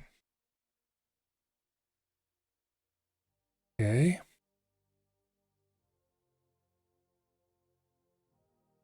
We need the bank select,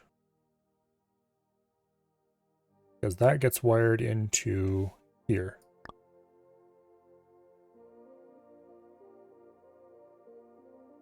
Boom. Bank select. And then arg1 and arg2 go there. And opcode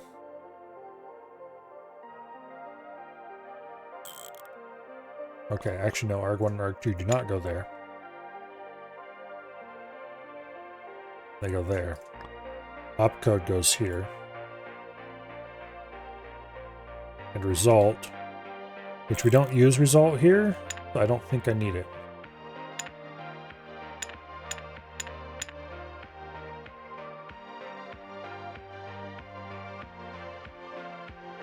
Okay. Boom.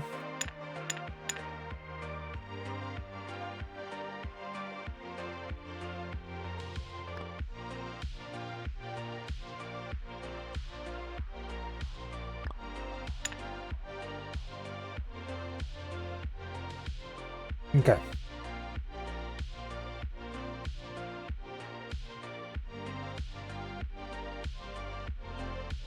Actually going to go ahead and place some more off signals. Fill out the square a little bit.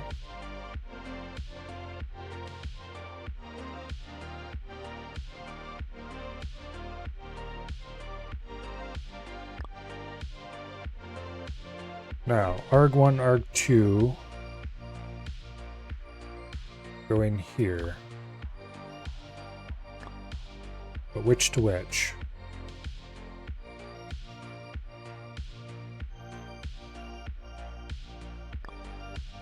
These damn things keep forgetting their name. This is arg1v, which means this one must be arg1.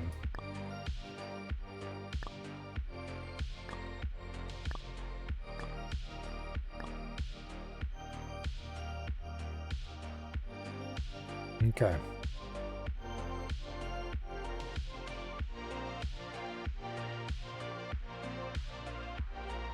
That looks correct to me.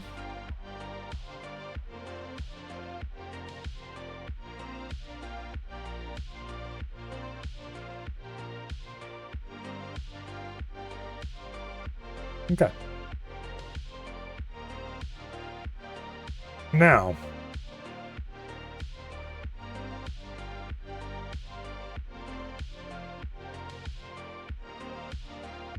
you input 7 values. You input what bank those values are for, which actually I'm going to move the bank over here.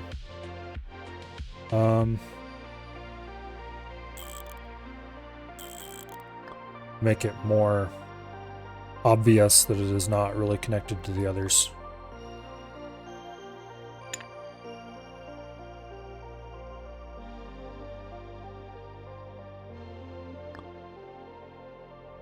There we go.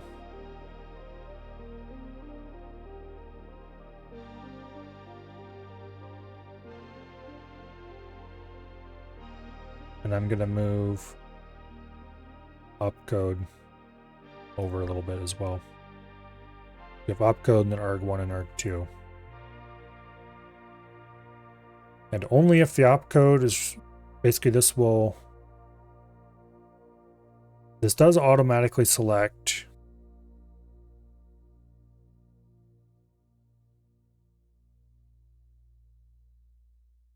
this does handle immediate operands, but only if this is the selected bank, I think.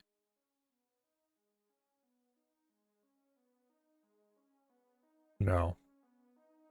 It handles immediate operands in all cases. That's probably bad. We really only want immediate operands if this is the selected bank.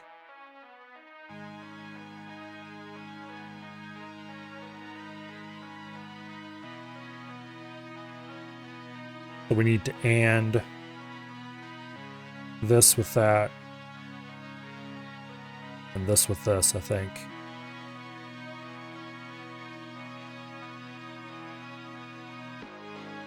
Let me think about this for a second.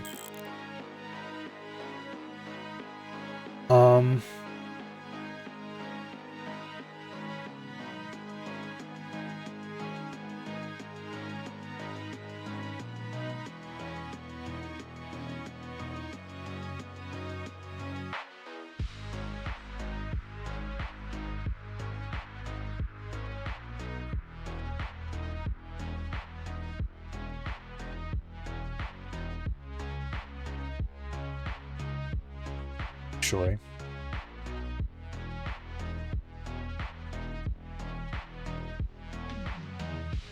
that's wrong. And this is wrong in several exciting ways that I've just realized, I think. Because currently, if this doesn't handle immediate operands at all properly. It'll output them, but how do we determine if we're the bank that should deal with them?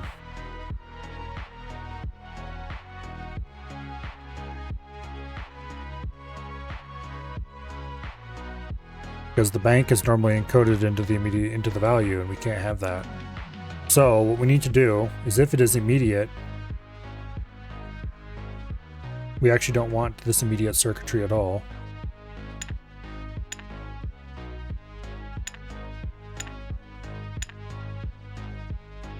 Because it's effectively meaningless.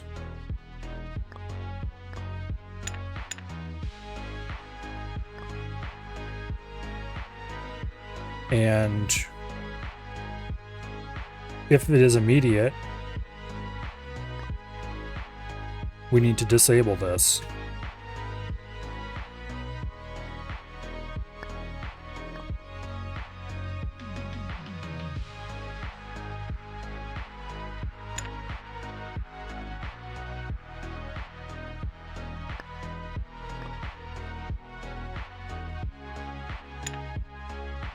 Yeah.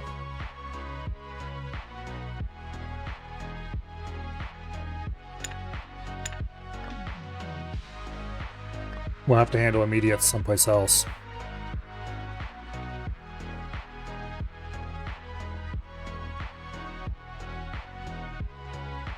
Because if we handle them here, then every copy of this will try to handle immediates, and it'll fall over on its face.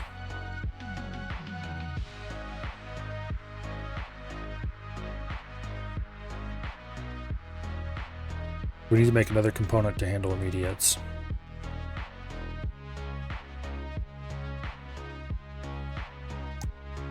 So we'll copy IO bank output and rename it.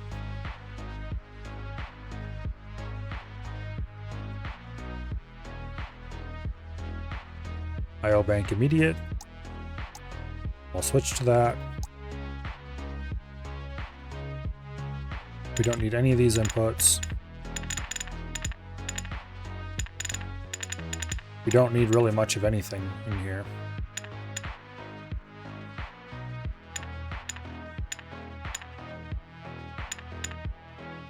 We don't need any of this decoding circuitry.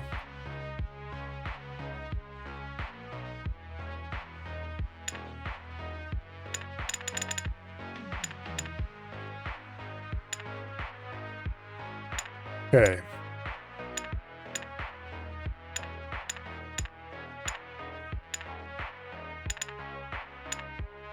Effectively, what we need to do here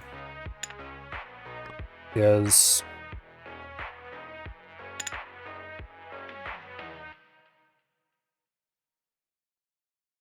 if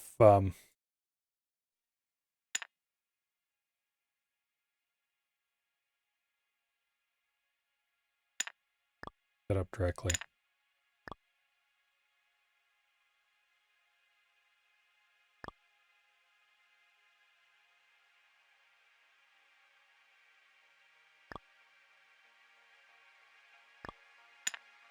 Move these two over.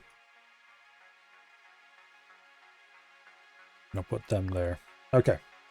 We want to try to fill these to make it look reasonable. But basically what we need to do, if this bit is set, we need to output, let's see, that's arg1. So we want to write arg1 to arg1. We want to write arg2 to arg2. Shocking, I know.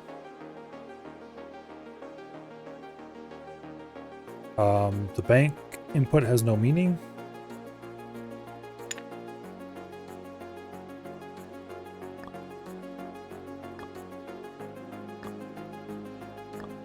Okay. I think arg1 was the high bit and arg2 was the second. We'll have to confirm that. And then we'll just drop some off gates in here to fill this up.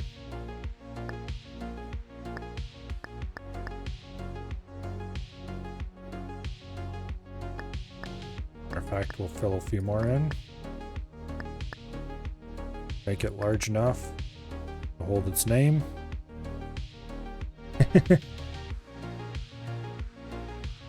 I wonder if I put one right on the intersection.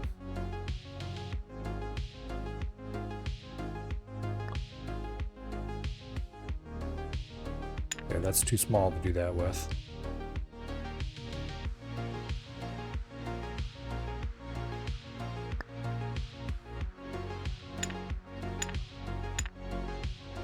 I can use simple OR gates on intersections to fill out space much more efficiently than what I could do with a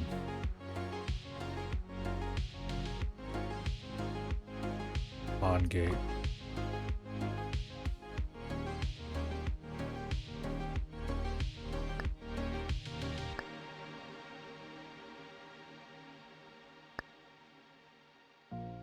Okay, there we go. IO bank immediate.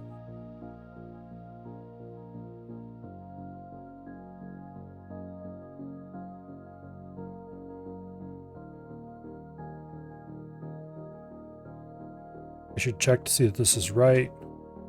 That arg1 is bit 128.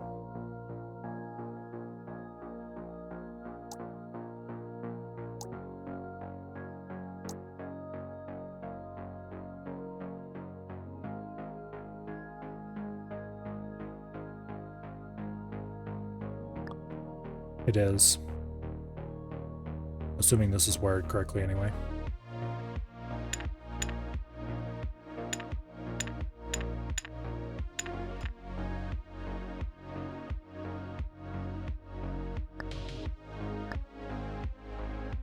Okay. This should be correct as well.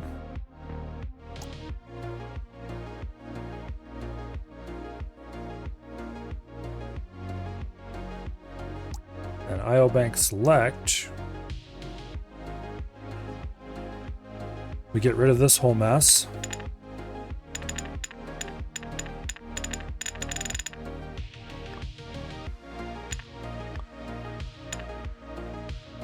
There we go.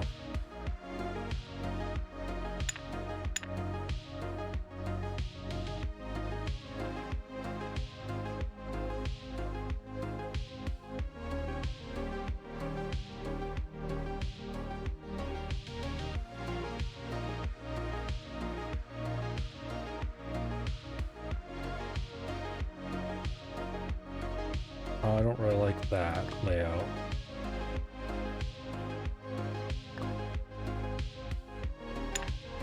A little better.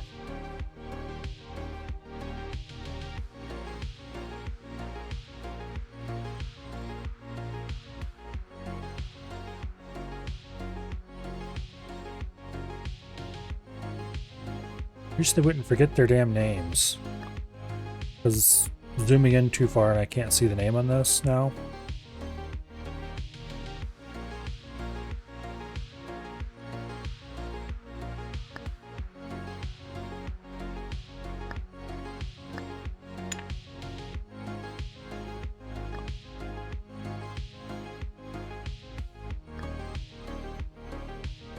Okay.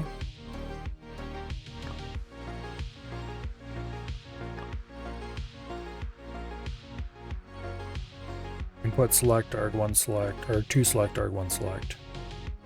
Except this is just called arg select.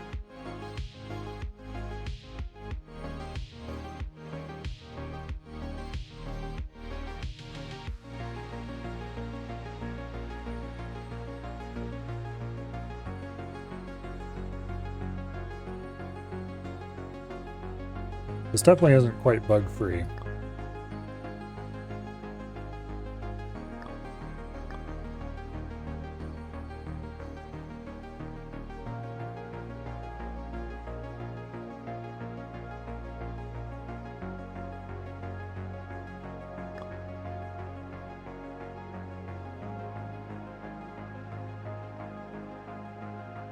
Okay.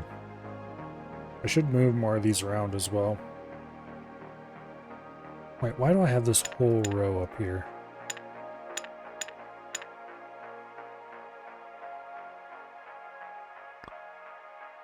I can move these all down one.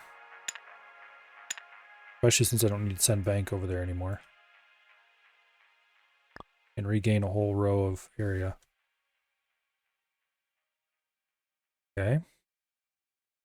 And bank should be over here in the end, and opcode and results should be on top.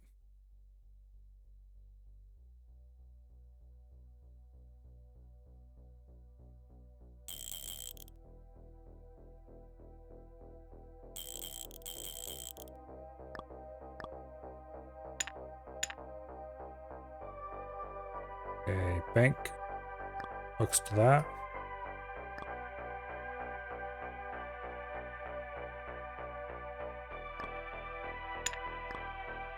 Damn it.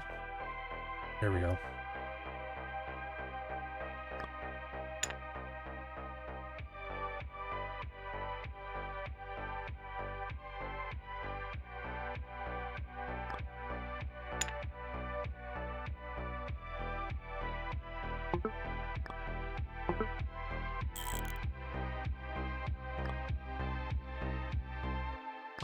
There we go.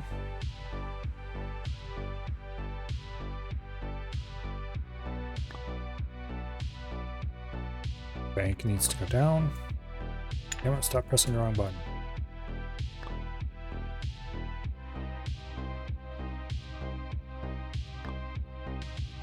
Okay, opcode. A lot of things need to be moved around here, for sure.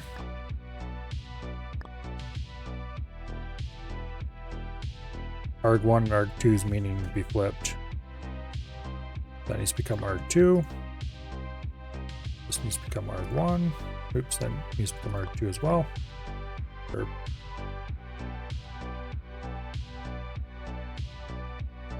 this needs to become arg1. That needs to become arg1 as well. Result needs to be moved. Be over here. Somehow. We'll put it up there for now. It's very temporary.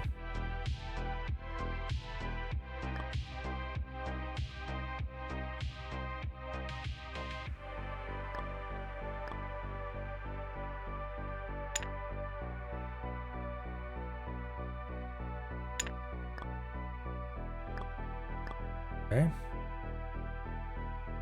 Neaten up those wires slightly. Yeah, I like that better the way it was. Makes it large enough you can see, right? Makes it small enough you can see everything reasonably. I am going to move these apart a little bit.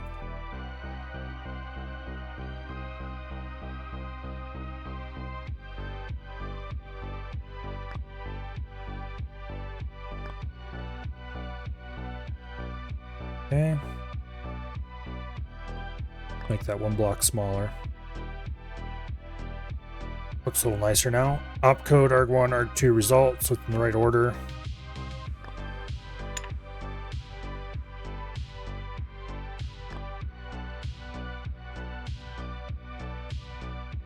Okay.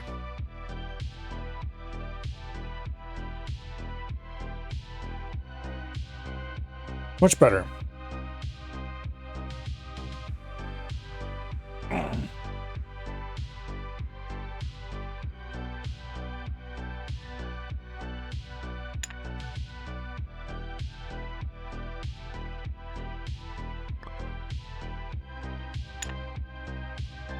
Okay, the offs don't add gate score, the ORs do.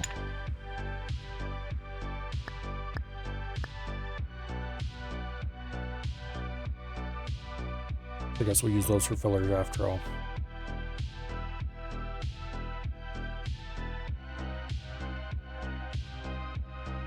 I'm not sure what the point of an off thing is. It seems totally useless. But anyway.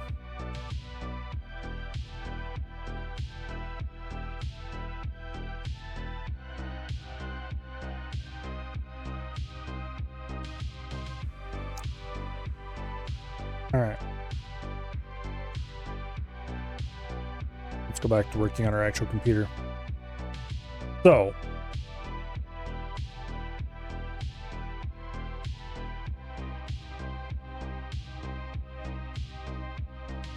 we have the IO bank immediate.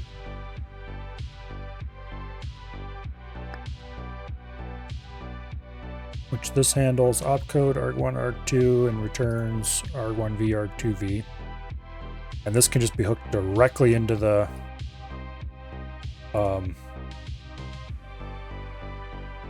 what do I call it? Directly into the system.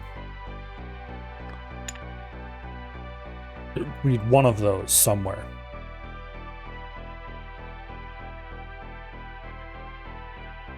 We need an IO bank select. That's going to replace most of this monstrosity up here. And this gives us 3 outputs. Input select, argument 1, argument 2.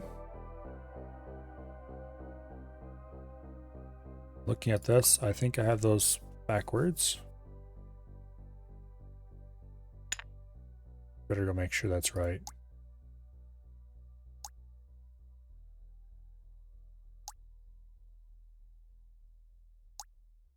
Okay.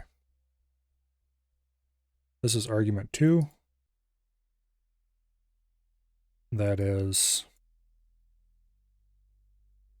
arg2v.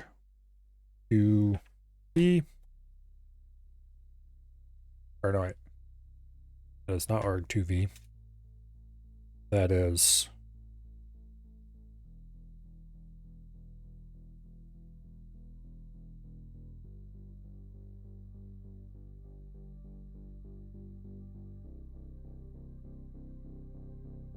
arg2 select.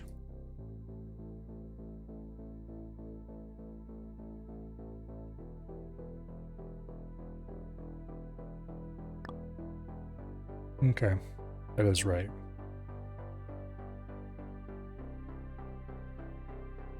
Input arg1, arg2. arg1, arg2 result.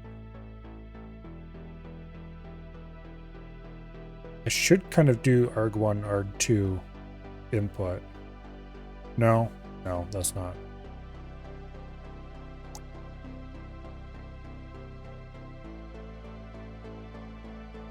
Okay, custom. Bank select. Do an 8-bit constant. Put it over there. Specify that we are talking about bank 1.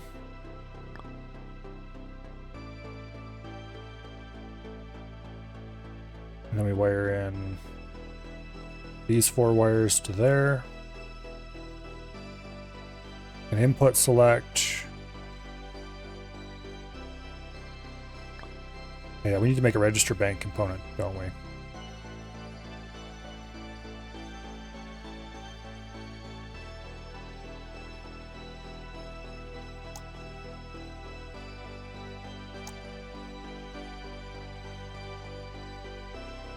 Okay.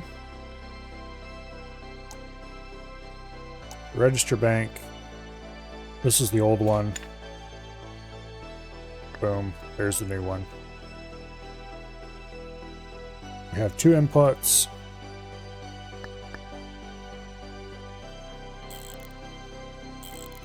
And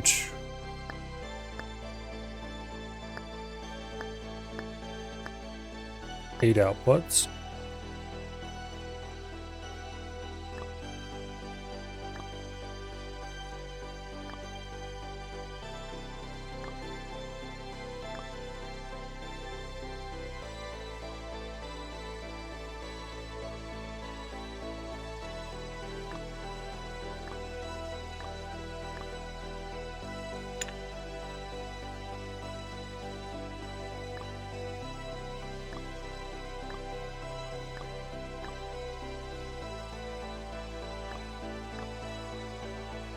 Okay.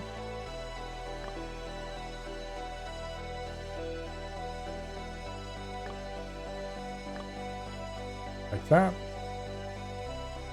Game is fun. Gotta resist backseating.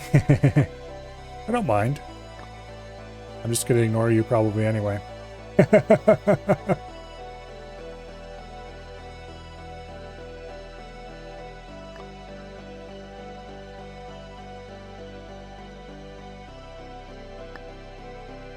Okay. Oops.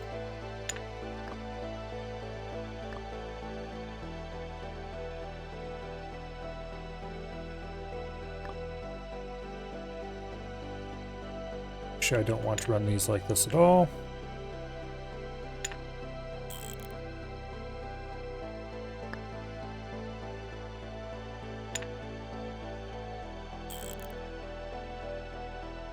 I want to run them like that.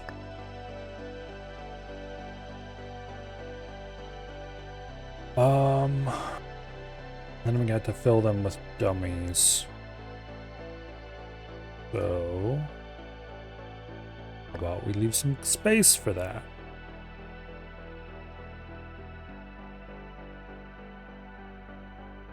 Stopped at the array sorting level. I haven't gotten there quite yet.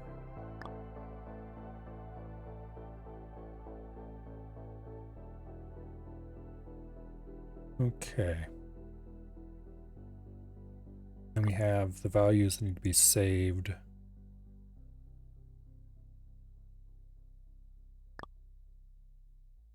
We need 3 values for we need 3 inputs.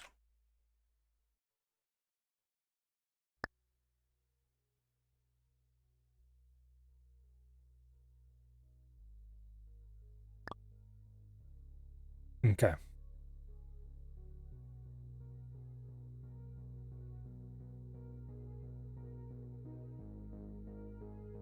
So,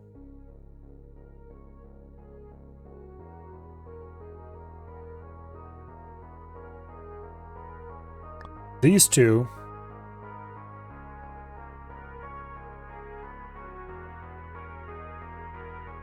are argument 1 and argument 2 select.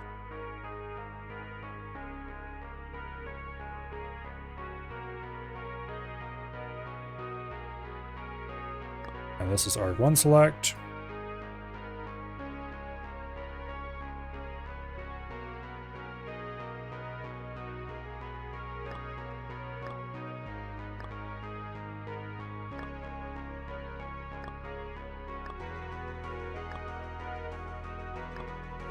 Okay.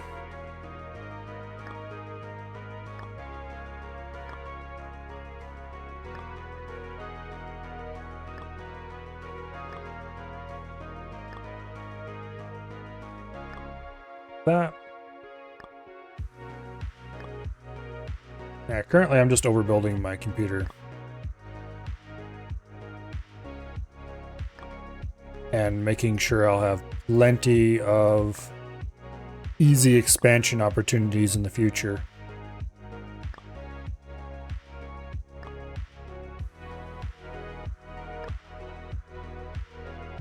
Trying to make sure it's reasonably modular. Like, technically, they say I've finished the leg. The basics of it. But, yeah. It's not done. By any stretch of the imagination, it's not done.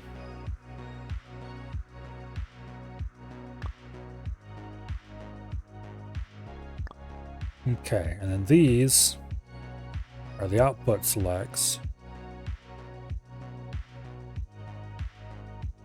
So this is result select.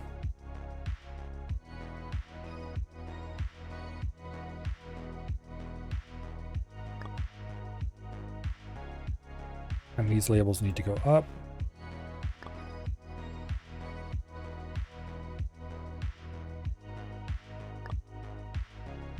These all need to go to the right.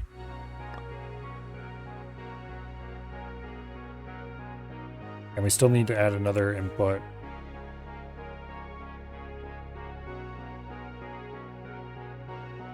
We shouldn't call it result select, it should be input select. Or store select. We'll call it store select. And then we'll have an input down here somewhere.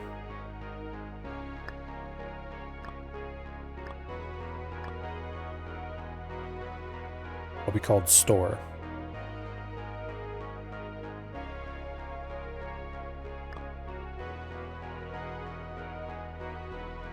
Okay. Add a couple of offs there just to bulk it out.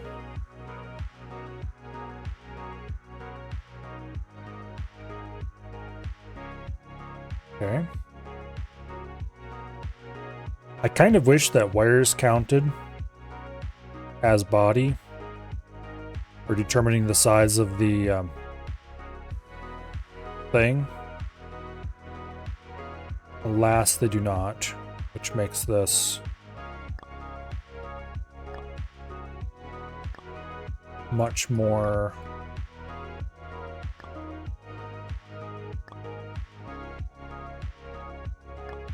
if you want a nice square looking component, it's a pain in the butt.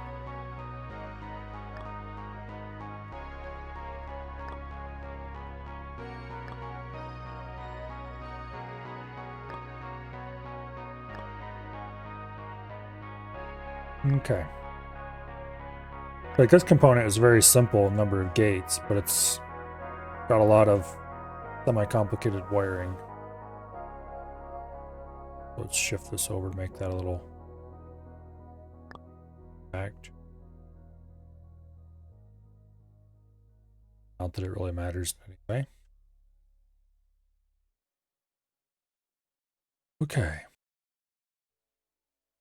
I could shift this stuff up a bit, but no, I can't because I need that much space for the pins.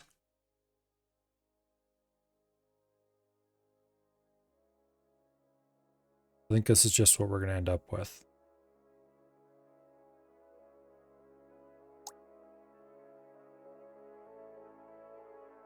Okay.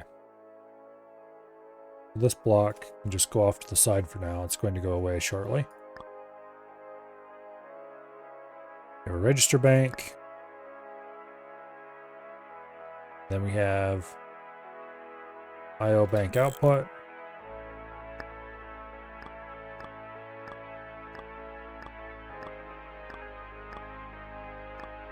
The bank select goes like right there.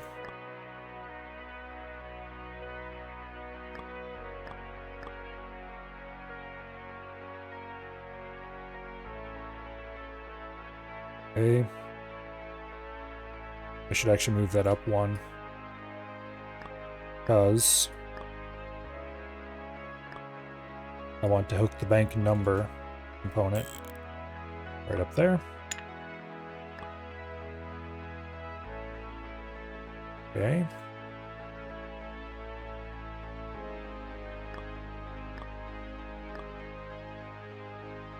Actually, wait.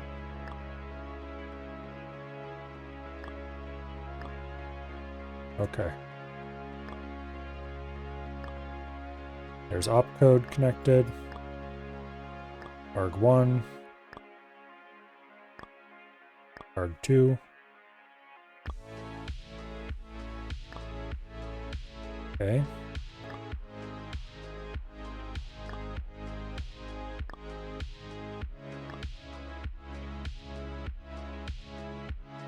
Goes like so. This is basically this with extra circuitry. Well, it's this plus this minus a little bit at the bottom of this, which is another component that has to get wired into that as well at some point.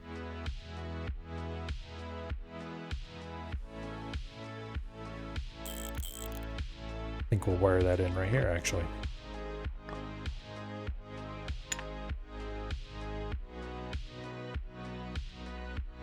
Okay. Opcode, arg1, arg2.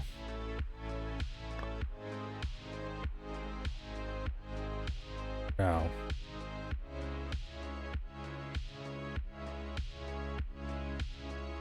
okay, this is the result pin. Let's go over quite a bit.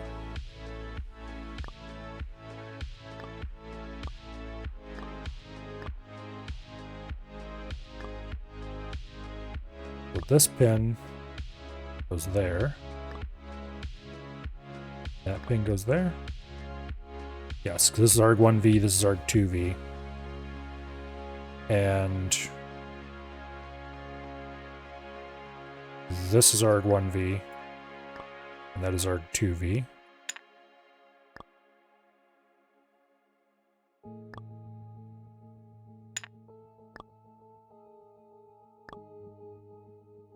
Boom.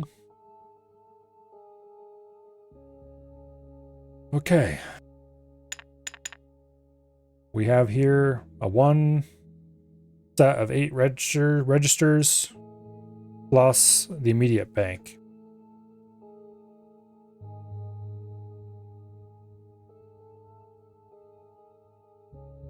We need 2 of these.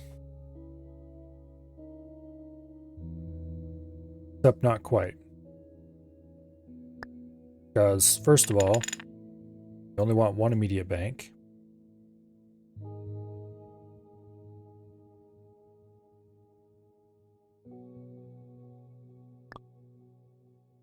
Second of all, some of these registers aren't.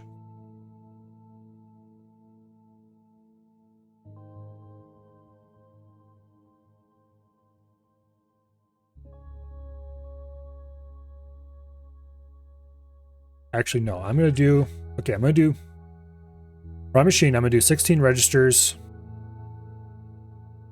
on banks 1 and 2. Bank 0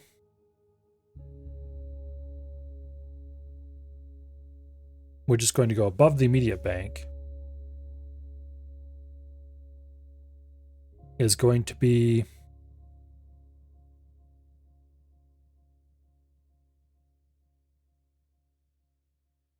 the I/O.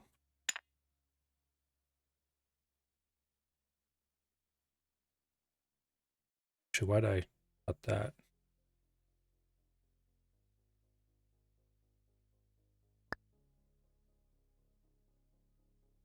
Okay. Let's copy out the current.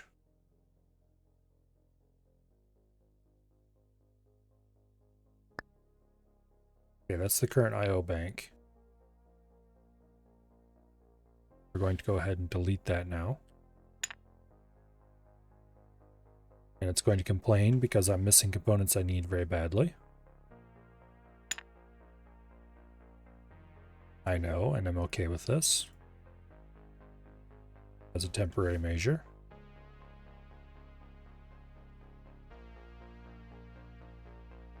Okay, where are the actual register lines used? Just here. This circuit's going to go away. We're going to greatly simplify the main bus, because we're removing the old register lines. Because we're doing registers differently now.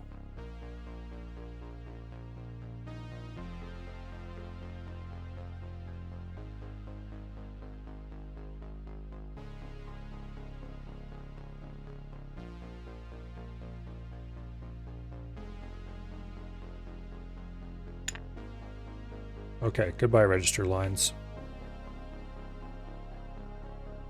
Now we have input, PC, jump enable, opcode, arg1, arg2 result, arg1v, arg2v, and result v.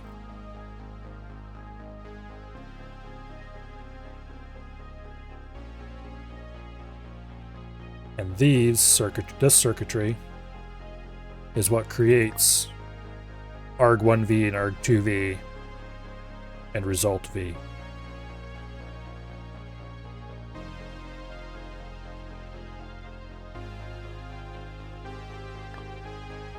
Okay, input. I think that's what runs to store. Or is it, no, it's result v that runs to store.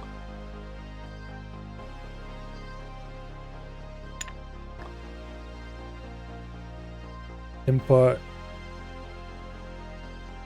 Oh, where does input run? Here, we better grab one of these label blocks and put it over here at the old register block. Okay, input connects to... What was this?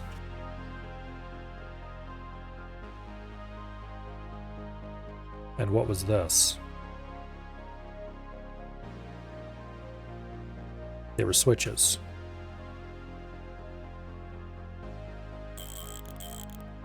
Maybe. No, that doesn't make sense.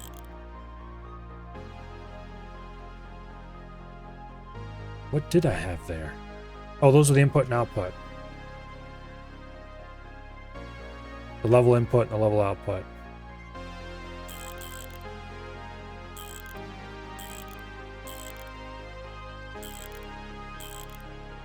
Okay.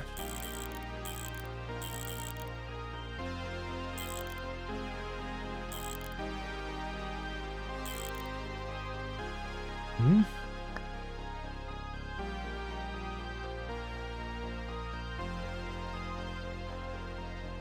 Okay, that goes there. Then how did... Oops. Then how did this go in?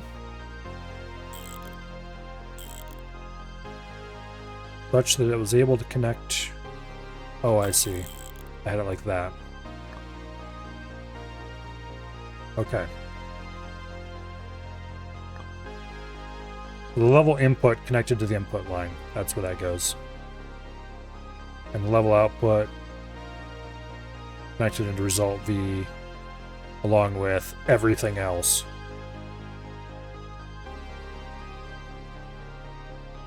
So level output will go up here. We need to copy another one of these banks.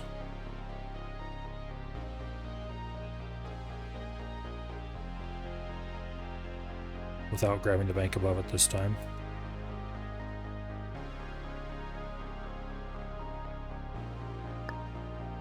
Okay. But this one doesn't get a register bank. It gets to be huge instead. That's obsolete.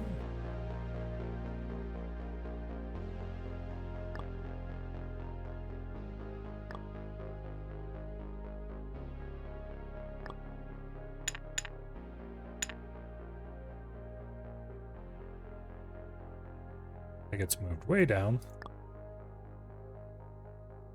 8-bit splitters.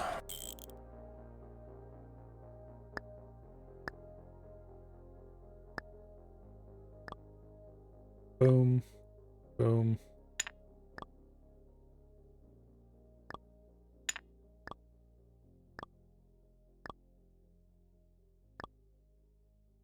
There. And this is bank 0.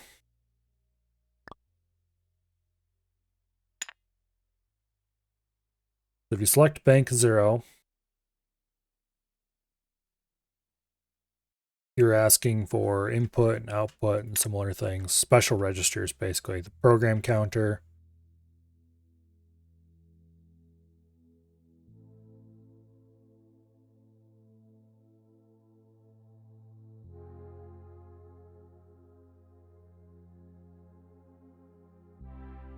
Go grab those labels.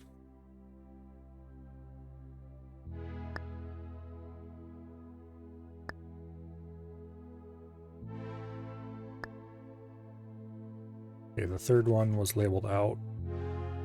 That's the only difference between the two.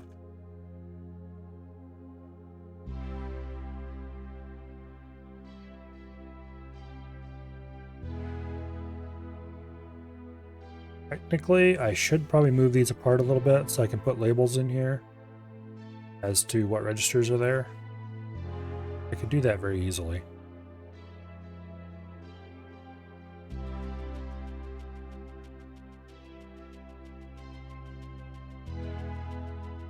Make a little bit of space and we can type register names in there.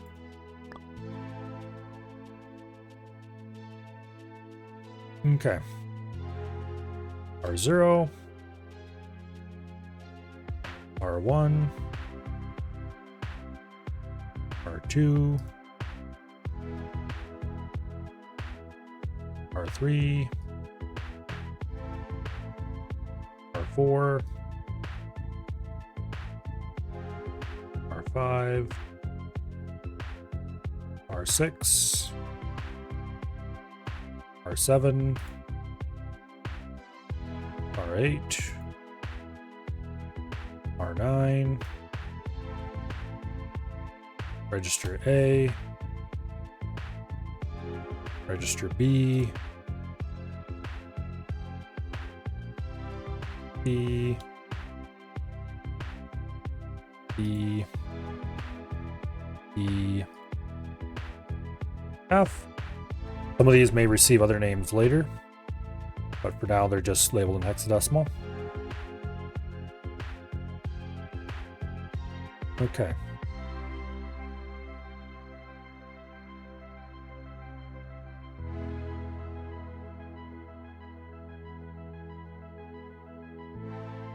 We'll clear these names.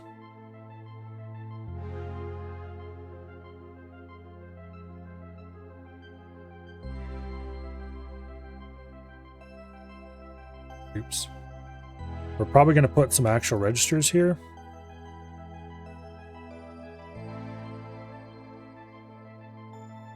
So like memory bank and stuff like that will go here. We'll have ADR, probably bank. But I think we're going to do 6502 style memory addressing.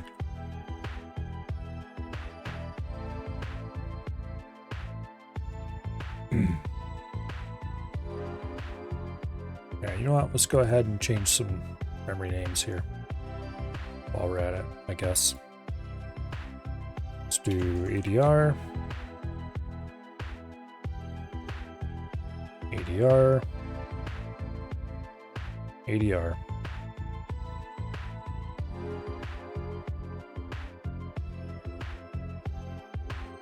We'll go ahead and add a bank register, even though we don't have banks yet. And then we'll add flag register, even though we don't have flags yet either.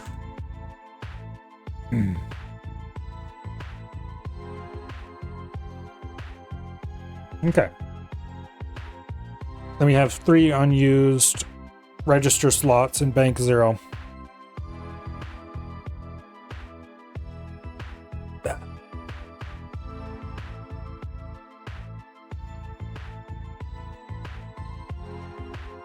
Okay.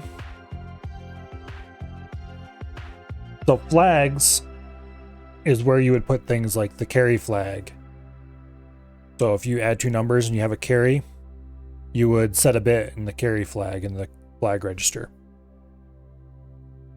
So flags is probably going to be a very special register that has a whole bunch of 1-bit values. We'll likely use a bunch of 1-bit memories and actually make a big old register somewhere that can be easily set using single lines on the bus. That, or we'll do some kind of logic around an 8-bit register.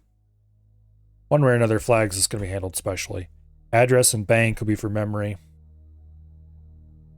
So we'll do 256 banks, or 256-bit byte memory banks, and then we can choose between multiple banks using the bank register.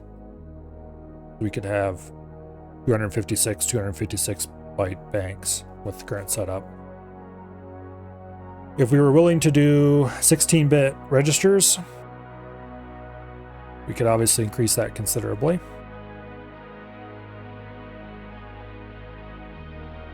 But I don't think that's necessary.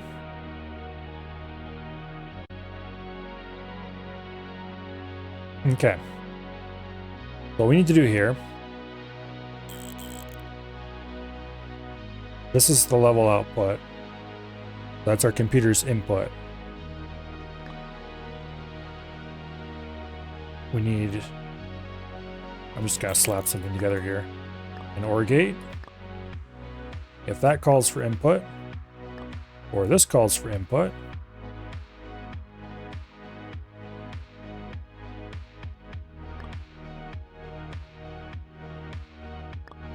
then right to that output select.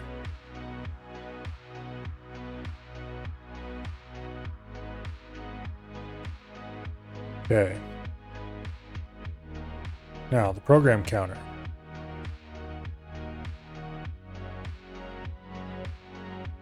This is something that we actually need the jump enable thing for.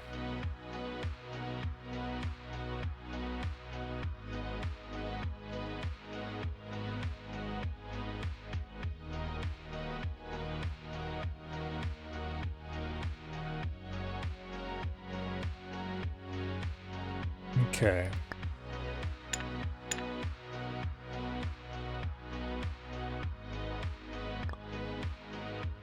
This is our lovely program counter. If, oops. We probably don't want to do that with that. Trying to organize all the stuff in here is going to be a monstrous task. We want an 8-bit switch.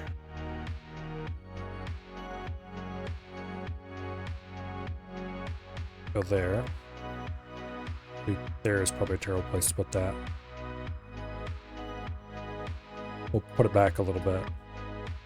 Give it some room. We want an OR gate. If anybody is requesting access to the program counter, which honestly, this is one of those things we could just send out at all times anyway, I guess. Yeah, we don't need to. We can just hardwire the program counter directly into that. And it'll be fine.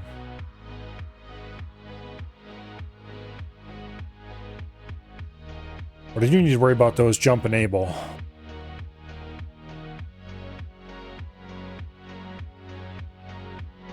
Okay, so where's jump enable run? Right up here. Or right there, I mean.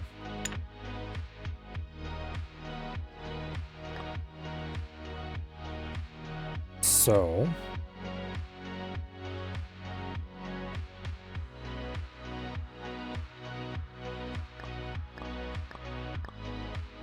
space, and then arg1, arg2, okay. That's the right spacing for those outputs.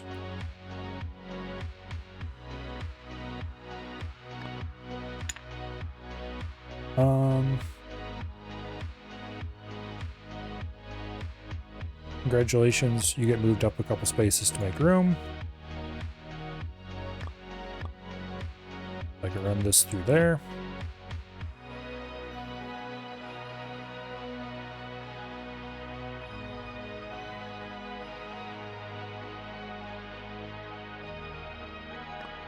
That runs to the jump enable wire.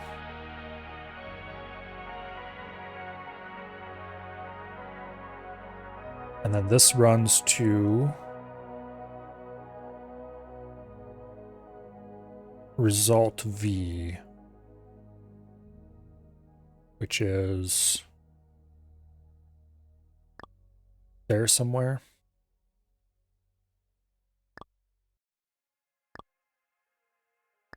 There's result. There's a space. Wait. No. It runs to right there.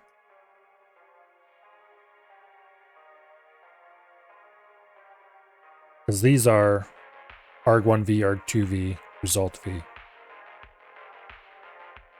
Yeah. Okay.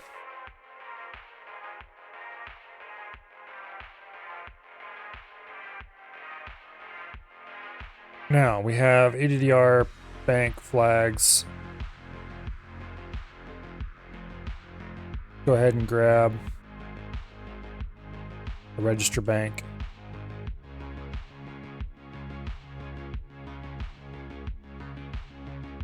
No.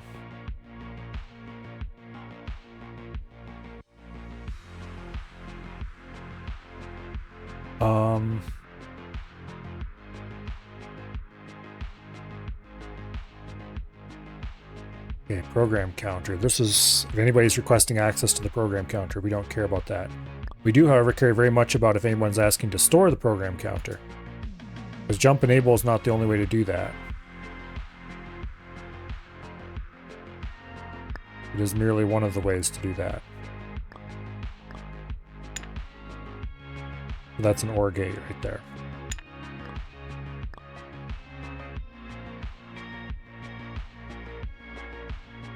Basically, it is either if somebody is requesting to write to a result to the program counter, or if a jump instruction is currently running and we'll be providing an address to jump to, then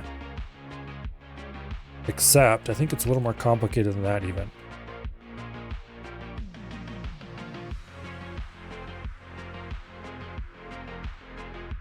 Wait, how do the jump instructions handle it? Oh yeah, the jump instructions call copy from result to result V in that case. Okay, so we're good. Okay.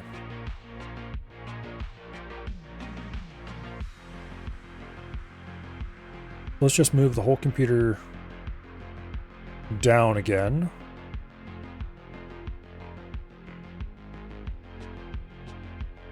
This time we have a whole segment in the middle here we can delete.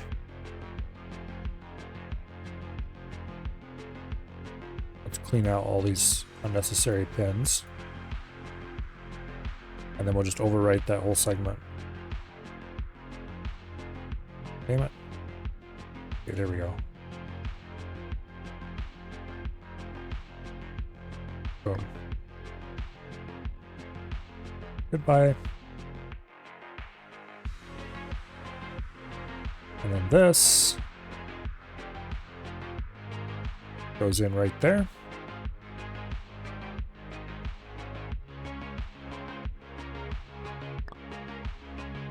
Okay. Jump enable needs to go up here to its final destination.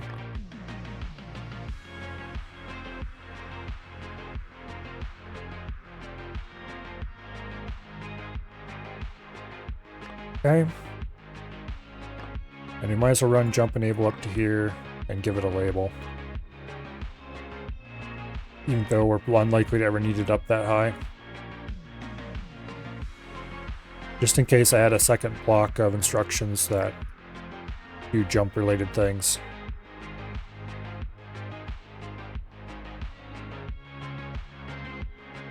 Okay. So these 3 registers.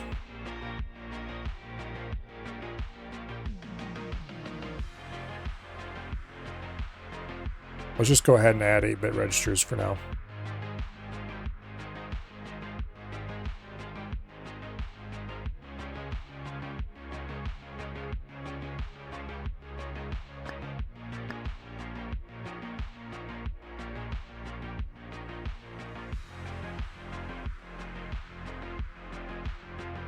Make some room to make it a little easier to hook up.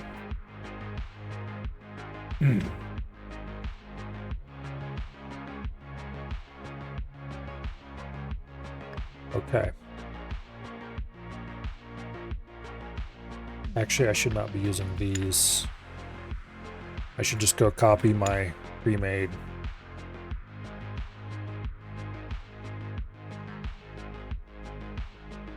register pattern.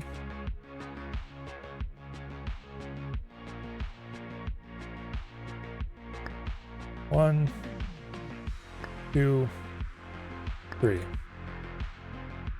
Okay.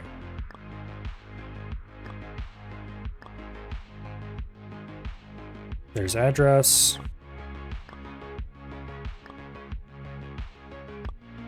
There's bank.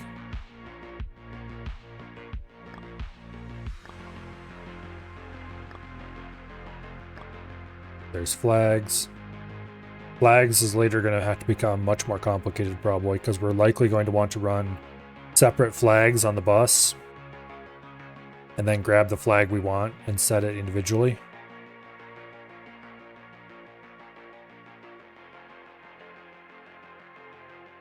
Because flags does not really, this is only going to be good for setting flags in one go, which currently the system is not set up for that. I mean, this capability is important, but there needs to be a back channel to set the flags that is used internally. So this would be if you issued a move instruction to set the flags. Okay. And these hook to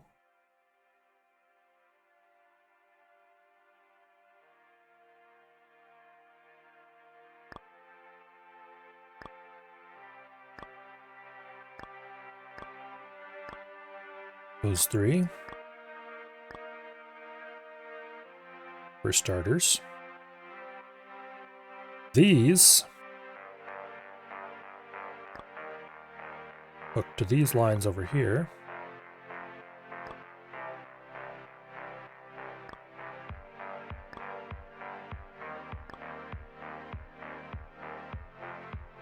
This hooks to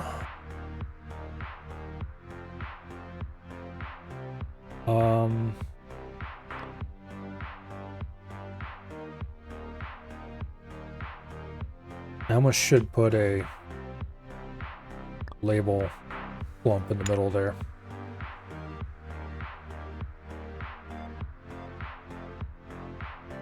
Just so I can see what the hell's going on up here. Okay. This should hook to result V, I think.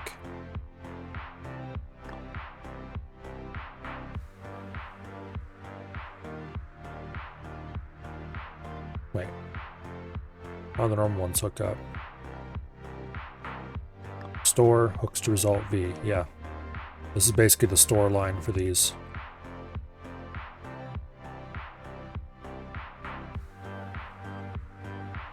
Additionally, I have not hooked up the output yet, which is the level input. This also hooks to result V. Its enable wire is that. That is how that hooked up, right? Yep, result V, enable wire to there. Okay. So this should function. it won't function using previous. Its assembly language is completely different from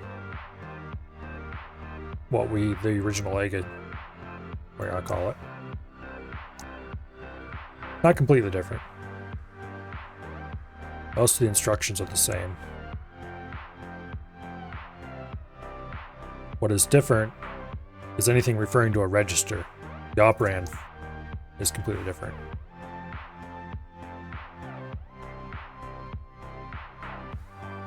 Because now if you talk to R0, you would actually be talking to the ADR register. R1 would be the bank register. R2 would be the flag register. R3, R4, and R5 would go nowhere. PC and input-output are still the same. But now R7 through RF are on completely new register banks that didn't exist previously.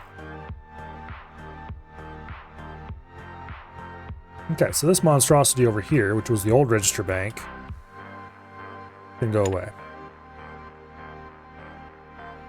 Now,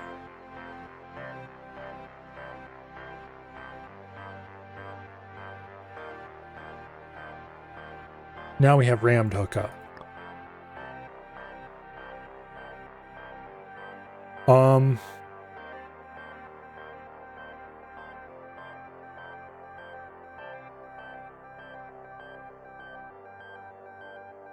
I think we actually want to use register pluses instead of normal registers here.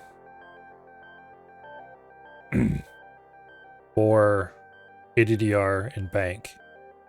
And possibly for flags as well later.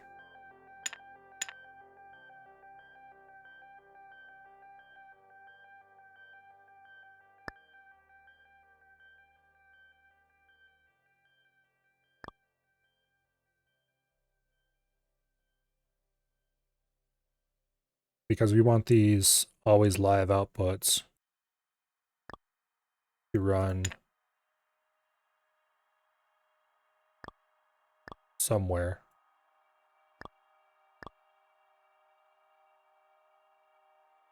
Namely, they really need to be on the bus. So, let's move this whole mess over a little bit.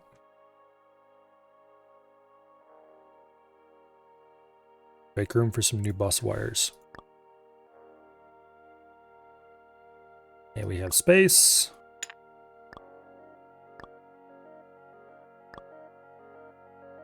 Oh, wait.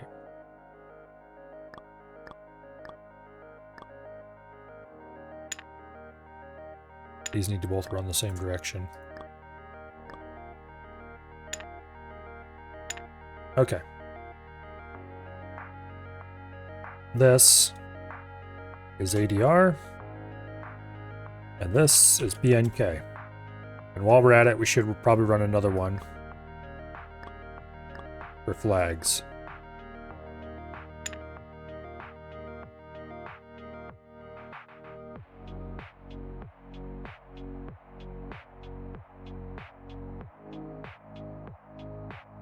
Really, this should go over here beside input and PC. Oh well, we'll do that later if we do it ever.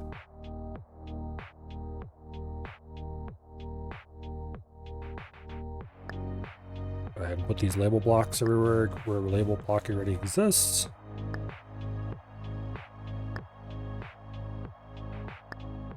And then we just connect them all together.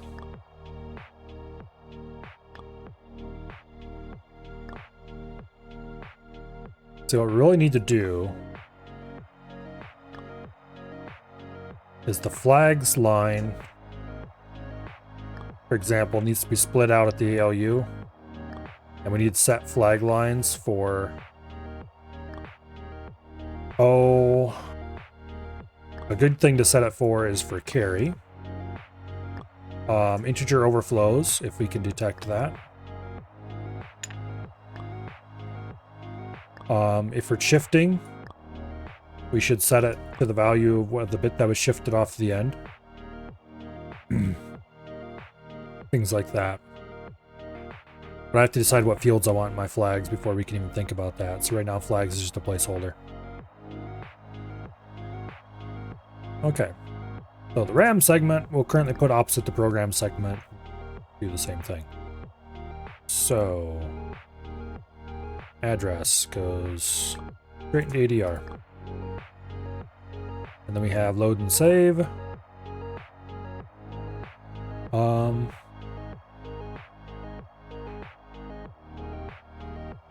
Okay, this is going to need another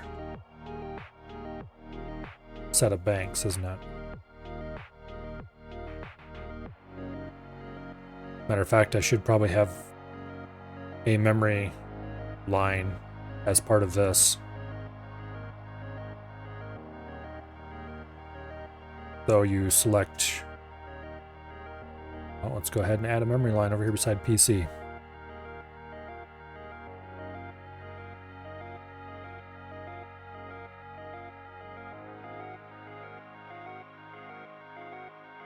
Okay. So this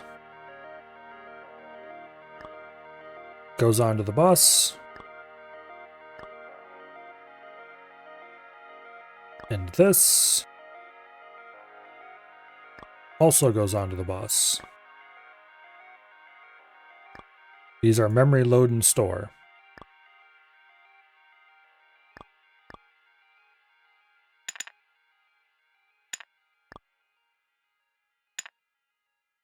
Okay. I have an OR gate.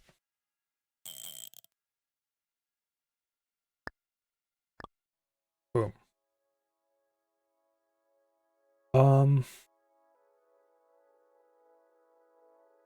This just tells us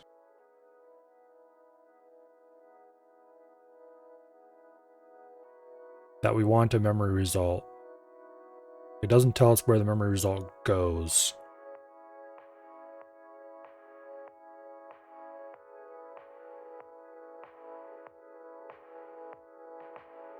So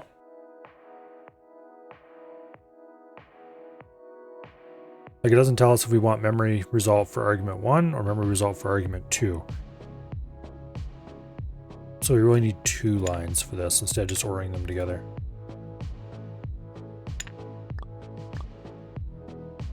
So you want memory load to 1, memory load to 2, like that. Let's go ahead and make labels for these.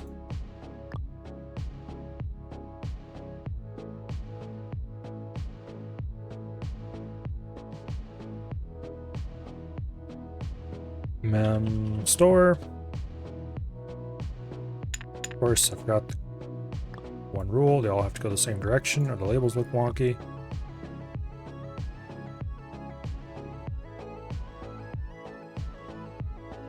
Store. That would store a result into the memory cell. And this is mem load 1.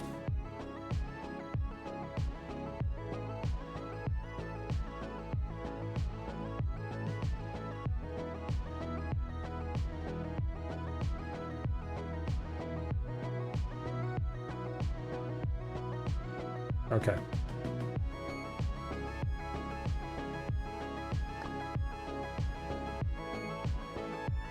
So this is for bank 1. That is for bank 2.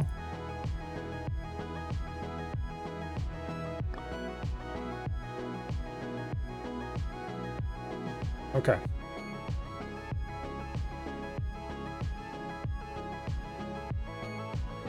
Unfortunately, currently you can only read one memory address at a time, but you can either load it to argument 1, argument 2, or both, or you can store to it. Possibly all 3 at once. I'm sure that wouldn't be a disaster at all. Actually, it'd probably work fine.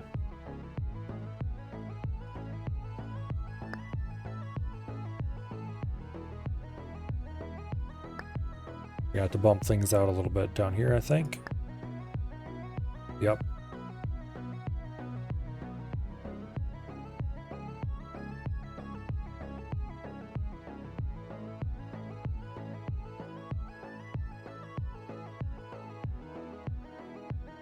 Damn it. There we go.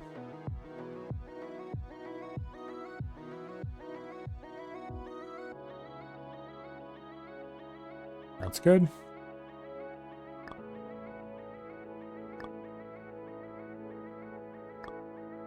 Technically, these probably don't need to be on the bus, because they only really need to go 2 places. However, I like having them all be on the bus because unforeseen circumstances sometimes result in you wanting values in places where you didn't think you were going to want them.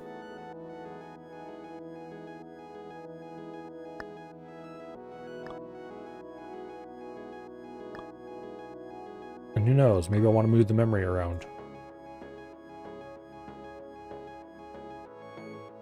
Okay. Load.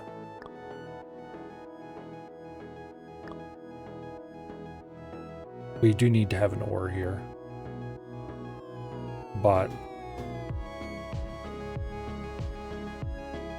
we also need those values individually, so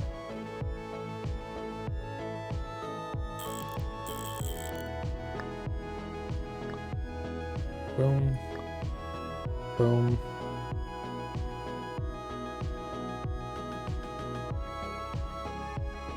Move the memory down a little bit. Okay, now.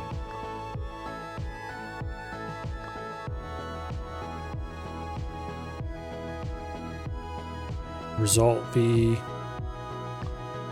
goes to there.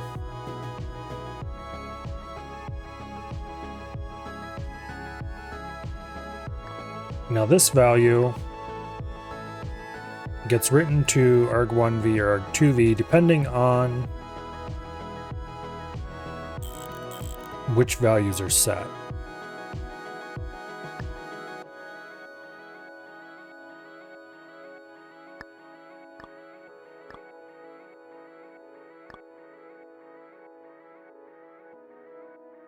This will be arg1v.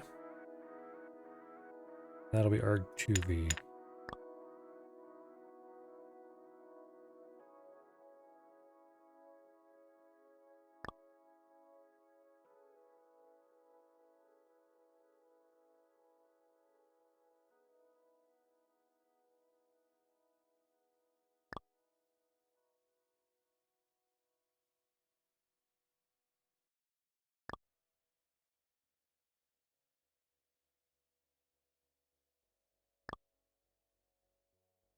Okay, I'm guessing it's green because I can't decide how many bits wide it needs to be. But see if we can fix that.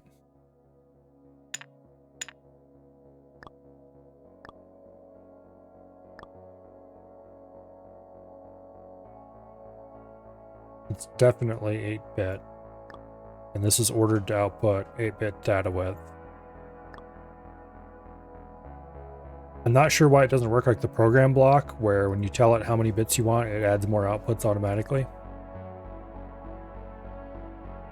I don't know what's going on with it. Anyway.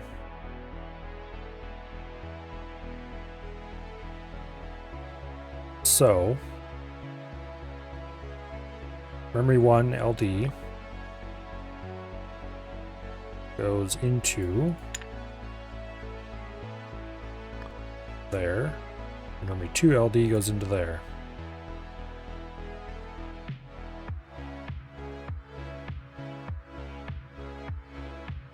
We'll move these up 1 block, give it a little bit more clearance, and make it look a little nicer.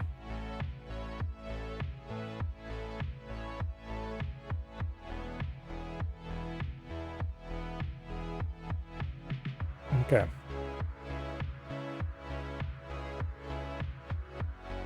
Now,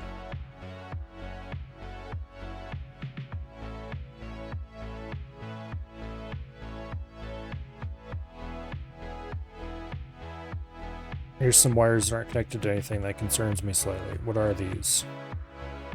They are address and bank. Okay. This is address. and this is bank.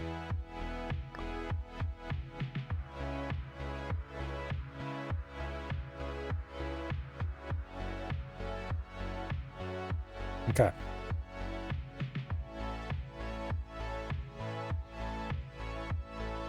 Now,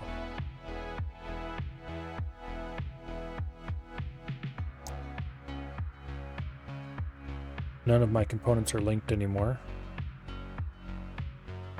That's probably okay. I can't see any of the registers. How many linkable components are there? 15? 16? We could link all the registers, but we couldn't link any of the actual important information.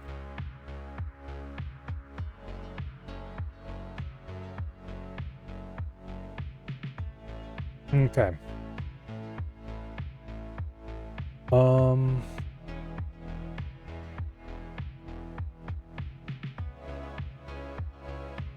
I want to input an assembly code to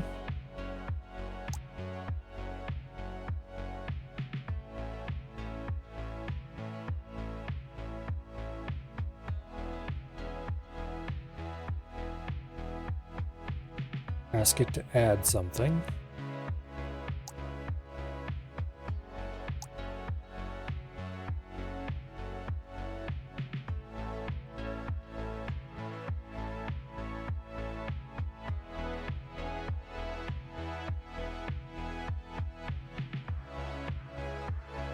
And then specifically, I want to add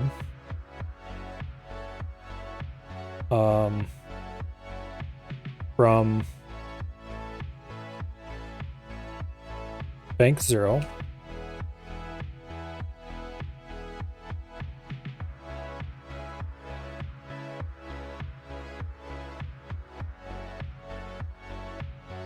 I want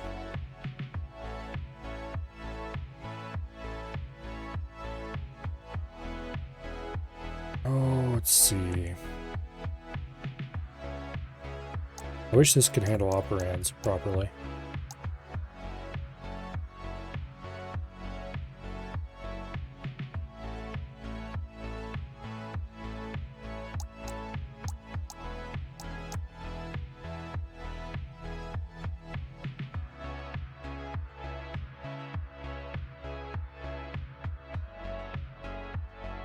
If it could handle operands properly, that would be very handy.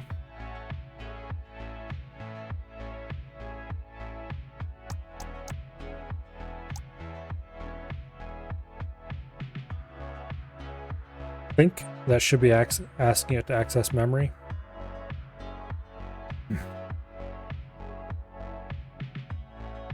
Okay. Then from bank 1, I want register 0. And I want to store the result in bank 2. Oops. Binary, dumbass. Register 1.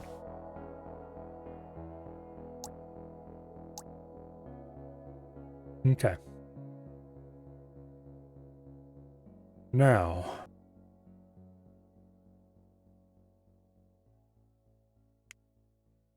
one step into the program.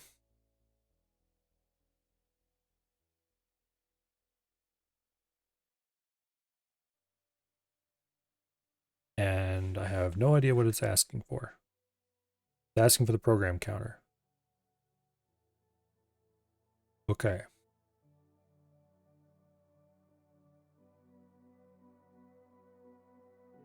Oops.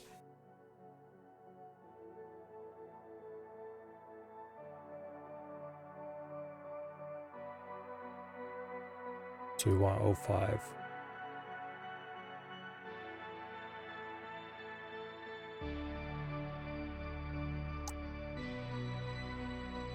Step in.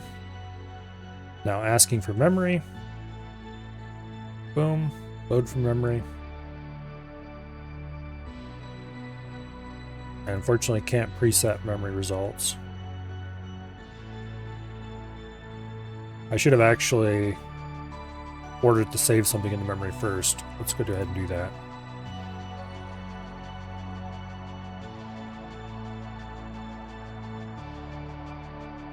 Okay. Add.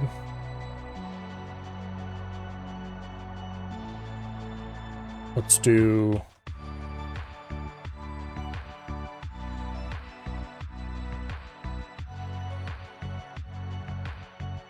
memory.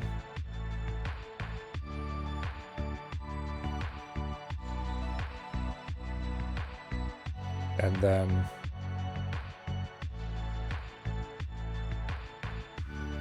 I should at least do register names and stuff in here. Add assembly code. Boom. Name. Mem. Save. Now I can just do mem. Add.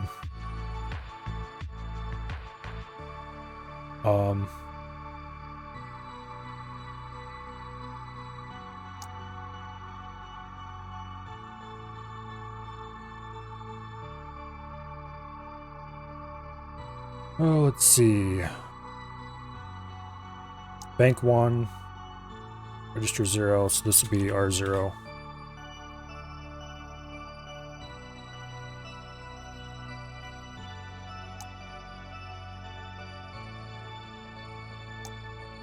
R1,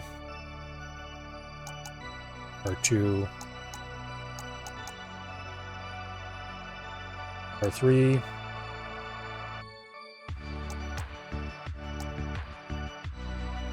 R4, R5, R6, and R7. And then for bank 2, this would be R8, R9, RA,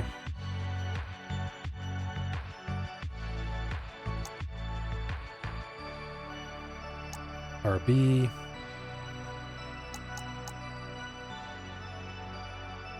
RC,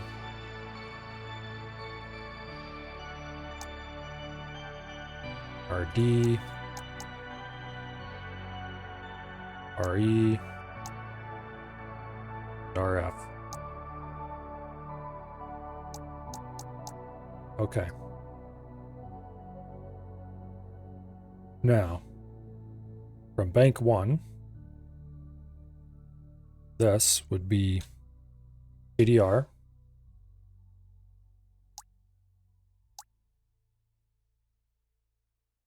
NK, LG,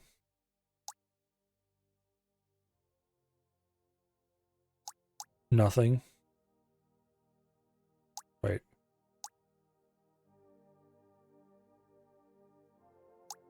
Okay, this is FLG. Nothing, nothing. Memory. PC.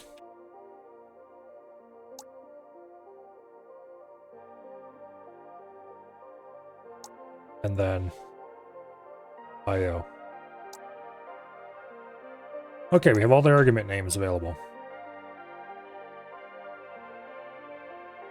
We don't have any instruction names though. So, load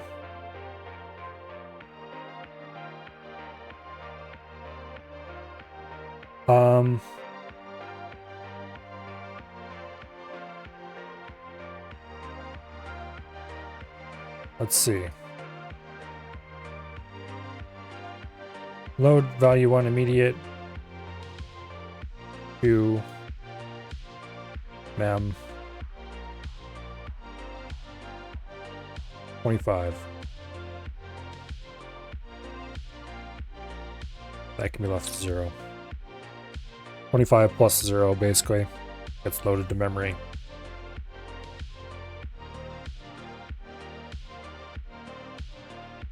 And then we add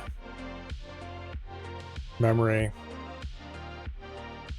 plus 5. And we store it in R1.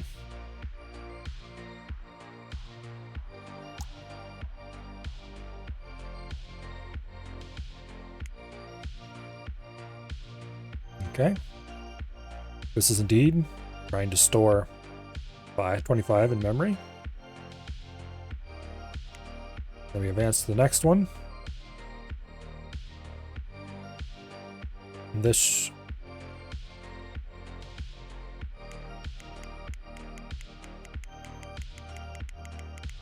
the counter is counting, but it's not writing to the program counter. Okay, why not? Because I forgot to hook it up to do that.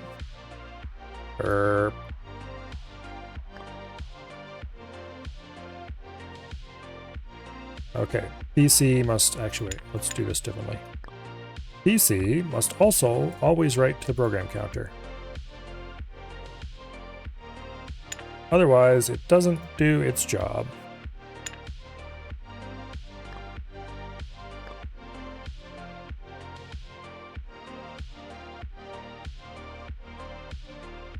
Okay. Step 1, load 25 into memory. Step 2, short circuit. Well, that's not what I wanted to see, but anyway. Bank immediate wants to write to arg2. Memory also wants to write to arg2. Memory should be writing to arg1. It's asking for memory to load on 2 and 1. That is not what's supposed to be happening at all.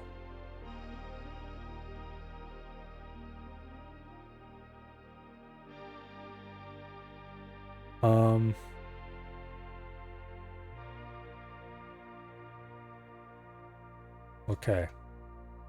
I think it's a bug in the bank selector.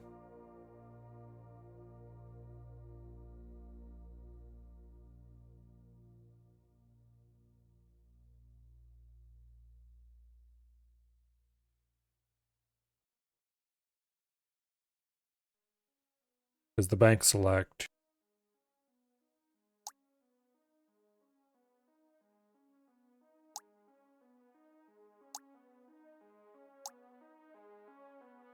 should be suppressing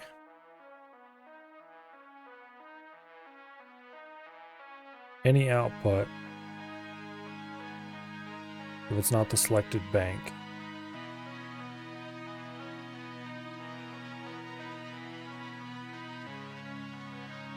And it is not for input select.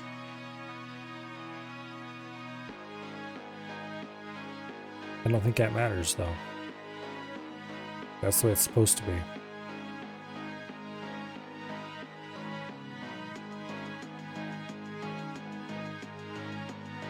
Okay, so maybe it's not a problem in this.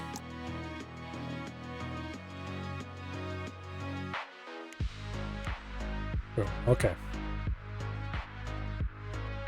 8-bit switch number 25 and IO bank output 0. So it's this switch and it's IO bank 0. Both outputting onto argument 2. Okay, what is the code? Memory on argument 1 and 5 on argument 2. Oh.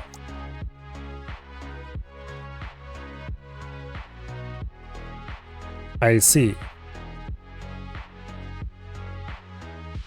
Memory equals 5. What is happening is we're not suppressing immediate values properly on the bank select.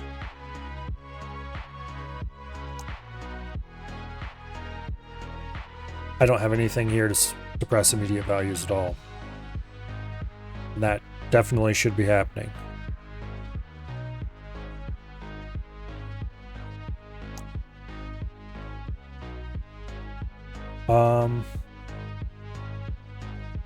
Actually, the bank output is supposed to be suppressing immediate values.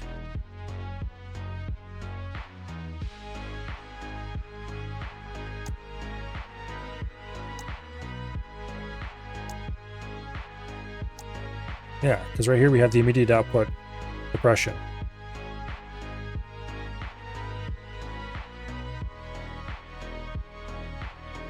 If either of those are on, actually I think it's doing the opposite of what it's supposed to be doing right now. Oops. Let's try fixing that.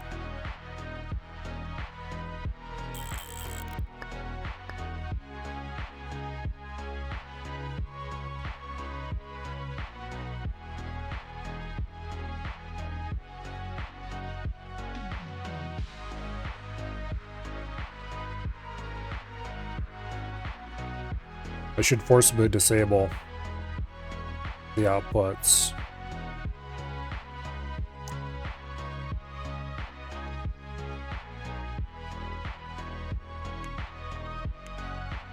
Short circuit. IO bank output 0. Same thing.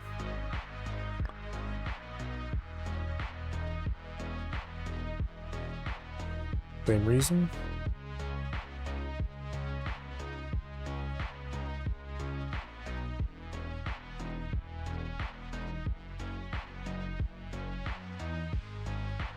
What is it outputting though?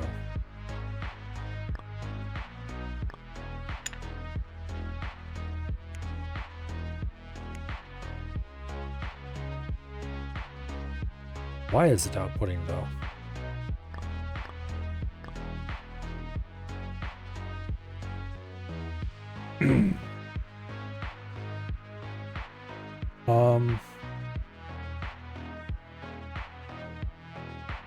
The immediate bits should be set.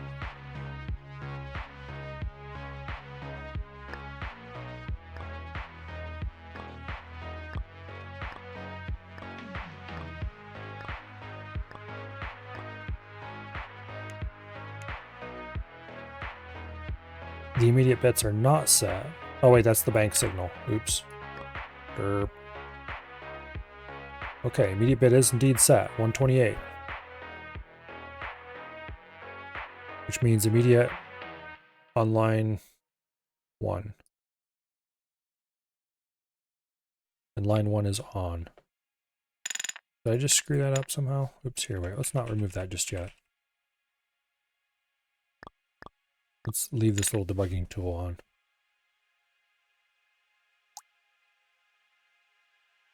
Let's go ahead and examine this. Remove those NOT gates.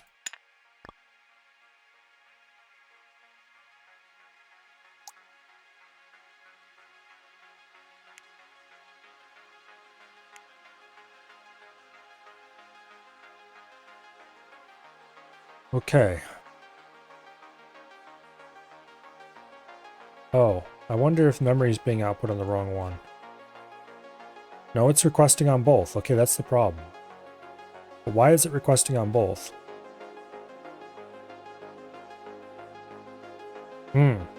Okay, yeah, I see. We're not doing immediate suppression. Okay, so it works down here. Because immediate suppression was working on these. The reason it's not working here is because immediate suppression isn't happening on these lines. So we really should have moved immediate suppression to the bank selection. However, if we do that, that won't actually have any result. I don't think. Let's try it. Let's do immediate suppression on both. I think we have opcode coming in for both.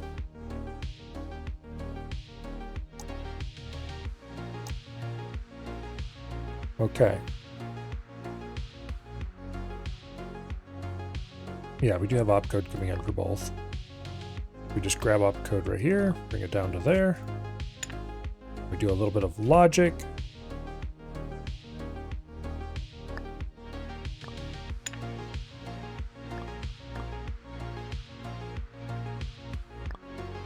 We don't care about this value, we do care about these. So, we need switches.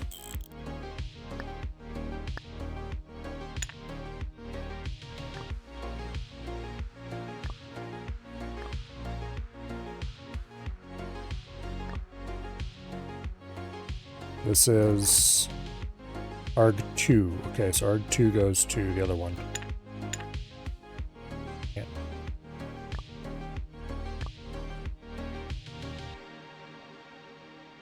Move these down a little bit.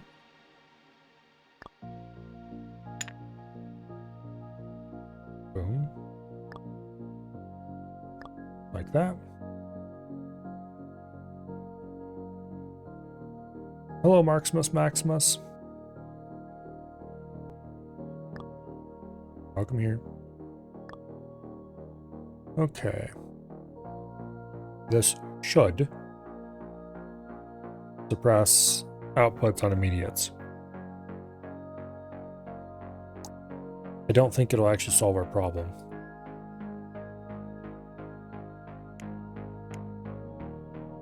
Because of... No, actually it does. Sort of.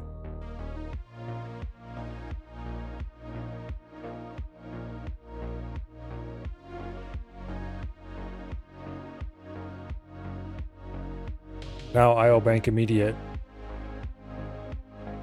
and bank output 0 are conflicting. And I think that is because I rigged those wrong.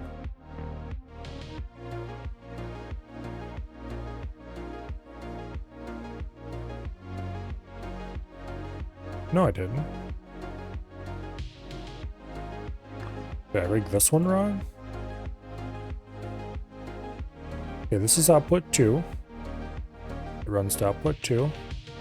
I wasn't... Why is it outputting on 2?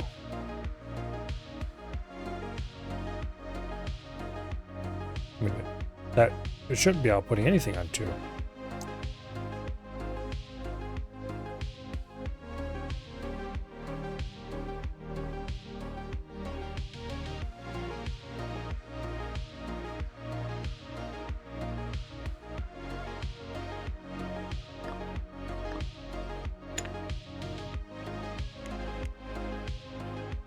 Without putting a 0. Oh, I bet you the immediate... Oops. Damn it. Okay, there we go. I bet you the immediate outputting or immediate suppression is causing problems.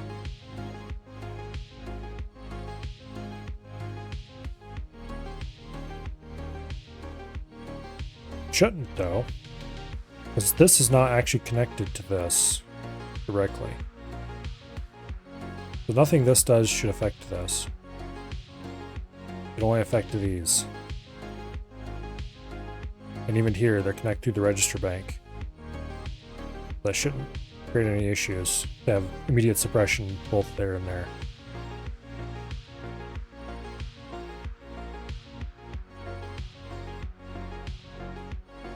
I think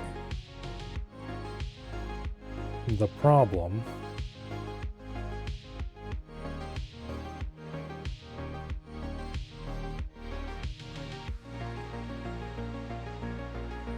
is that one of these is lying about what it's outputting.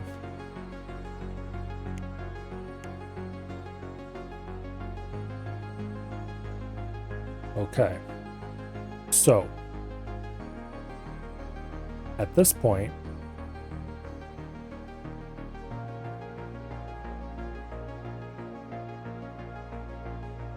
we should be outputting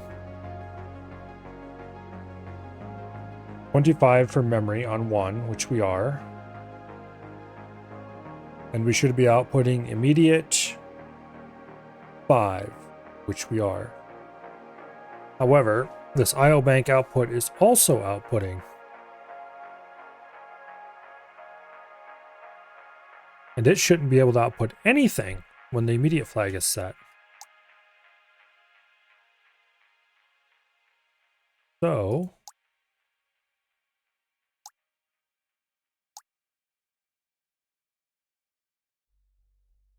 when this is on, this should not be enabled.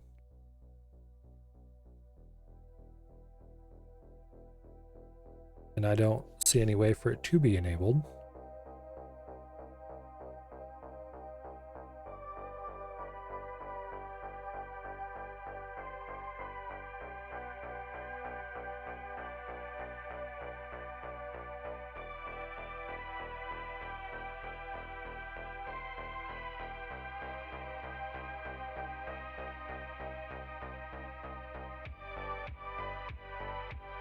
Okay.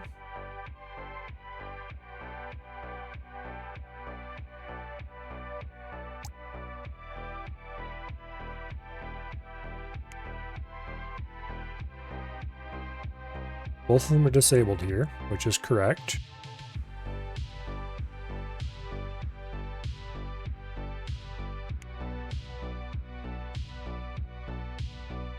This is the immediate. This is the immediate indicator for output 2. Output 2 is somehow on.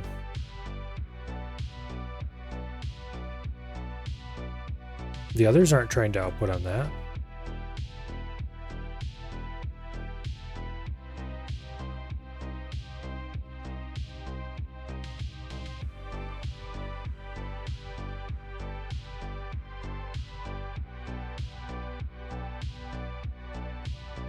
Everybody else is getting the same values except for the bank ID, which is correct.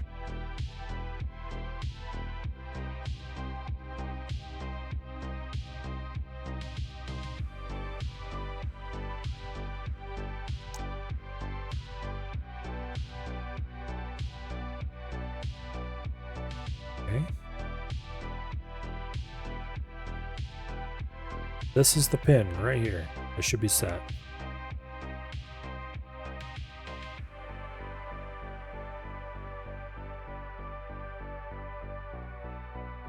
And this should not be outputting anything.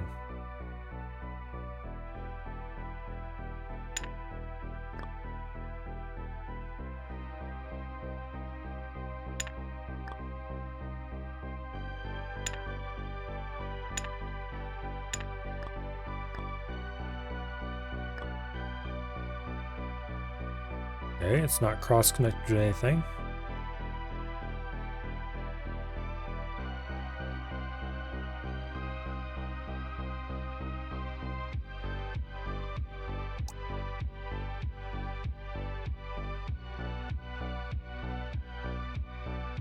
Weird.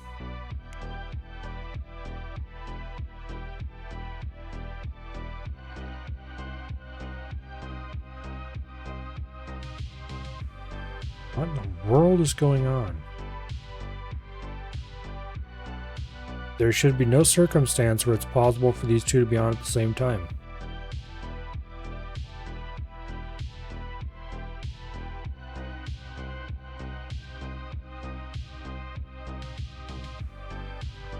And these other identical components aren't.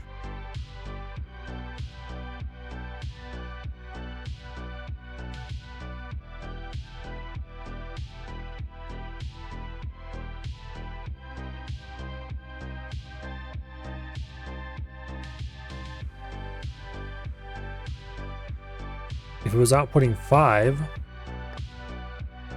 that would kind of almost make sense. Oops. But it's outputting 0.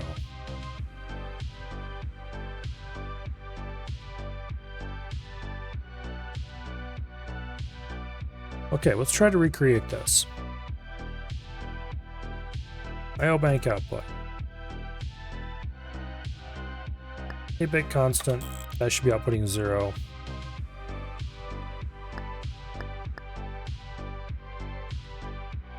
Okay, these values should not matter at all.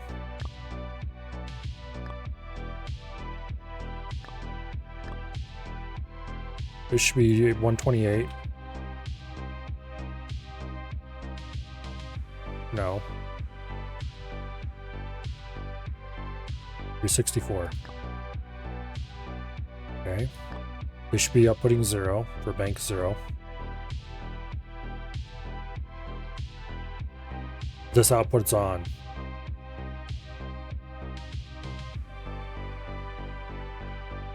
Okay, something is seriously wrong here. 8-bit constant. Output 64.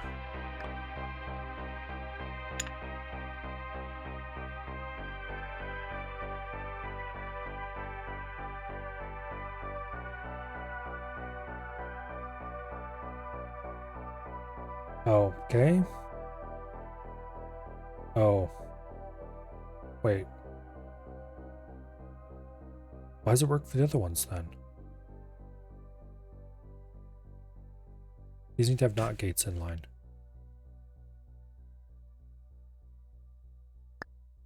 But last time I tried that, it didn't work for some reason.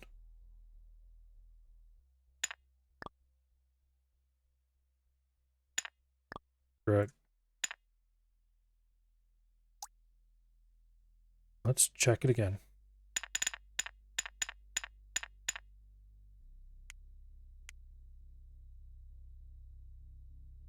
All right. Doing it again. Now it's doing it the other way.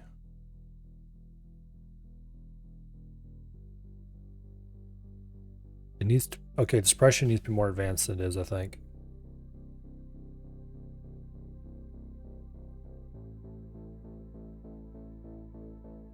Wait.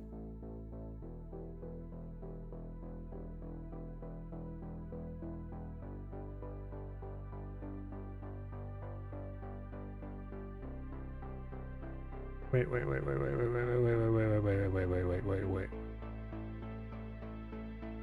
Thinking what the problem is. Okay.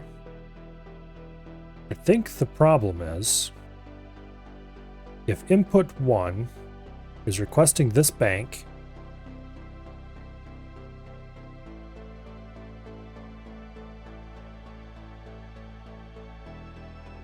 and wait, let me check thing here. Where are we determining the bank access? Here. Okay, no. Input 1 and input 2 do not cross-pollinate. That should not actually be the case.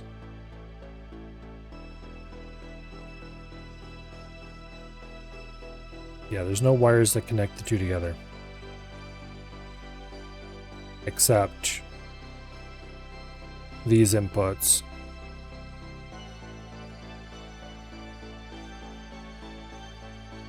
But they don't share each other's bank access or anything like that.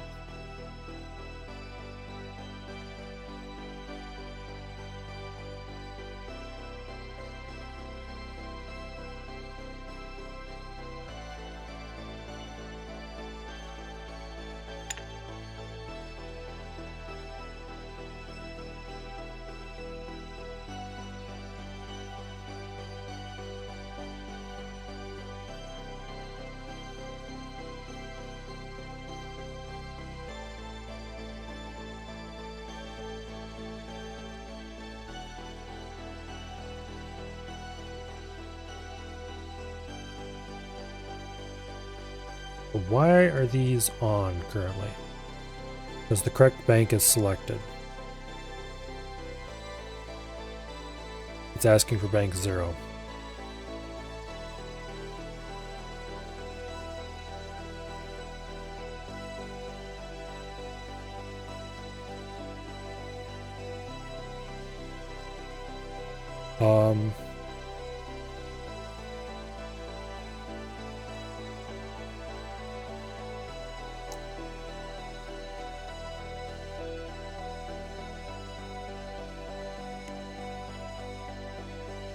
Okay.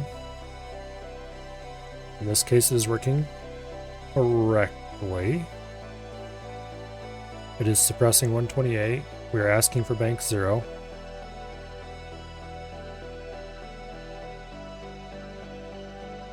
Which is giving us 25 loaded out of memory. Because we're asking for memory, which is what part of bank 0's responsibilities.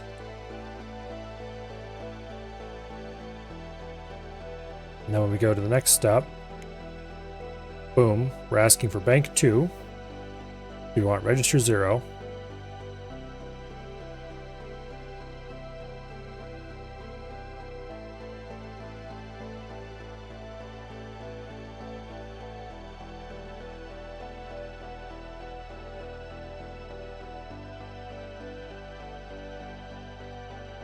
Okay, what exactly was the code for the second instruction?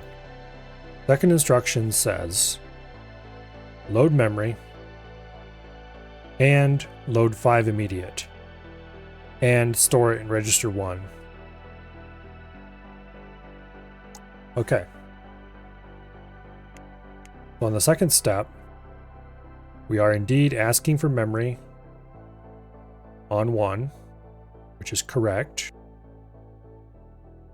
And we are asking for 5 to be loaded immediate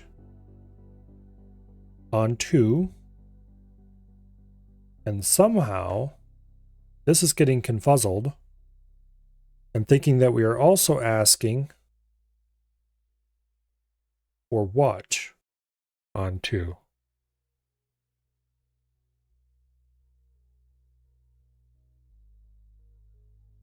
But it's also saying that 2 should be suppressed.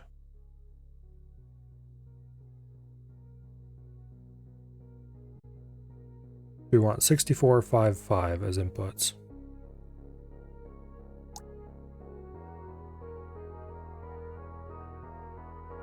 Okay. 64 5 as inputs. And this should not be lighting this up.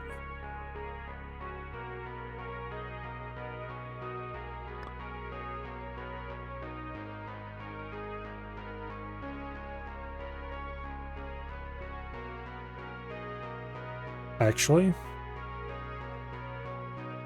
you died. What'd you die to?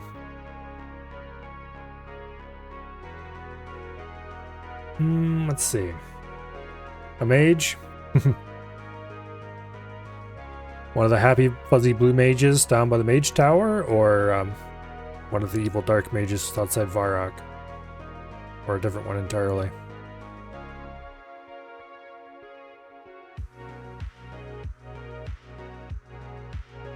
Doing a quest on island? Oh, okay.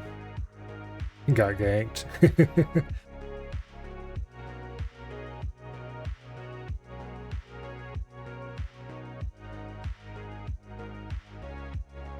Okay, actually this might be correct. So the question is, why is the immediate?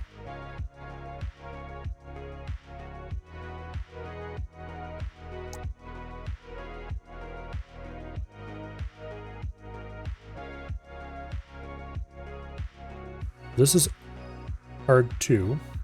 That is ARG1. That is correct.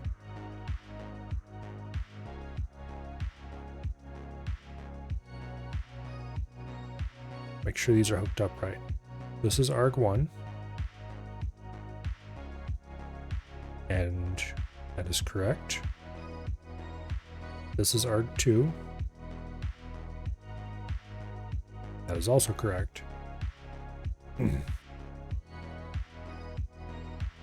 Go into the component factory and make sure bank immediate is correct.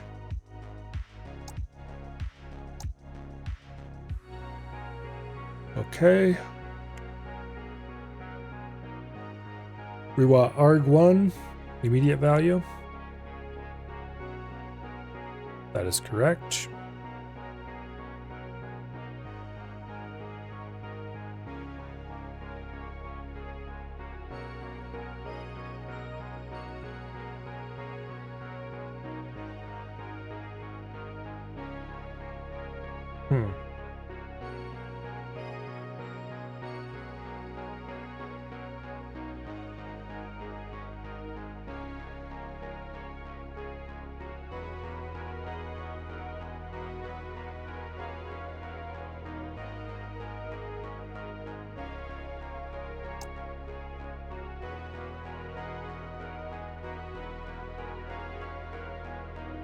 Okay.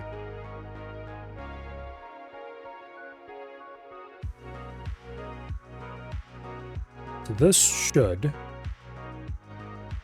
be outputting memory on 1.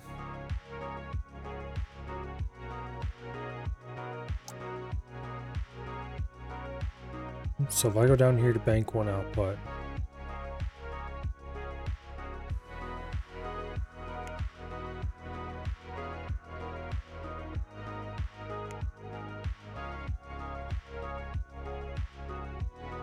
we need to hook up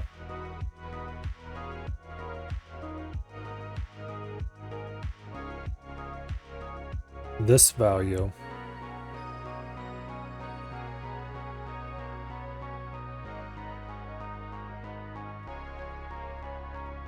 This switch does not go to there. I mean, it does eventually, but it kind of needs to go to there through here. Or we need to suppress the output from here or here. It's hard to decide which. So we need to run a temporary wire. Temporary wire. We need to move the memory bank down to be part of this system. That's the right solution.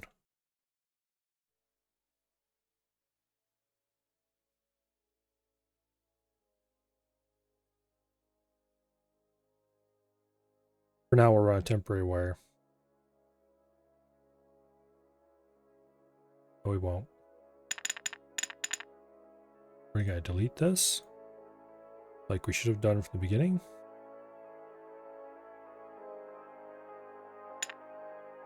And we're gonna move this memory chunk down to here. Okay, this output goes over to there, over to here. Let's see, memory goes into the slot.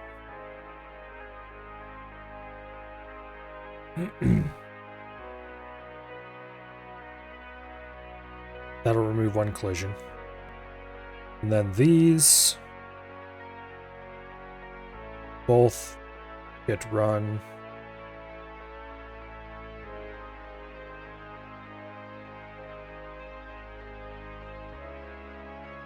We don't need any of these memory store lines on the bus.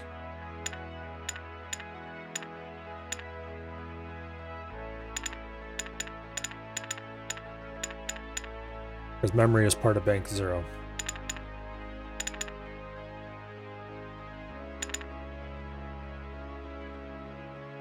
Okay. Now.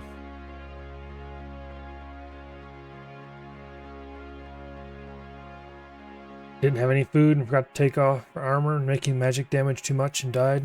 First death in a long time. Didn't lose anything. Got back in about 6 minutes. There's a spot you can grab a bunch of free meat. Hopefully kill him this time. Had him down to 18 or 50. 18 out of 50 or something. You won't lose anything anyway. If it's a player versus monster death. If you don't get back to your gravestone within the 15 minutes it gives you, there are locations you can go in game and get your items back for a fee. Unless you have something really valuable on you, that fee will be 0.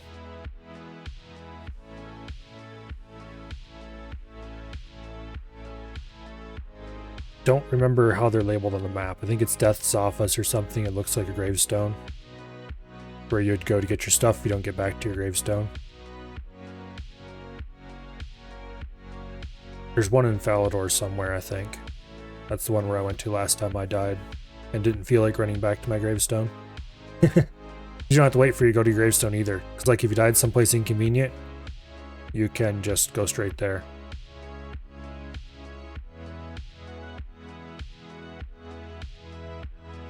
Okay. So these just get combined together. I don't care about their values as individuals anymore. Let's run them down to about here somewhere.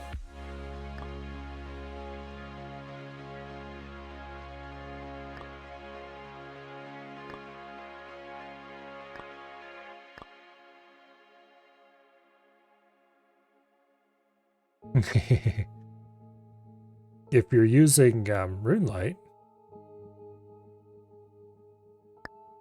there is a quest helper. Makes all the quest stuff. It tells you exactly what you need to do, almost in too much detail, honestly. Okay, and then this needs to go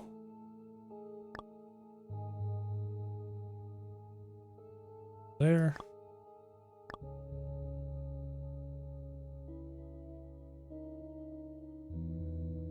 ADDR goes here.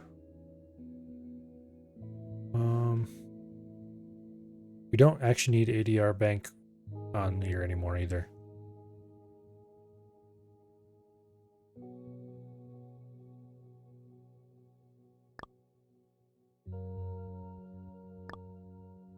Anyway, there's ADR.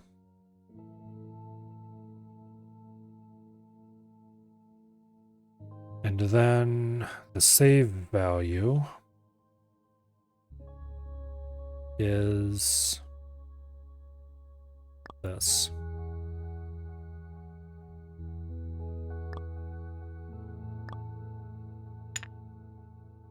That should be memory hooked up again, but correctly this time. And indeed, it does not fall over.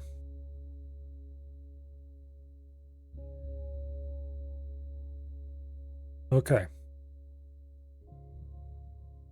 Over here, we are selecting add.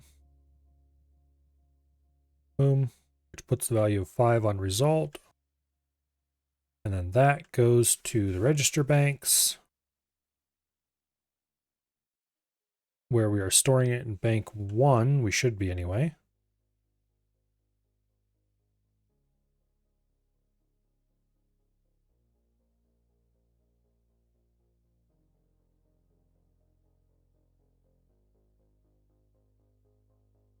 Store select is lit up.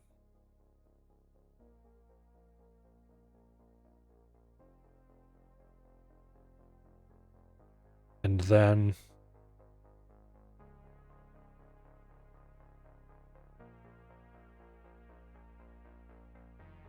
okay. I mean, really hard to see register values.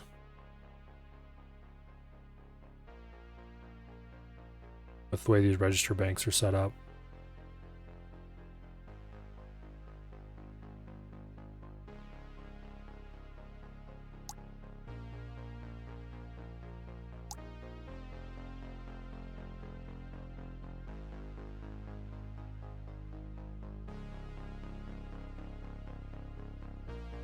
Yeah, I can't connect them to those.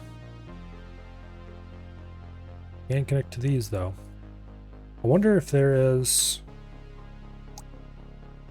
Okay, let's load up the register plus in here. Aha. There's a component link thing. Okay.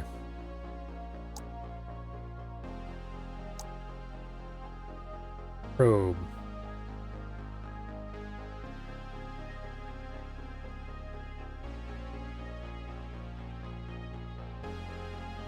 Memory probe.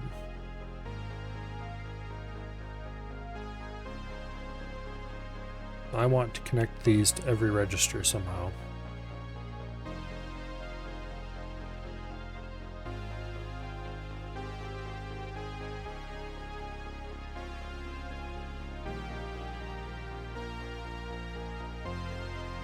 That's going to be exciting. Oh.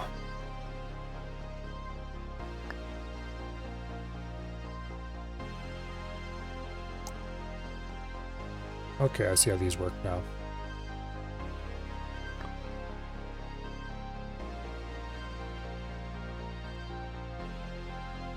And I can just put them on top of things? No, I can't. Damn. That would have been incredibly useful if I could have.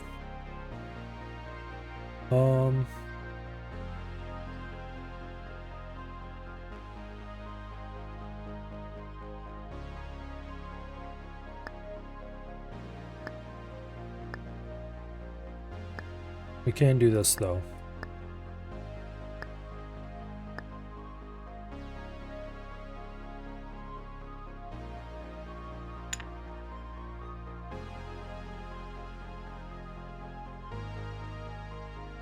Oh, of course.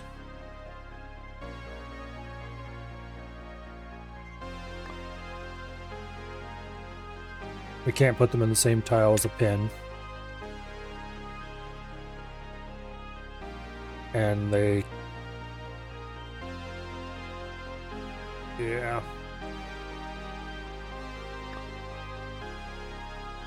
That's not a very inconvenient. That's not a very convenient place to put that.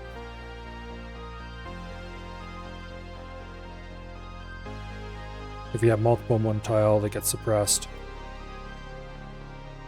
Just like any other pin-related thing. Oops. Stop it.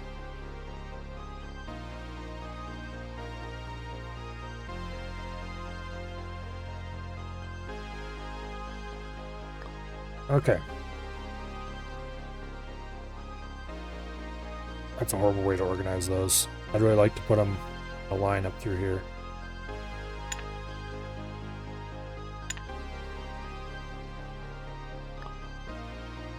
The good news is that I probably can, actually. I just have to be smart about where I sneak them in.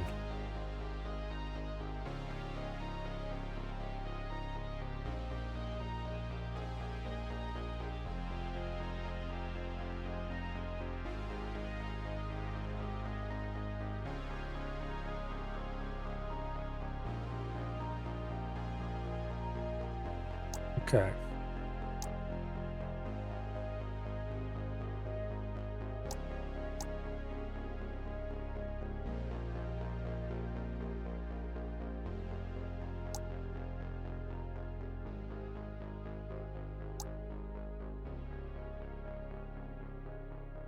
I can't connect. Wait, what? How does this work again? Okay, I can't connect them if they're too close together. What the hell?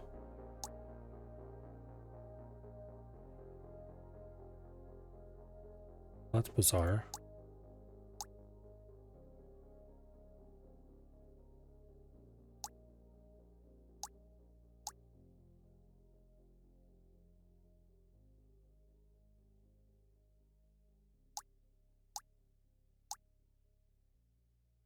Okay. At least I can use these pins as reference for who to click on.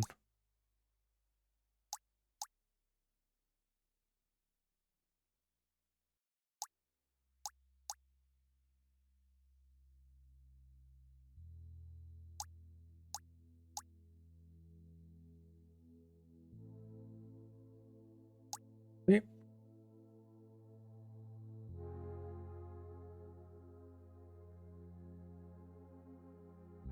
We have those convenient memory probes now. We can at least see what's in the memory. That's going to be interesting when we try to store 255 in register 0.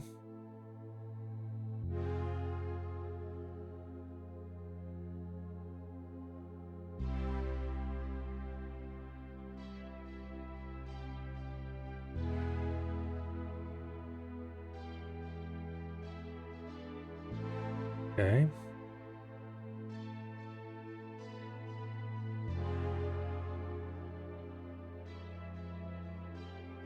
Actually, this should be 1-1. Reload immediate both. In this case, 1. We want to load 255 into R0.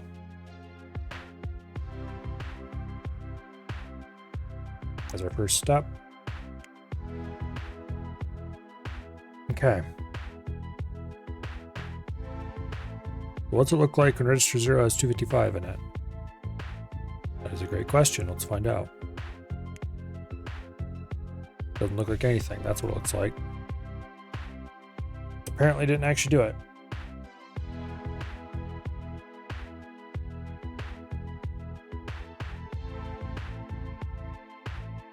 $255 plus 0 over to R0.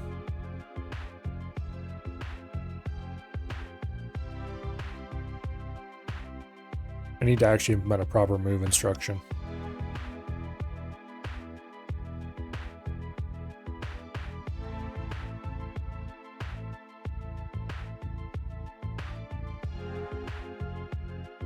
The problem is you can't, the assembler, quote end quote, that they use here isn't smart enough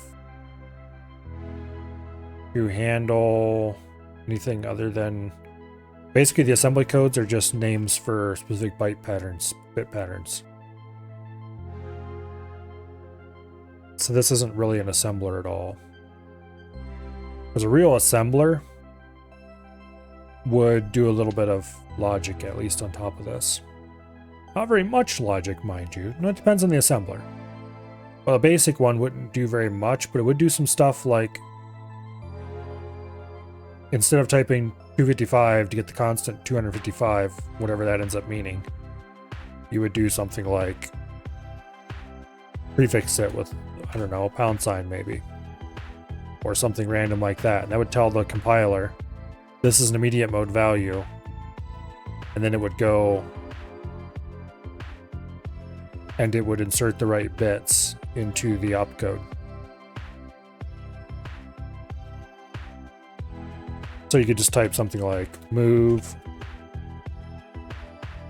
Oh, let's say our immediate mode prefix is I, just for randomness.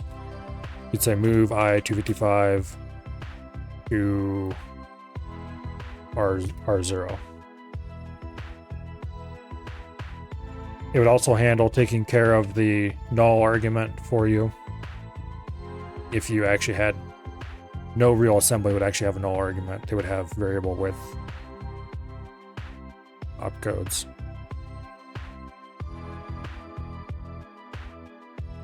But anyway.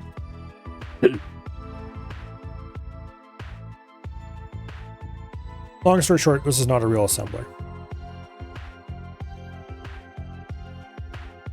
By any stretch of the imagination. It's just some helps. Some simple macros for typing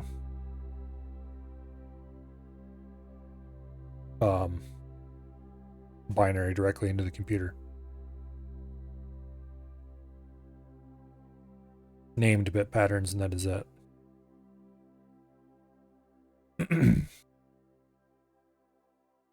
Okay.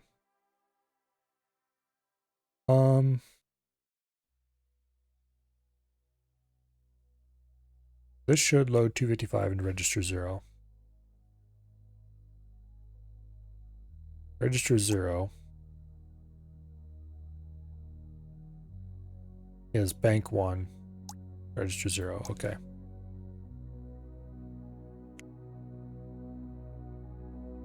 So this pulls in 192 for the opcode, 255, 0, 8. 8 is the destination register, so we go down here. Bank select. It is indeed. It has the input select lit and set to 1, which should be register 0.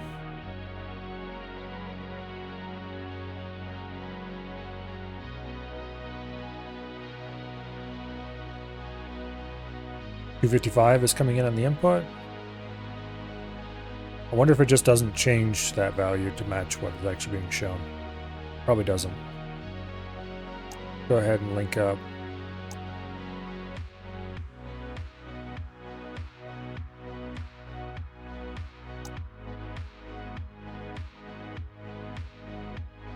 A few registers.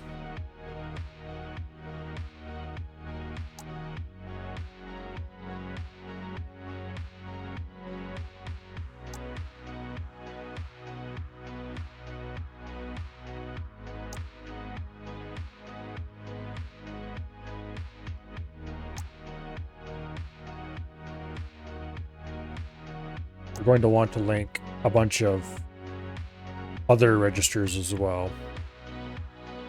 We're going to want the program counter.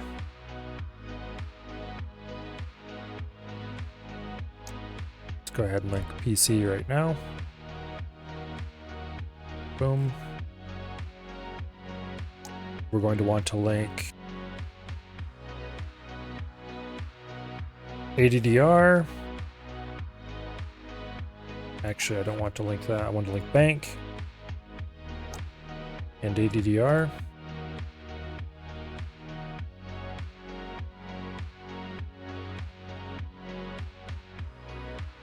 I wish I could name these damn things.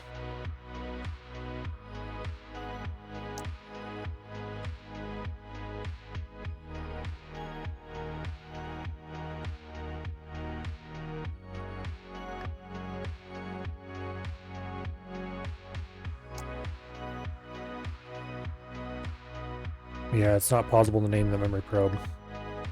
Damn it. Alright.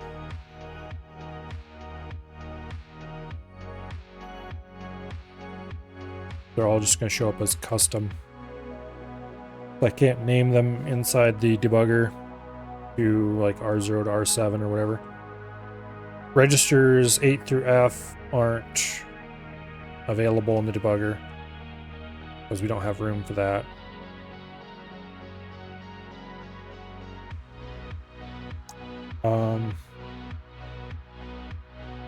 Okay, we've got address, we've got bank, we've got the program counter. We definitely should have the flags. Although they're not useful as of yet. Actually, wait.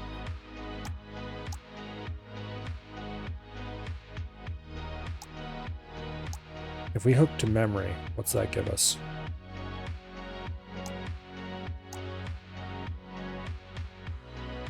It just tells us the value in RAM right now. Okay, that's not actually useful. I mean, it is useful, but it's not as useful as knowing what memory address we're trying to talk to.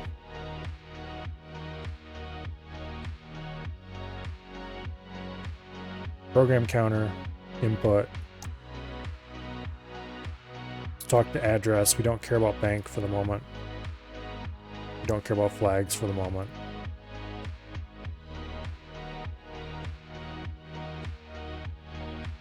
That should be good enough for now, I think.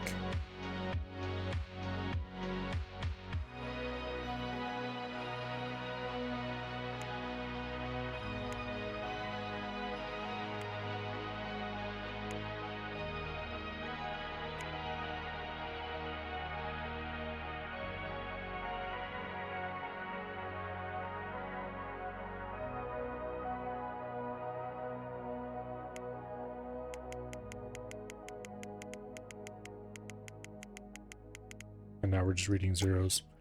Okay.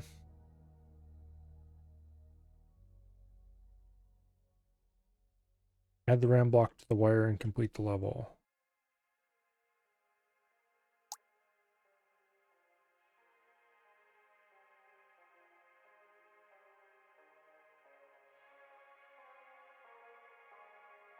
In this test, first copy from input 32 times and store these values. After you've loaded the 32 values, output them in the same order you got them. Okay. So, load immediate. 32. 2, register 0, which is going to be our new counter. Then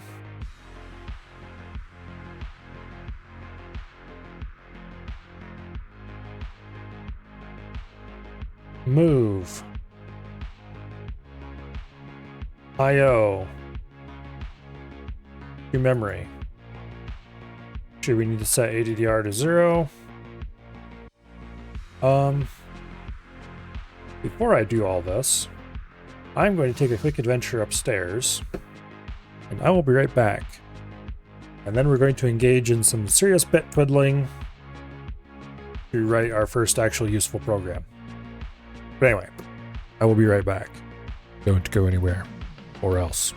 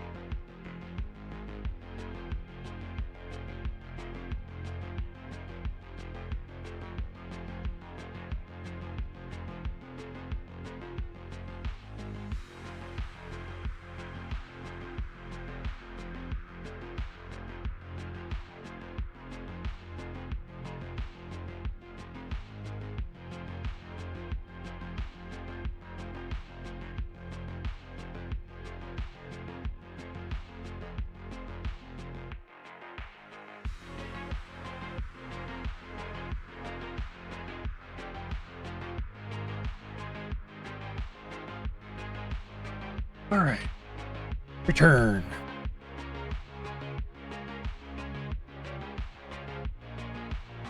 Okay, let's add some assembly opcodes here.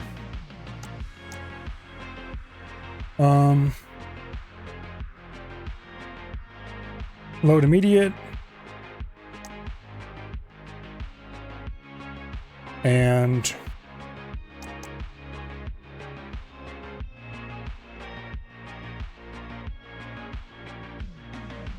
we'll add move. We'll add as a what are you gonna call it? Move and add are the same instruction, but anyway.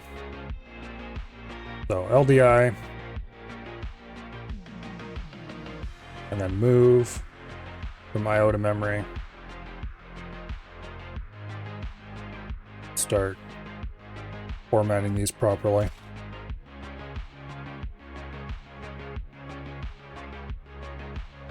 I don't know if it's gonna like this or not.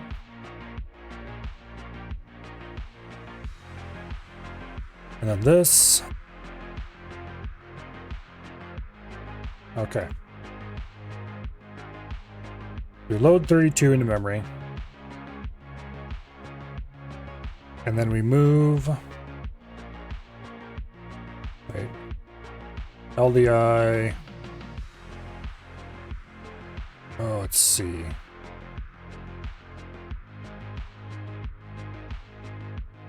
One. To R1. That's gonna be our increment.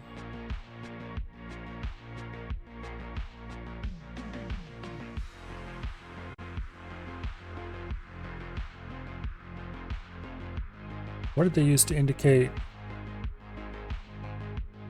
Oh, where's the damn manual for the stupid editor?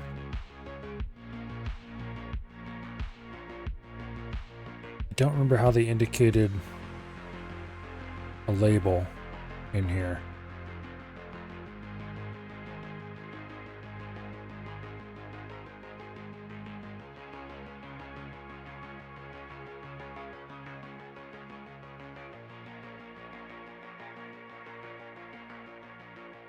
Traditionally, this is how you'd write a label.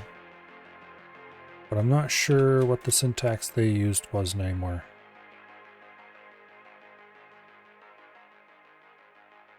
There was a syntax for line labels.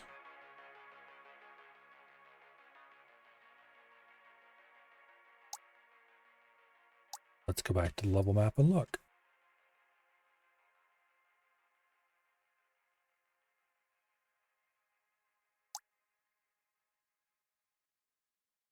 Label. Okay, literally writing label.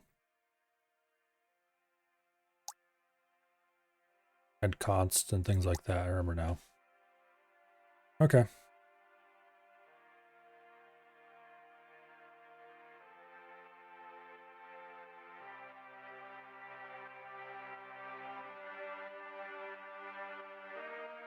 Label loop.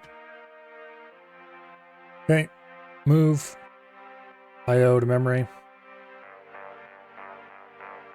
And then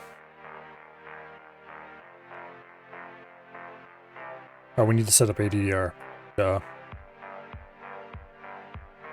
LDI 0 to ADR. Okay, now we do increment ADR. So we do add ADR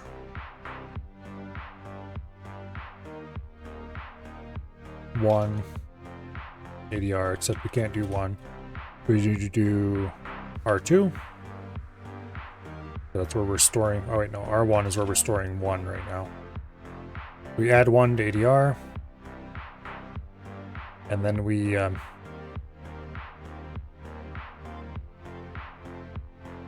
could add an add immediate instruction, and as a matter of fact, I think we're going to.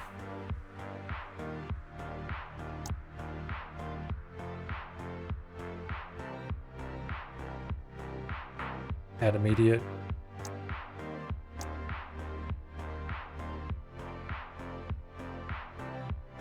Boom. We can remove this entirely. And we add immediate.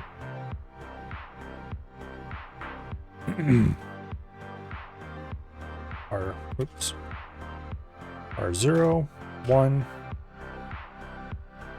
We store the result in R0. Then we do GT. I swear I made an instruction named GT. I did not. Okay. Check my instruction reference. I did document GT, did I not? Yes, I did. Okay. Boom, boom. GT. Save. Okay.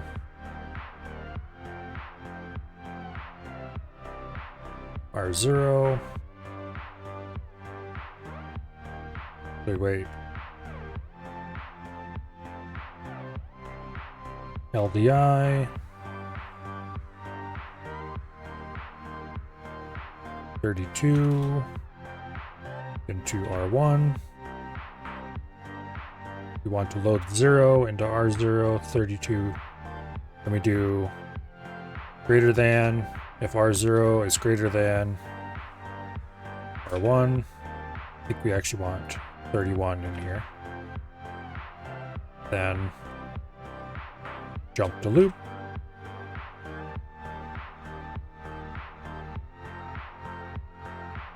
Which is always immediate. And that might actually create bugs now that I think about it, because I don't think I actually went through the logic of specifying that this always had to be immediate. I don't know if I did or not. I have to think about that. Anyway, we'll assume I did for now.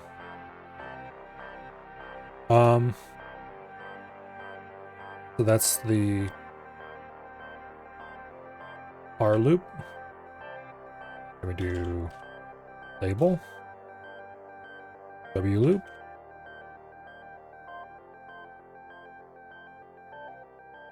and we go ahead and we reset memory to 0,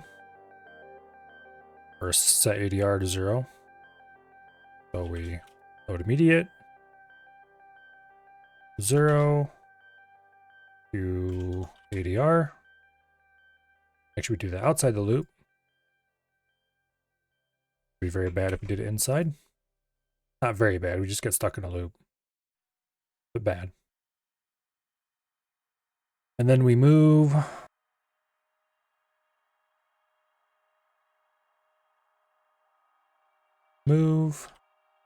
memory to IO.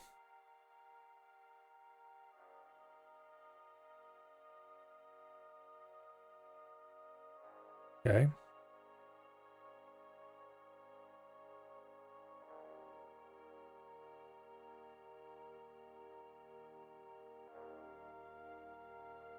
You know, I think if I was going to make my own design from scratch, I would probably do an accumulator-based system and do 2 operand instructions.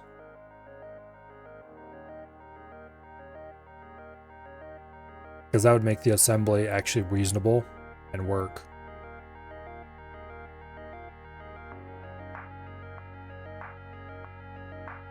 Kind of like the 6502 in a way, from what I remember of it. I'm not exactly an expert in the 6502, but if I remember correctly, most if not all instructions were 2 operand, and most of them, the destination was the accumulator. Like if you added 2 numbers together, it went to the A register. Anyway, we have a absolute wealth of registers available on this machine right now, and I don't need nearly all of them. I never will need even most of them. What I should do is make stacks.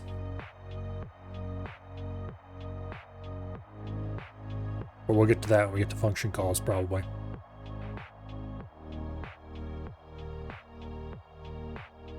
I assume they're going to use a stack-based architecture for function calls. Failing that, we could probably do something based on a return register, which is still going to involve a stack somewhere, probably. But, yeah, anyway. Let's not get into the weird differences between different kinds of architectures and how you handle returns and that kind of stuff. Not until we have to, anyway.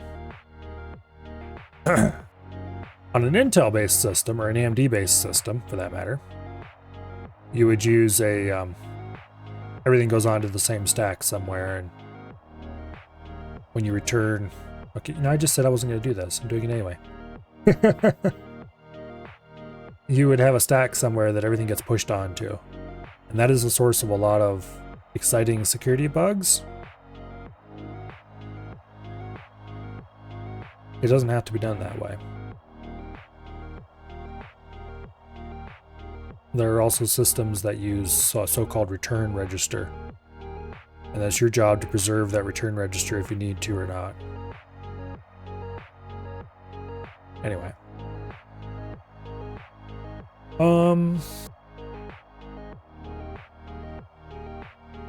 Depending on the language, you can... Forth, for example, would preserve that register completely differently than, say, a C would.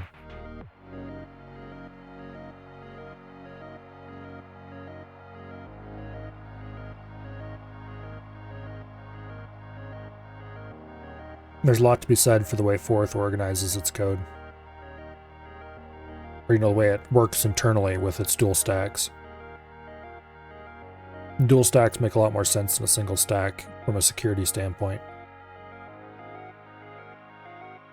Although the way Forth handles its dual stacks isn't necessarily sane. Because you can write whatever random garbage you want onto the return stack, and that's not necessarily good. Anyway, where was I? Move memory to I/O. Add immediate. ADR 1. Store an ADR.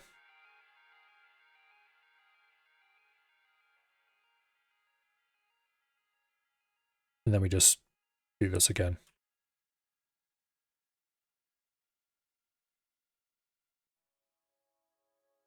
Okay. Short circuit. Move memory 0 or move memory to I/O. Didn't like that. Level input. Switch.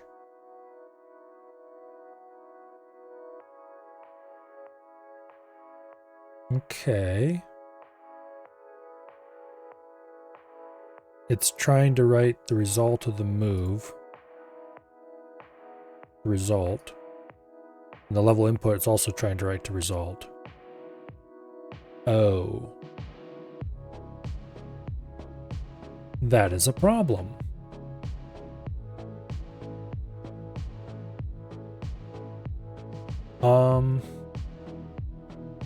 The level input should not be being written to result. The level input should go to arg1v or arg2v, depending.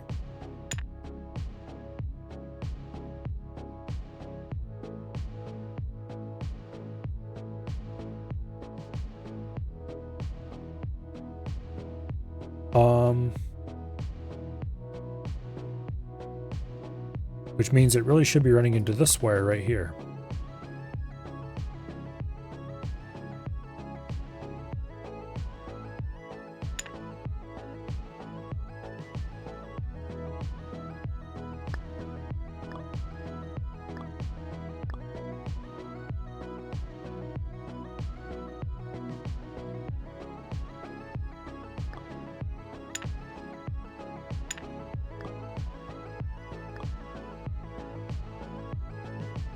Okay. Think that fixes the problem?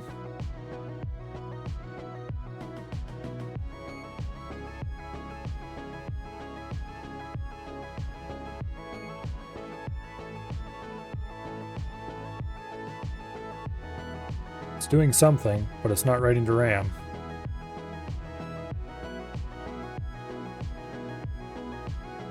It kind of is writing to RAM.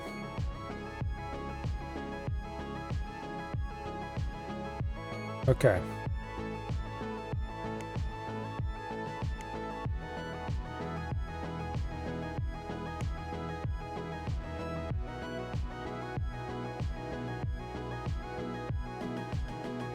Oh, these do show their right values. Okay.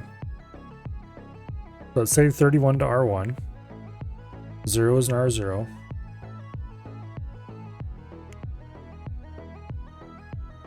I should be stepping from the code view so I can see what it's doing. Okay. Now it is move I0 IO to memory. So it should be requesting a read.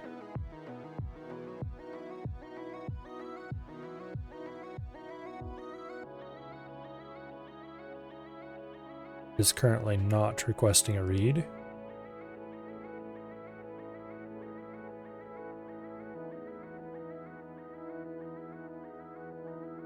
Okay.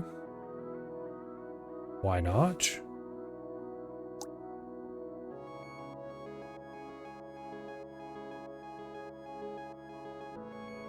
IO is 7.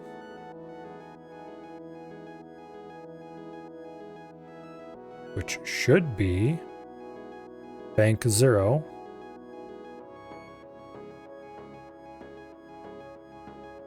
Seventh item.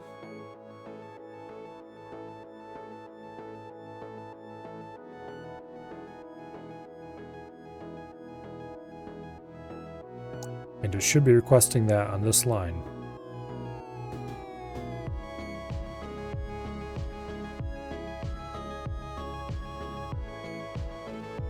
Actually, no, it should be requesting on this line. Wait, what? ARG1, ARG2, ARG1, ARG2. Okay, yeah. Result is just on the opposite side as input. That's fine. It should be requesting, this line should be lit up right now. 0705, an IO bank select.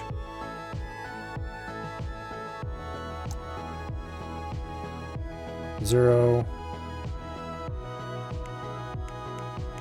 7 0 5.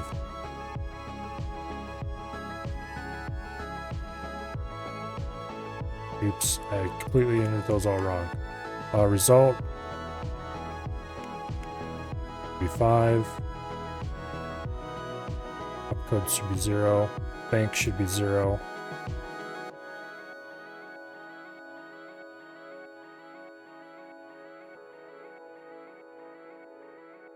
Zero 7 0 5. Not sure why these are listed weirdly over here. So bank is 0. This is outputting 0 for bank, so that should activate this. Oh, these need to be NOT gates, don't they?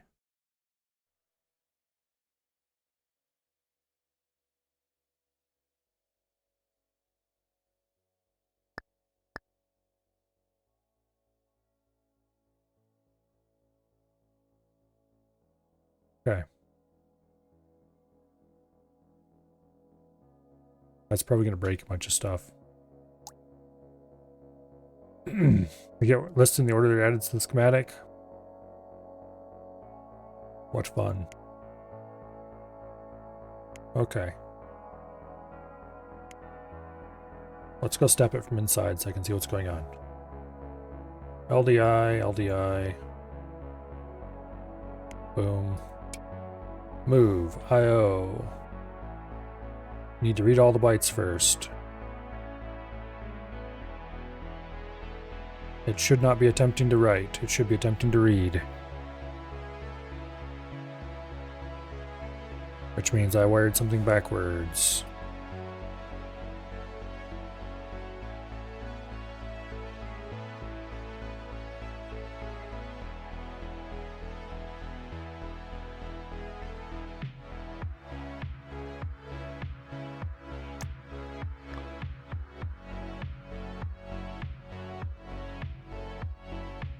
Yes. Yes, it did.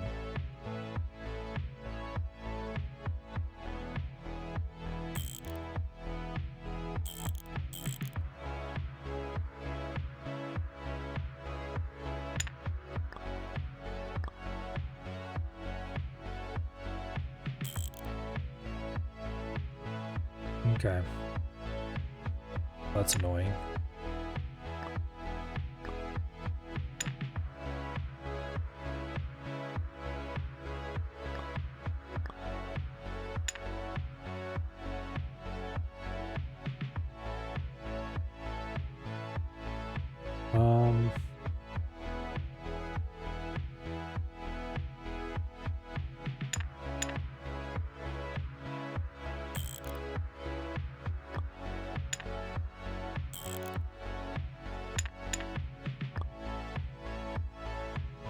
Go.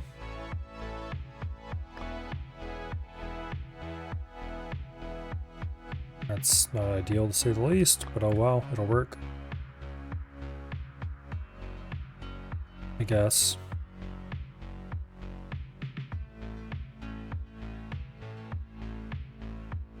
Short circuit. Be surprising. Bank 31.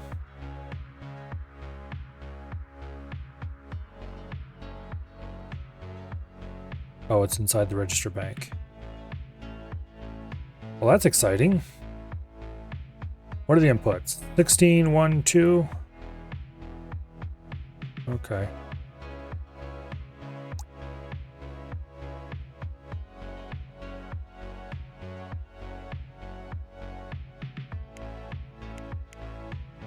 $16, 1, 2.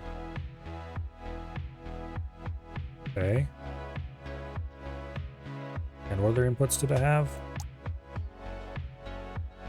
Go away.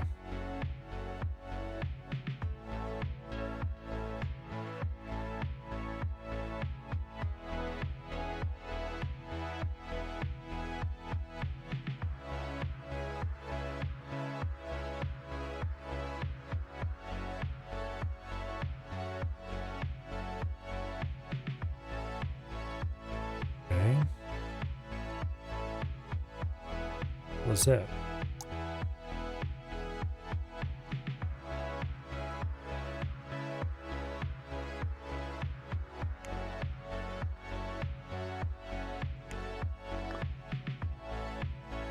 How did this get a short circuit? Well, for one thing, that's not hooked up. Not sure how that happened.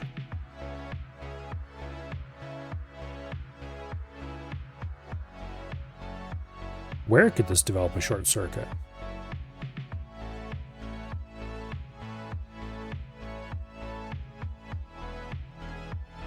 Nothing is connected together.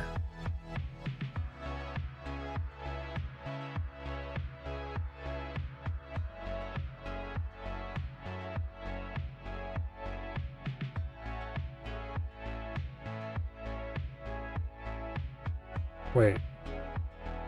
Why are these inputs?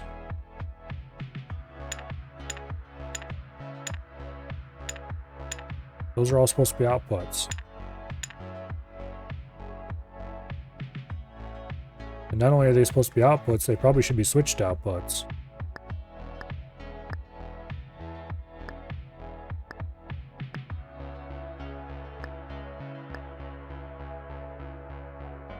Okay, that's exciting.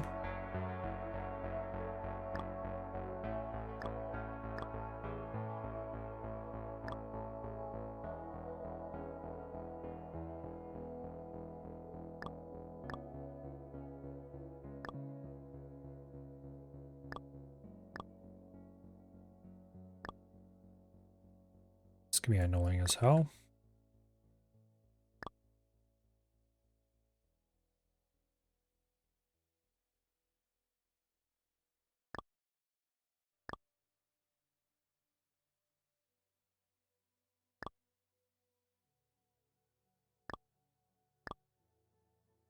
That's not right. We missed one.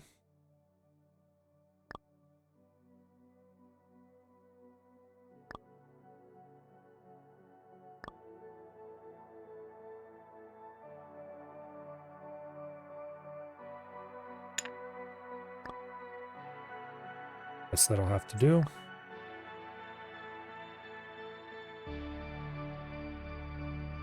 That's an unholy mess. Okay, there's gotta be a better way to run these.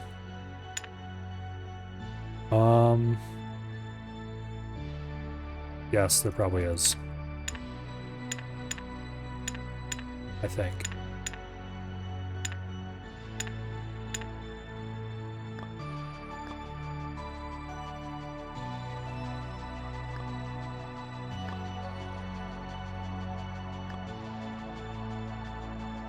Of course, you can't run through here because that stupid thing's in the way.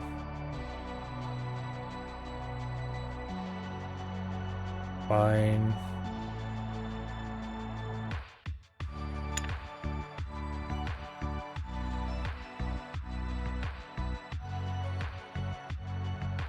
Fine, we'll do it the janky way. It's not like this circuit's that great anyway.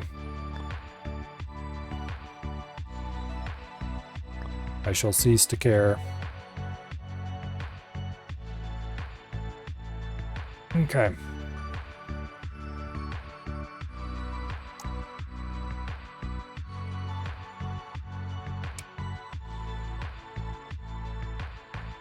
You need to read all the bytes first.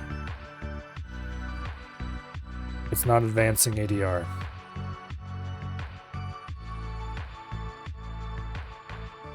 Why is it not advancing ADR?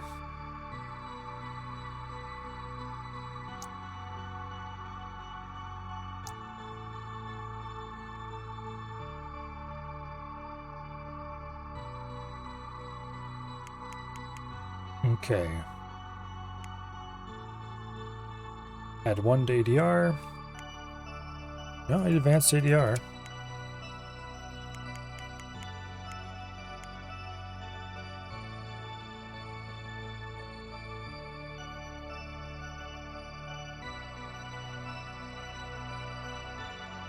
We used the wrong condition here.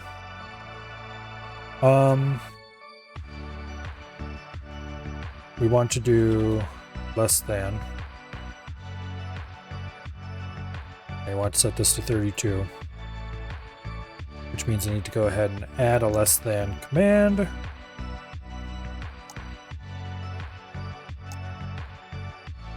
Less than is that.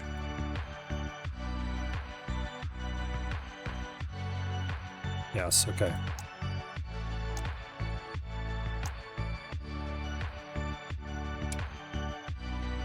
And it didn't. Our 0 is 1, our 2 is 32. So it should loop. It, however, does not loop. So, this is that problem that I said a long time ago I think was going to bite me in the butt, I bet. Namely, how do I handle jump destinations? I just write result straight to result V. Okay, that's correct. However, I'm willing to bet that I don't set the flag here properly. No, I do.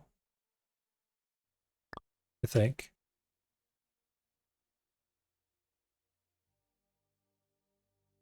All right, let's advance it.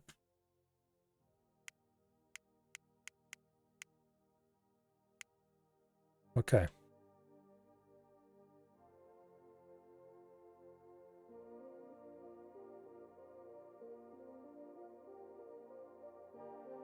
Yep, I see a distinct lack of copying over because none of these are lit.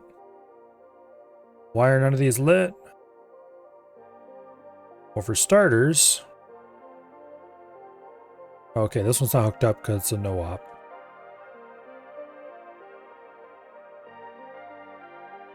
Okay. We're doing less than. So equals, not equals, unsigned less than. We're getting zeros in on ARG1 and ARG2. Why are we getting zeros? Probably because we're doing suppression where we shouldn't be doing suppression. Or something equally dumb.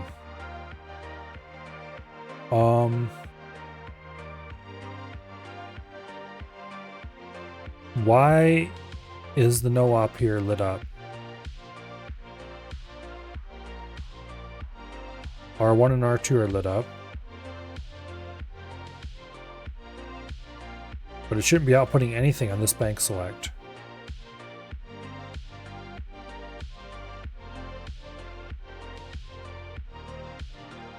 It's outputting something on this bank select because of the jump.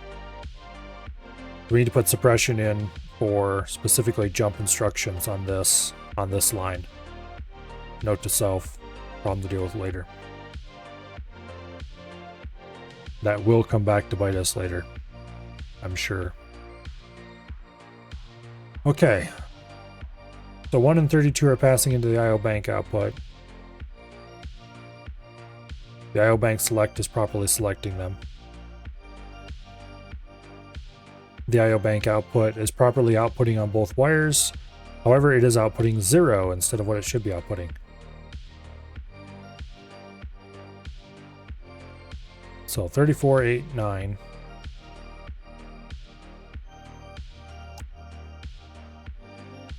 Okay, the operative values are 34, 8, and 9. The opcode.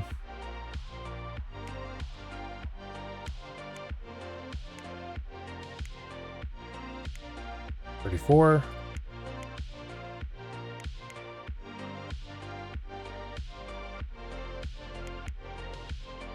Okay.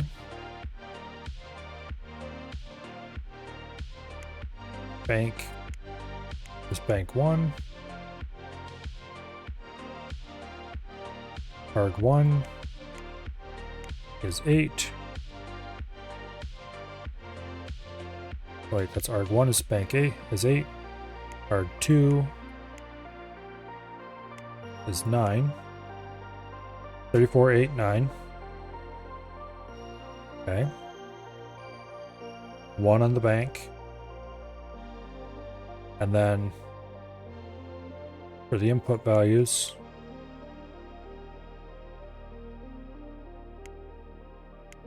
we'll do 128 and 64 on those two.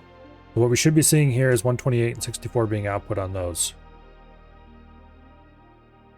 However, that is not obvious. That is obviously not what is happening. Okay. Suppression is not happening.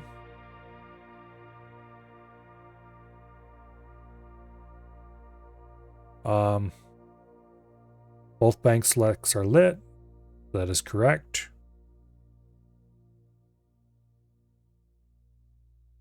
What is the problem? This is indeed selecting R0 exactly like it should. Oh. I have this wired backwards.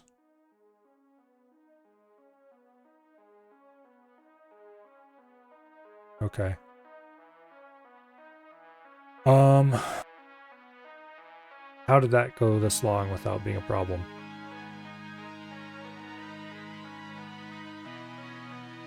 Wait.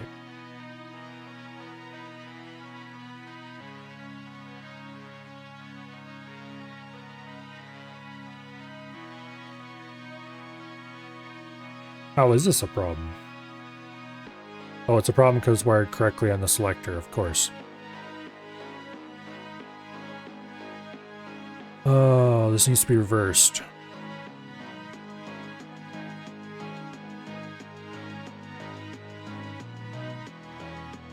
How am I going to do that I don't want to tear my hair out?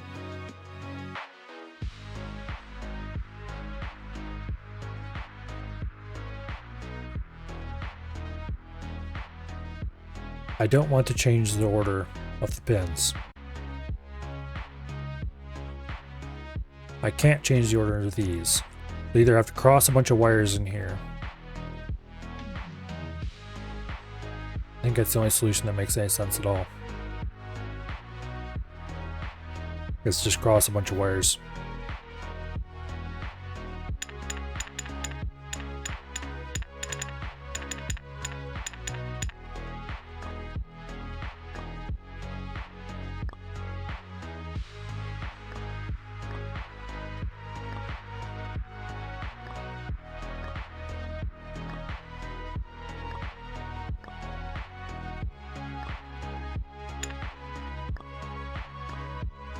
Okay.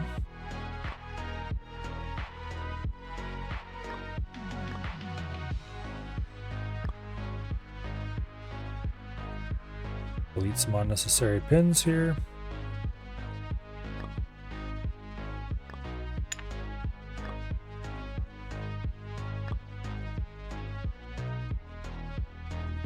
There we go, 128 and 64. This is indeed ARG V1, ARG V2. Okay.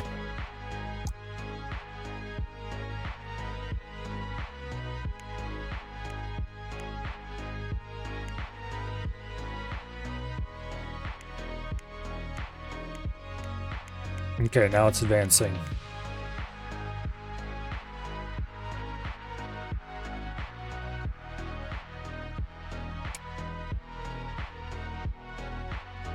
Byte 0 is 251, not 0. Yes, that is what it should have outputted.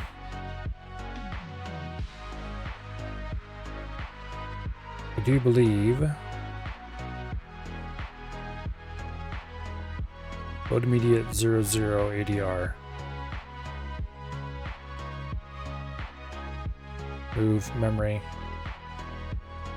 IO.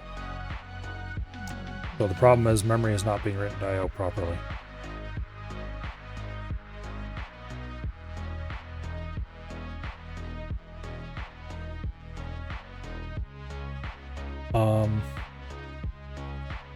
Wait a second. What the hell's going on here?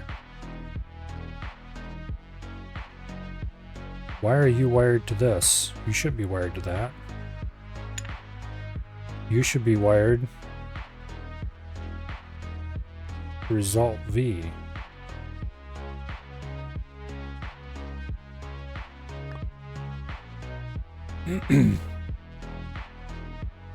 Never been able to get it to read into RAM? That's relatively easy.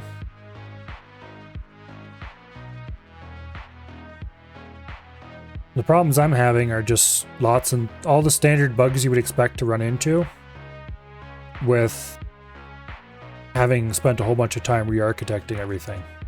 If I was a little less picky about how things worked, I would have been done with this quite a while ago. Because really the memory part is just, all I did is wire it in the same way I would wire in a register, but with an extra register attached to it for the address. And then you just change that register and then read. The reading from memory is a two-step process. You'd set the address and then you read from memory.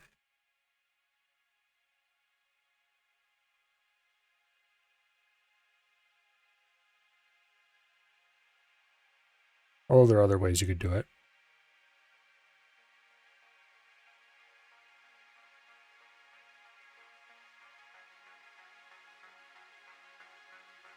Anyway.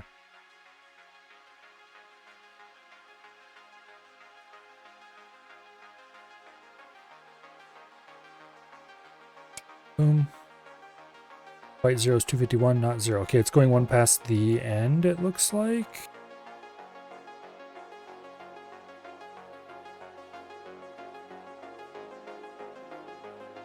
It doesn't make sense, though. Okay, let's set a breakpoint right there. Boom. Okay. We are at this point in the code now. Now, we've loaded 0 to the address. ADR now holds 0. Why does it say 32?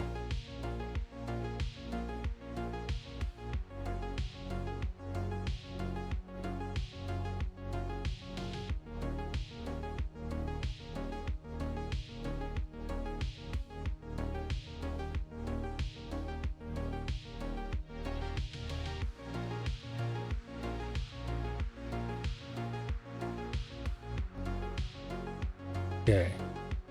Address store enabled is set.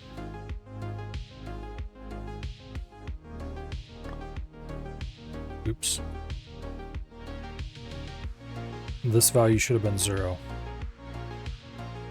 Weird. Okay. How exactly do these work internally? They're just set to always output. And then optionally output based on that.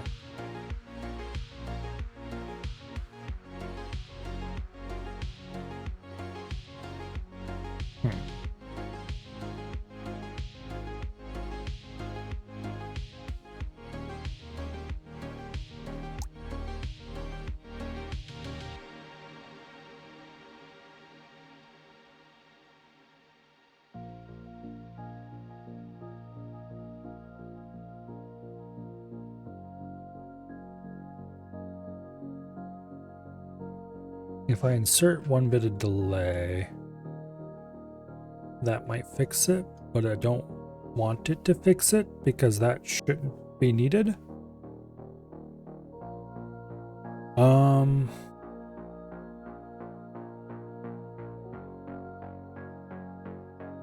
It does reset though, just 1 tick too late.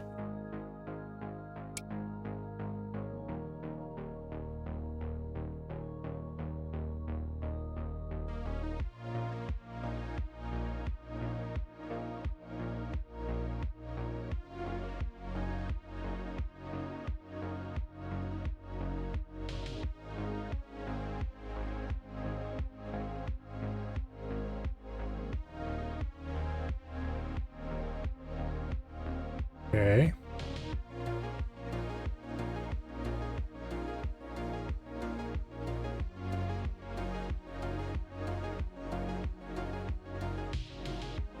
See, for me, most of this game is smoother sailing than it might otherwise be for a lot of people.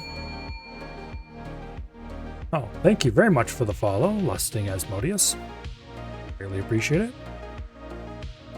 Because I was interested in low-level hardware design a lot when I was younger. And I've done things like reverse engineer a little bit with reverse engineering file formats, stuff like that. A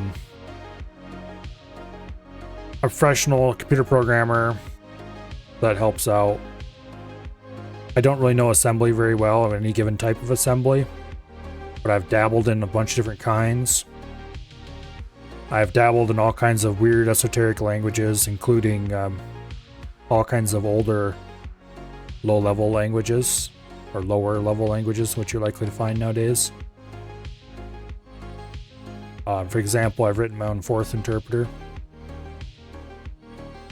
just for the fun of it. I would never use it for anything serious because it didn't get far enough to actually implement most of the words you would need to do serious work, but the actual guts of the interpreter function. I've written a Lua VM from the ground up. Things like that. A lot of my interests lie very close to how machines work at a low level. Machines being computers. And so while I do bang my head against the wall occasionally, the leading cause of head banging is usually I'm trying to overcomplicate it, or I'm forgetting a concept that I used to know. Was there another Crabs patch? Bonus chest is now 200 kills. Thought it was 500 last time. It was 500 last time. Let me look. Oh, there's a message in patch notes. Improved aiming. It felt clunky to aim, especially with the Seagull in some cases, so the camera height has been adjusted to be more comfortable to aim, as well as faster aim zoom time. Okay. Reduced fire rock destructible explosion damage and radius. Made various CU outline improvements. I'm skipping a lot of text here, by the way. Hit marker audio can now stack, making hit markers more satisfying on shotguns and other weapons. Ooh. Reroll totem price scaling per reroll slightly reduced. The easy enemy waves now have less enemies and spawn faster and wave islands to keep the pace up. Bonus chest elimination threshold reduced from 500 to 200. Okay. Bumping the perk up to epic in the previous update has done enough to make it much harder to reliably scale on a normal run. Faulty chests chance from unchosen loot to not disappear buffed from 10% to 15%. Oh. Okay. Man, that's good. Okay. And that's the extent of the patch notes. But yeah, there was a new patch. I'm gonna have to play with that sometime. Probably Monday.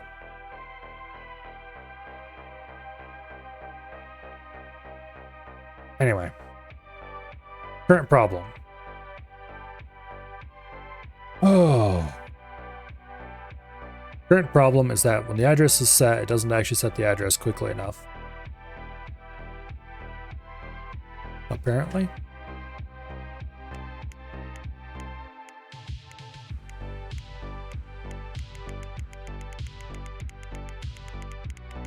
Let's just click real fast and get through the first loop.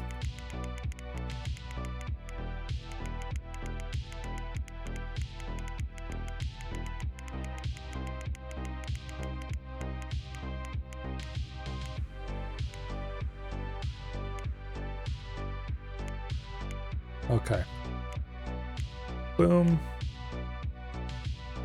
Boom. Okay, now.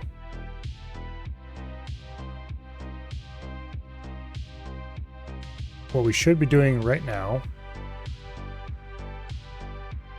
is the addition. Now we're doing the less than check. It fails, so we don't jump. And now we should be doing load immediate 0 to ADR.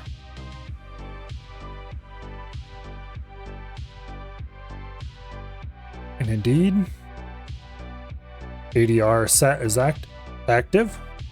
0 is provided on the data line.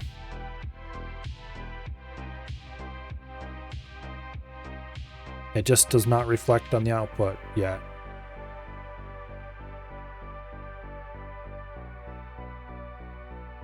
Okay. I think that I'm going to change the way this computer works slightly. First of all, we don't need ADR and bank on the bus. Flags, someday, maybe. ADR and bank, probably not. Also, the way we do flags on the bus is probably going to be as individual flags, not as a collective register. And we're likely going to need a way to set them as well from remotely. Okay, so ADR, I'm going to remove you. We're going to put a simple 8-bit register in there.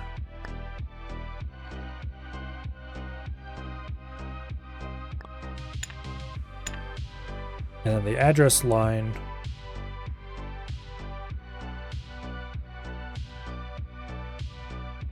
if we request memory, this line will light. So if this line is lit, we need to light the load on that.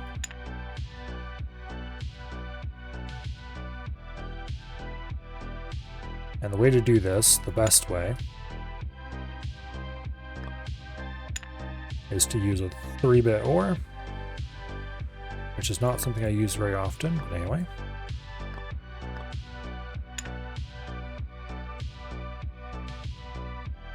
And this line goes to there.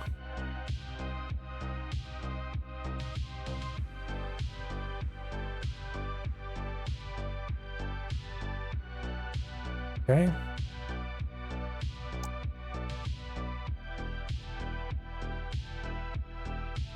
Store enable, store 0. Boom. Okay.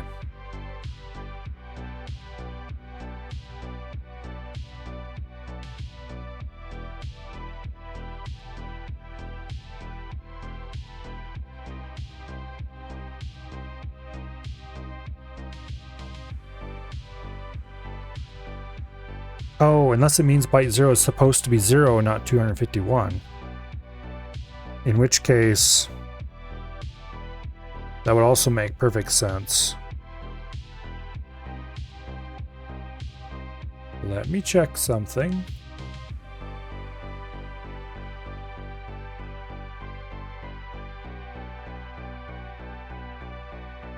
Okay.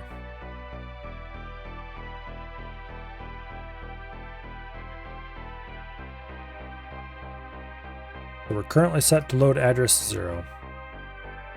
Boom, boom, boom.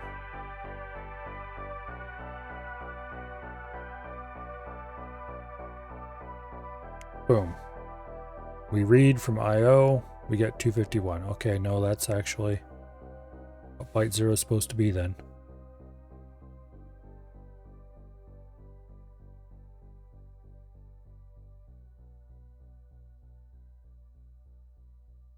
Makes no sense. Okay, let's repeat this instruction a second time, just to add a bit of delay. And let's see if that works. Here.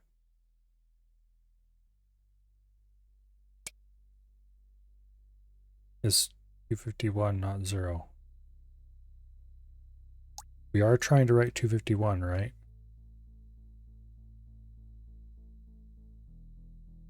No, we are not. Okay, so the problem lies elsewhere. I did not notice this before. Okay, 251 is going in there. 251 is coming out here. Why is this wired to that wire? That is not where that gets wired at all.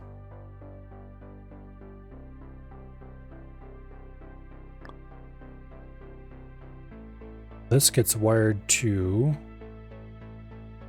Actually, that's a great question. Where does it get wired to?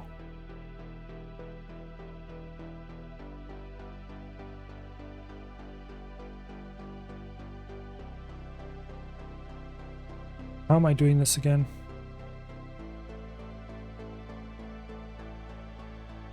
We don't need that. Move memory to IO.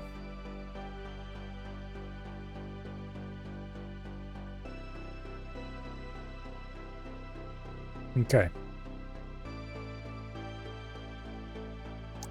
So 251 should be coming out on argv1, which indeed it is.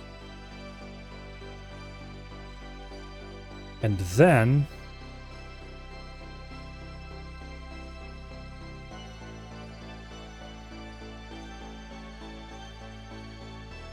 it should be being copied to result v, which should then go to the IO.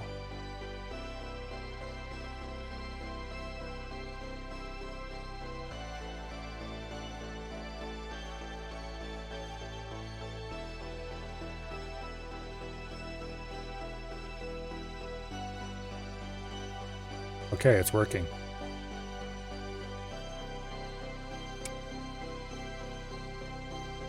Except it's not working. It worked through the first test, not through the second test. Byte 1 is 216, not 0. Why did it write 0 to 31 for the second test?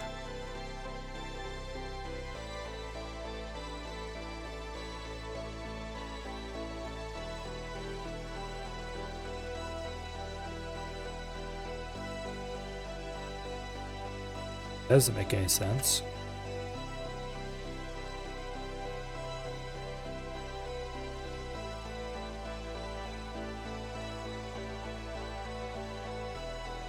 Okay, we make sure to clear the machine completely.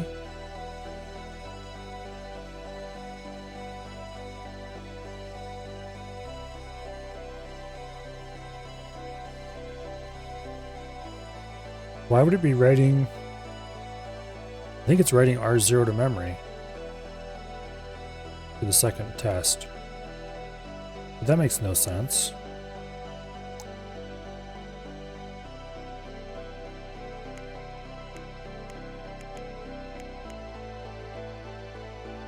How'd it pass the second test and not the second one?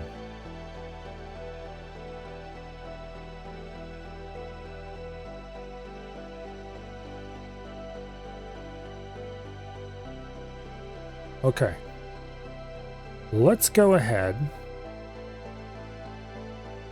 and insert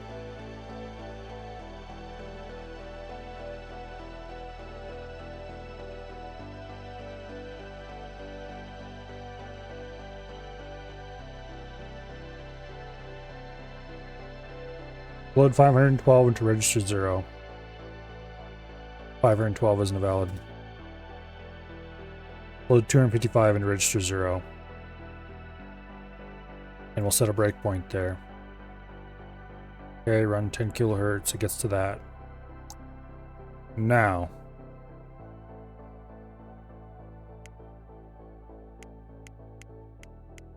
What the world is it doing at the end there?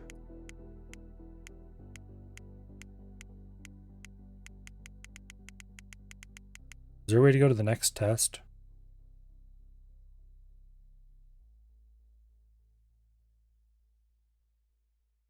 Manually?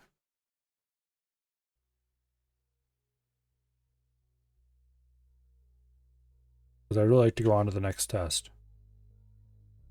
Because for some reason the first test is succeeding and the next one, second one's failing.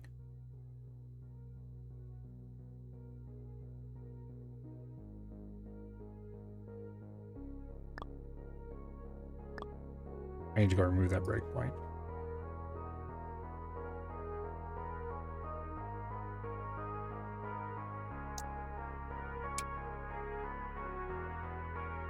Flight 1 is 216, not 0. Wait, is this the first test? It actually be the first. Wait, that makes no sense.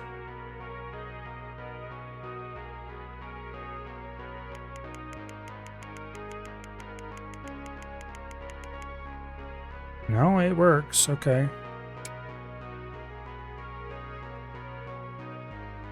Here, let's set a breakpoint at the beginning. Boom.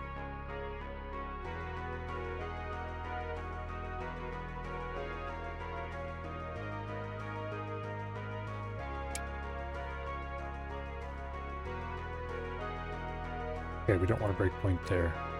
We want a breakpoint at the beginning of the loop. Boom.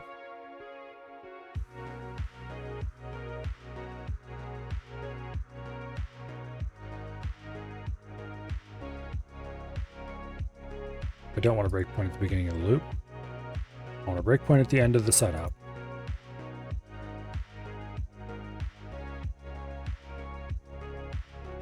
Okay.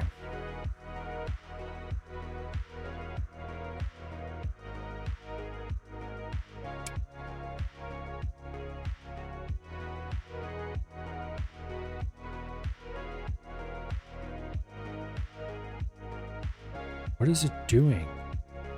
It still says test 1, but I'm not sure if that's true or not.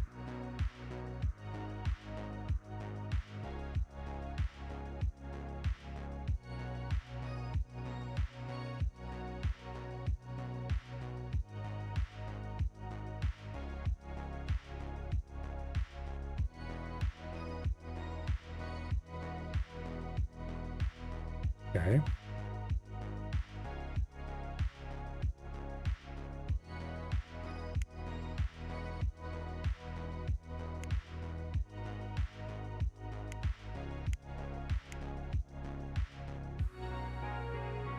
And now it's reading 1. Where's it getting 1 from?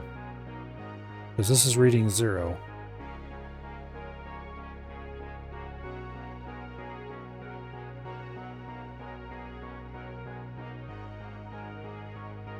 Somewhere some wires are getting crossed. Because this should be...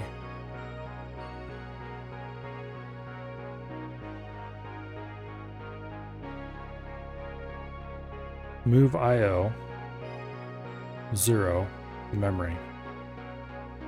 The IO is 1. That is indeed what is being put out into this line.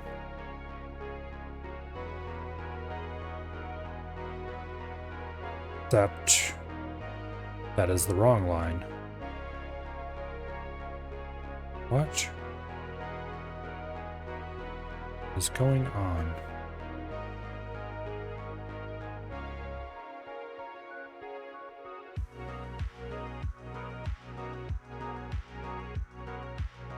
What in the world is it doing?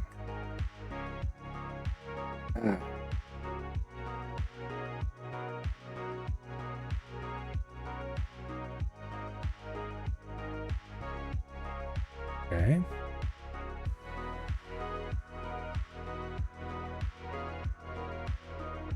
Um, 11:30. I probably should wrap this up sooner rather than later. I really want to see this run though. Okay, so where is it getting this value? It's getting the value off the result v line, of course. Where is the result v getting the value? That is an excellent question.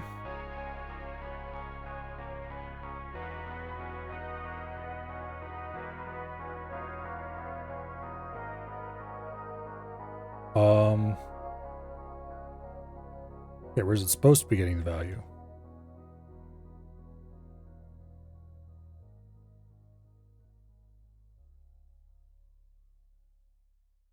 It's supposed to be getting it from this. And this is outputting 0.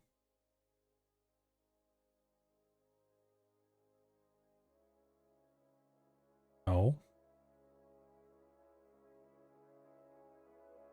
Result v is supposed to be 0 plus 0. That's how move is implemented. And indeed, we are doing 0 plus 1 down here, which results in a value of 1, which is indeed being written out to result v. Why are we getting a 1?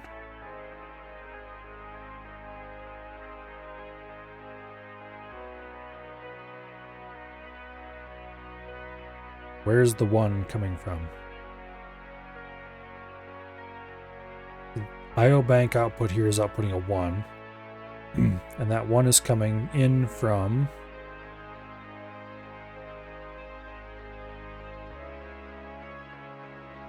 ADR.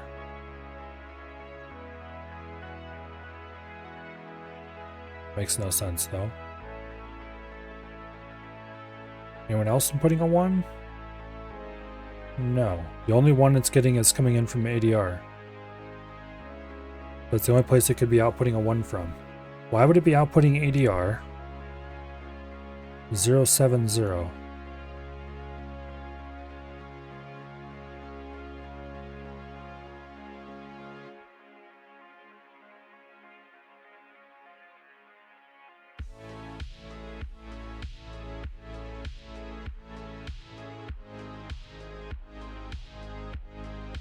Okay.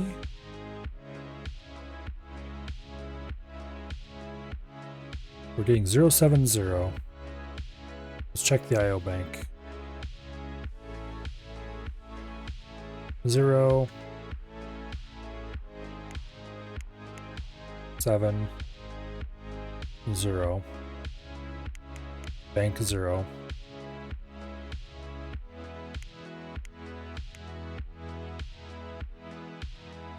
Okay.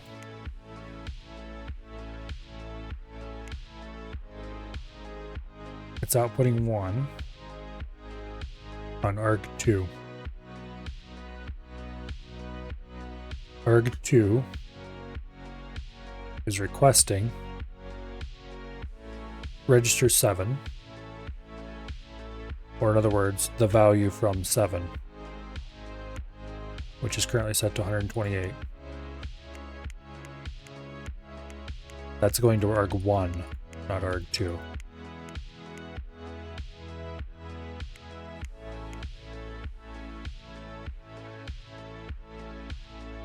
Why have this thing wired backwards internally? Again, in a shockingly different manner.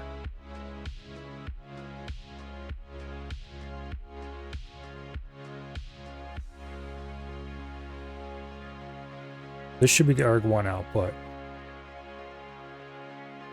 arg1 is currently output set to output 7.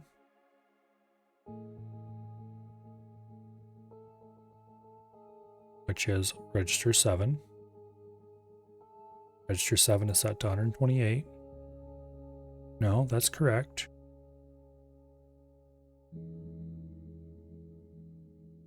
Okay. arg2 is 0, which means it requests the value from R0, which is 1, which is also correct.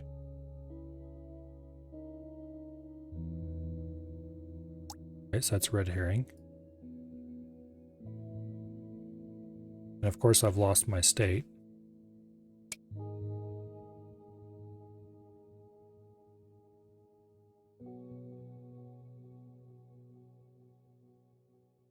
And getting it back is a pain in the ass because it's weird.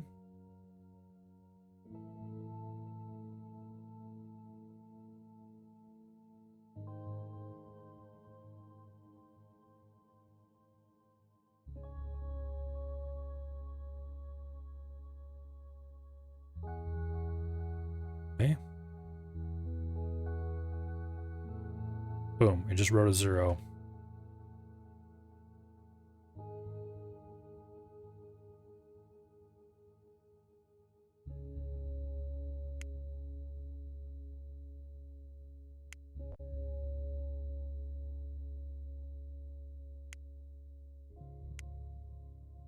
Okay, now it's moving a 1. Why is it moving a 1? Where is the 1 coming from? Without putting a 1 here. From arg2.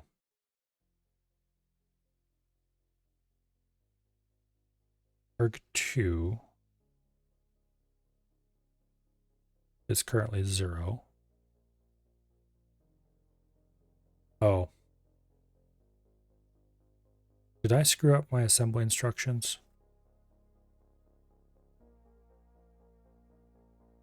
Because move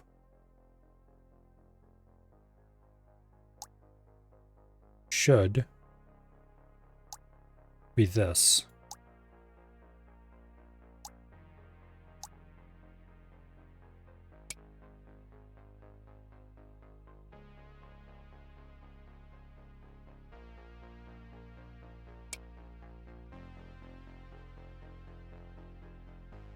Okay. That definitely did not fix it.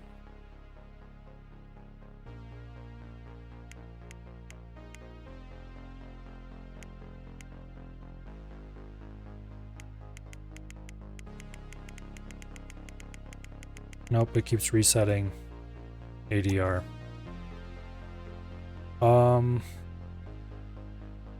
Why does it keep resetting ADR?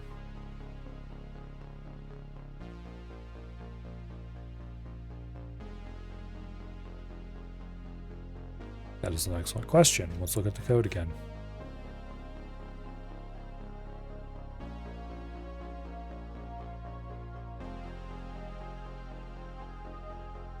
The move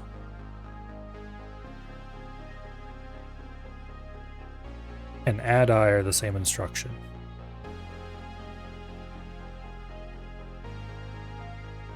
They take the first argument, they take the second argument as an immediate, they add them together and they store the result. So you always need to have a second argument of 0 when using move.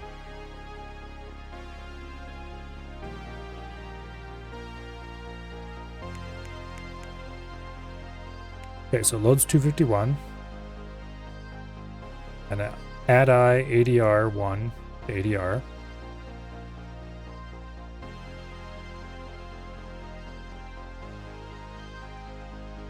Okay.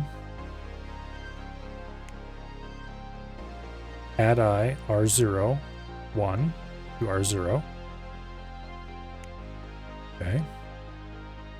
Less than R0 R1.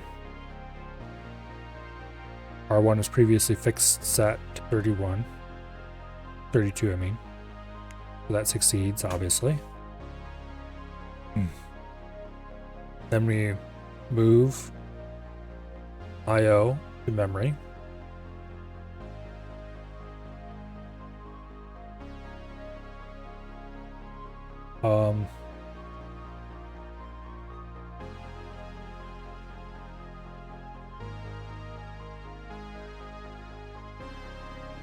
I need to address enable for either of these wires.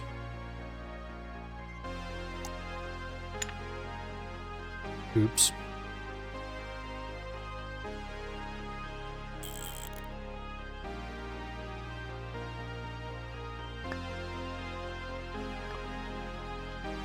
It would probably help if I actually address enabled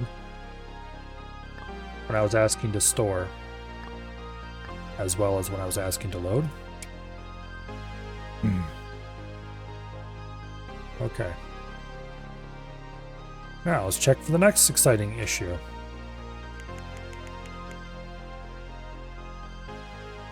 Reload 251, 216, 20. Okay, looks beautiful. Looks like doing exactly what it should. Right?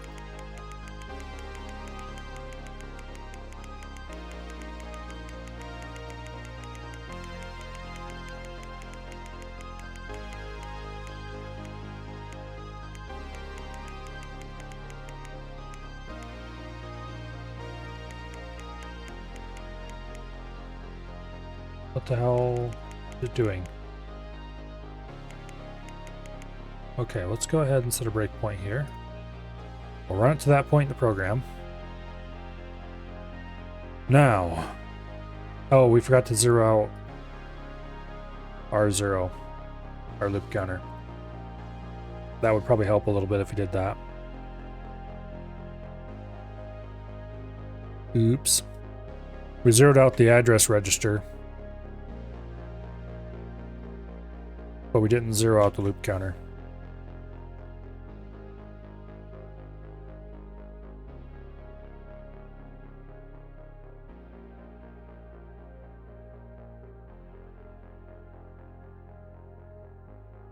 And now it's writing zeros.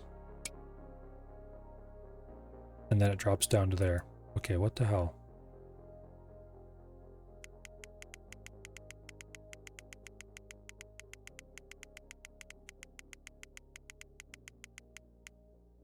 Oh, we jumped to R loop instead of W loop. Oops. There we go. All right. Finally.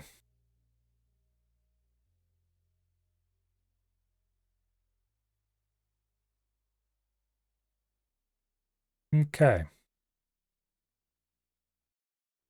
We've unlocked the RAM.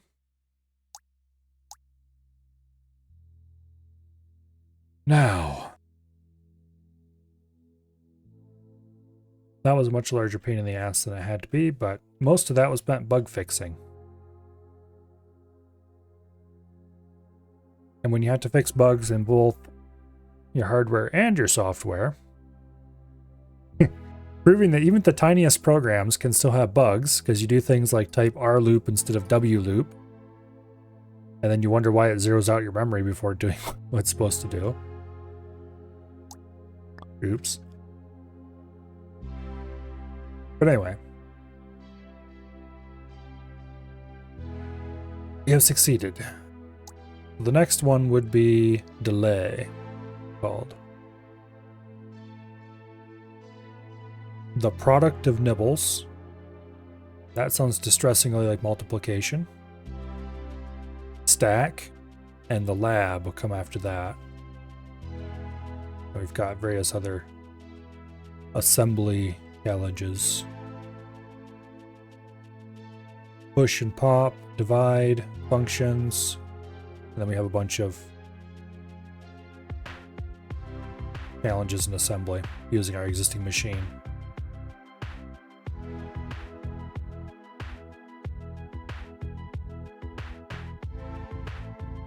This should be quite interesting. But that'll be quite interesting tomorrow because I need to go to bed. Because if I don't, I won't get up in time to play tomorrow. I already started late today. Oh, let's see. Is anyone doing anything? Wasted's playing DayZ.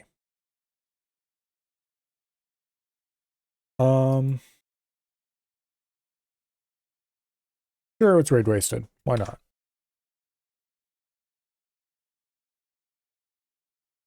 He seems to be looking at a map or something. I don't know what he's talking about. We'll go over there and find out.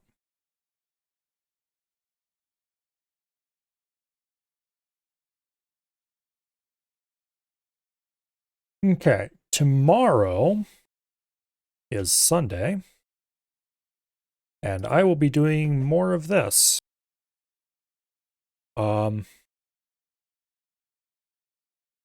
Yeah. We'll see what kind of weird shenanigans we can get our poor computer up to. Give it a few improvements.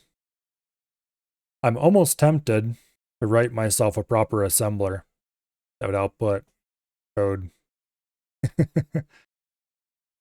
But that would be a really good idea. Probably a bad idea. Anyway. But I'm not doing it tonight anyway. For now, I hope you guys all enjoyed over at Wasted's, and I will see you all later. Good night, and goodbye.